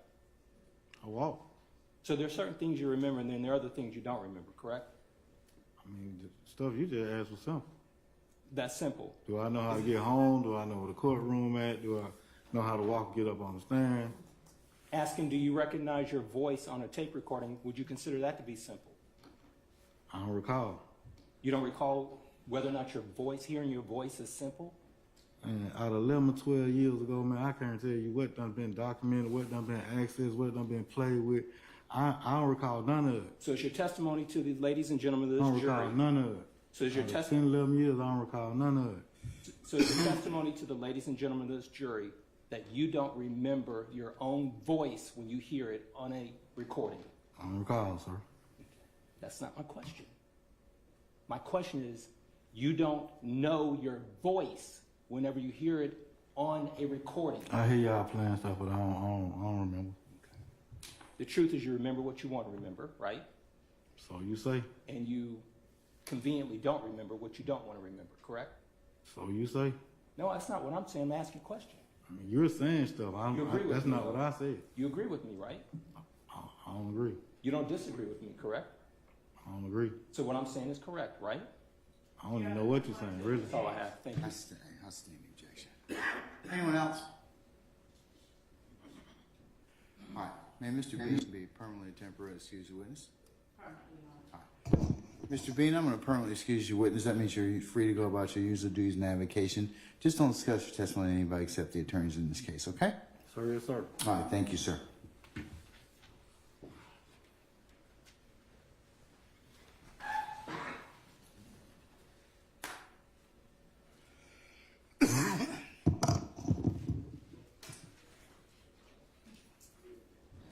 Can I see the state and maybe a representative up here, please?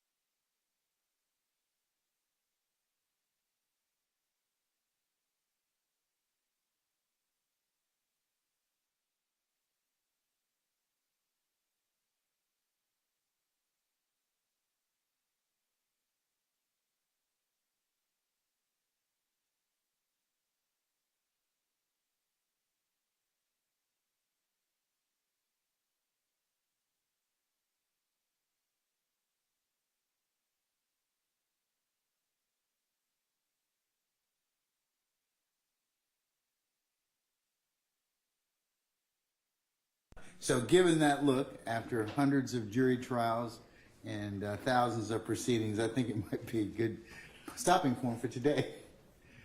I don't see anybody severely like, oh no. Okay, so we'll go ahead. I didn't ask you, I'm asking them. All right, so ladies and gentlemen, I think we've reached a natural stopping point, and we appreciate your patience that you've given us and will continue to give us, as I told you. We're going to go ahead and recess for today. And let me just go ahead and take a look at tomorrow's calendar.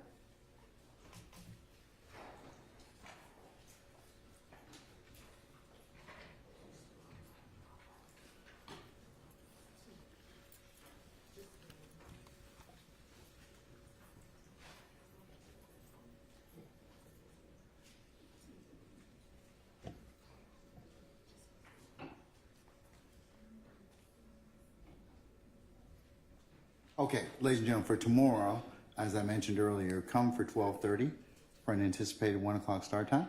So that's tomorrow, that's Wednesday, okay? Thursday, the 21st,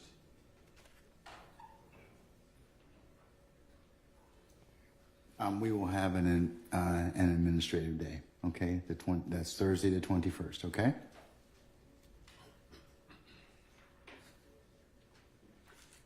Friday the 22nd, if I can have you all come for 12:30, and then we'll work from 1 to about 5 or thereabouts, okay? All right, that's the next couple, 3 days. All right, what are your questions of me, if any? I know there's always somebody. All right, yes, ma'am. What can I answer for you?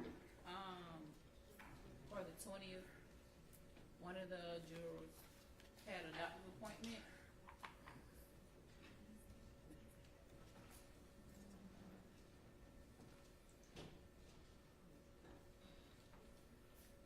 I can't do anything about that at this point.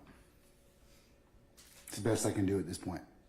Remember, I told you all, make your appointments on the days I tell you that we're not going to be here in court. You had already spoke to me about it. No, I think we got a note from you. That's all I got. Miss Umana gave me a note, and I got it like yesterday. You spoke to me about it. I want to say it was probably maybe a week or two ago, and you told us. But what time you said we go kill all this now? What time you said? 12:30. I'll make it happen. 12:30 tomorrow. That's because we're going to start at 1 o'clock, okay? All right. All right. And we're going to go to about 5. And then the 21st, we will not be here. We have administrative day. And the 22nd, I'll ask you to come at 12:30. And we'll start up at 1 and we'll go sometime in the afternoon. All right, that's this week. All right. Other than Madam, anybody else? You good? Yep. Madam, yes. I would not tell on yourself that way. Can you please, diction on the recording is very, very hard to hear. Very, very hard. Let me do this. Let me see if I can work on, if you like, I can maybe get you some headphones. I do believe, Ham, do we have a jack back there for I'm not sure. hearing? No. It'll be on the side or it'll be on the back. It's a hearing assist jack. I don't see one, Judge. I'll check before we leave out of, but I don't think so.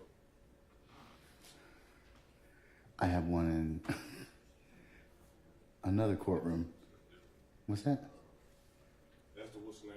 The rechargeable battery thing. No. We have,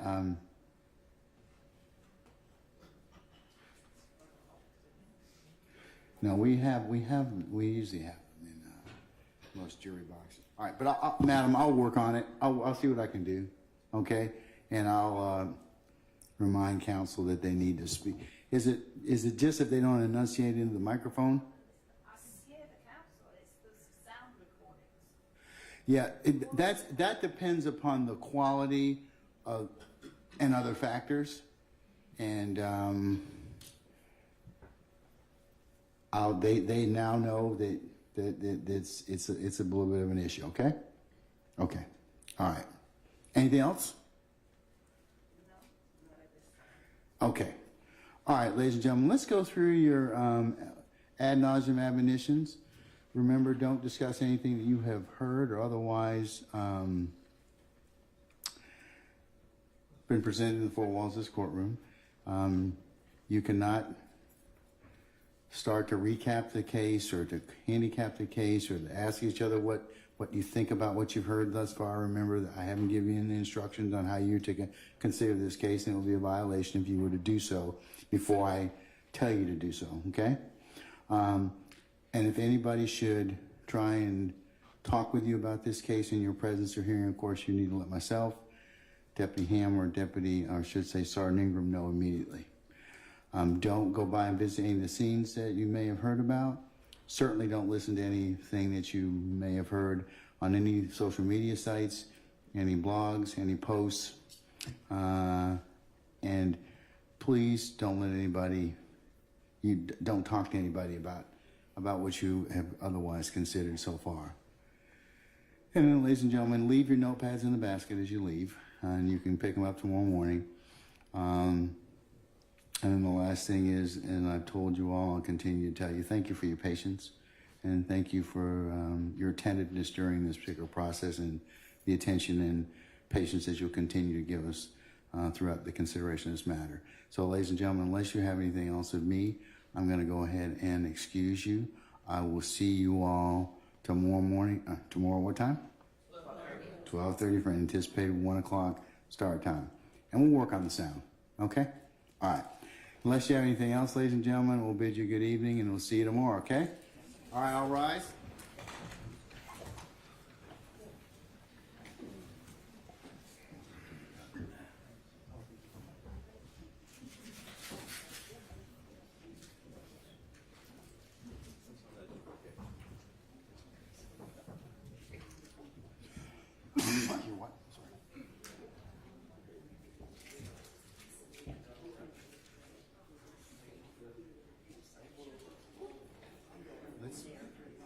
Let's do. I'll get Aaron to do that. Okay. All right, ladies and gentlemen, please be seated.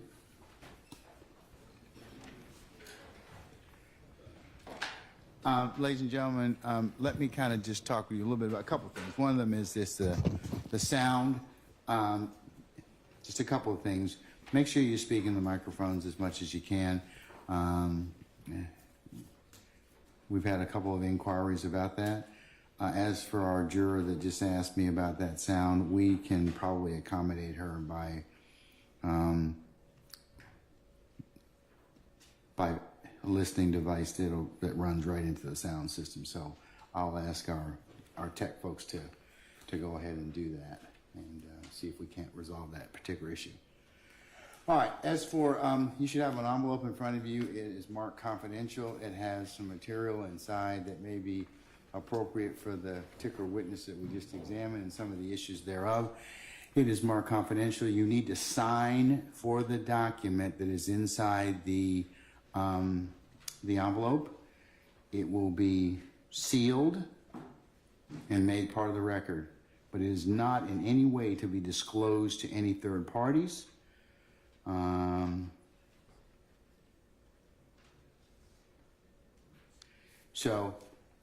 If you could finish, when you sign the particular saying you received the document, please give those to Miss Love. All right? Okay. In terms of anything else, do you all have anything else with me? Judge, we'd like to approach with a member of the defense at the court's leisure. All right. Anybody else have any other issue that they'd like to take up with me at this point in time? Just what we discussed.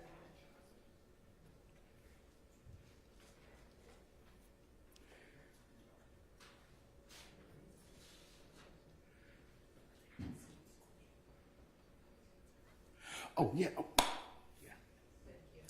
I apologize. Okay, can we have our witness come in to begin with?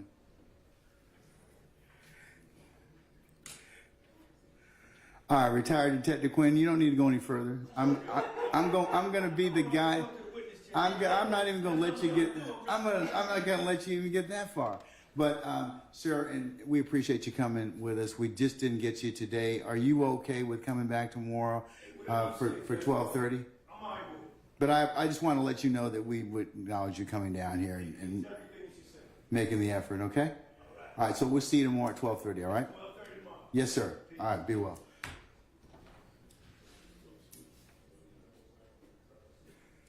Okay, was there anything else I need to take up with you all in terms of other than the bench conference, Ms. Lowe? No, Your Honor, nothing else. Thank you. All right. Does it need to be taken out? I mean, taken out so the rest of the folks can hear it? No, it doesn't. I just need a member of the defense. Okay, all right. Mr. Shard, anything else? No, Your Mr. Honor. Botts, you stood up, anything?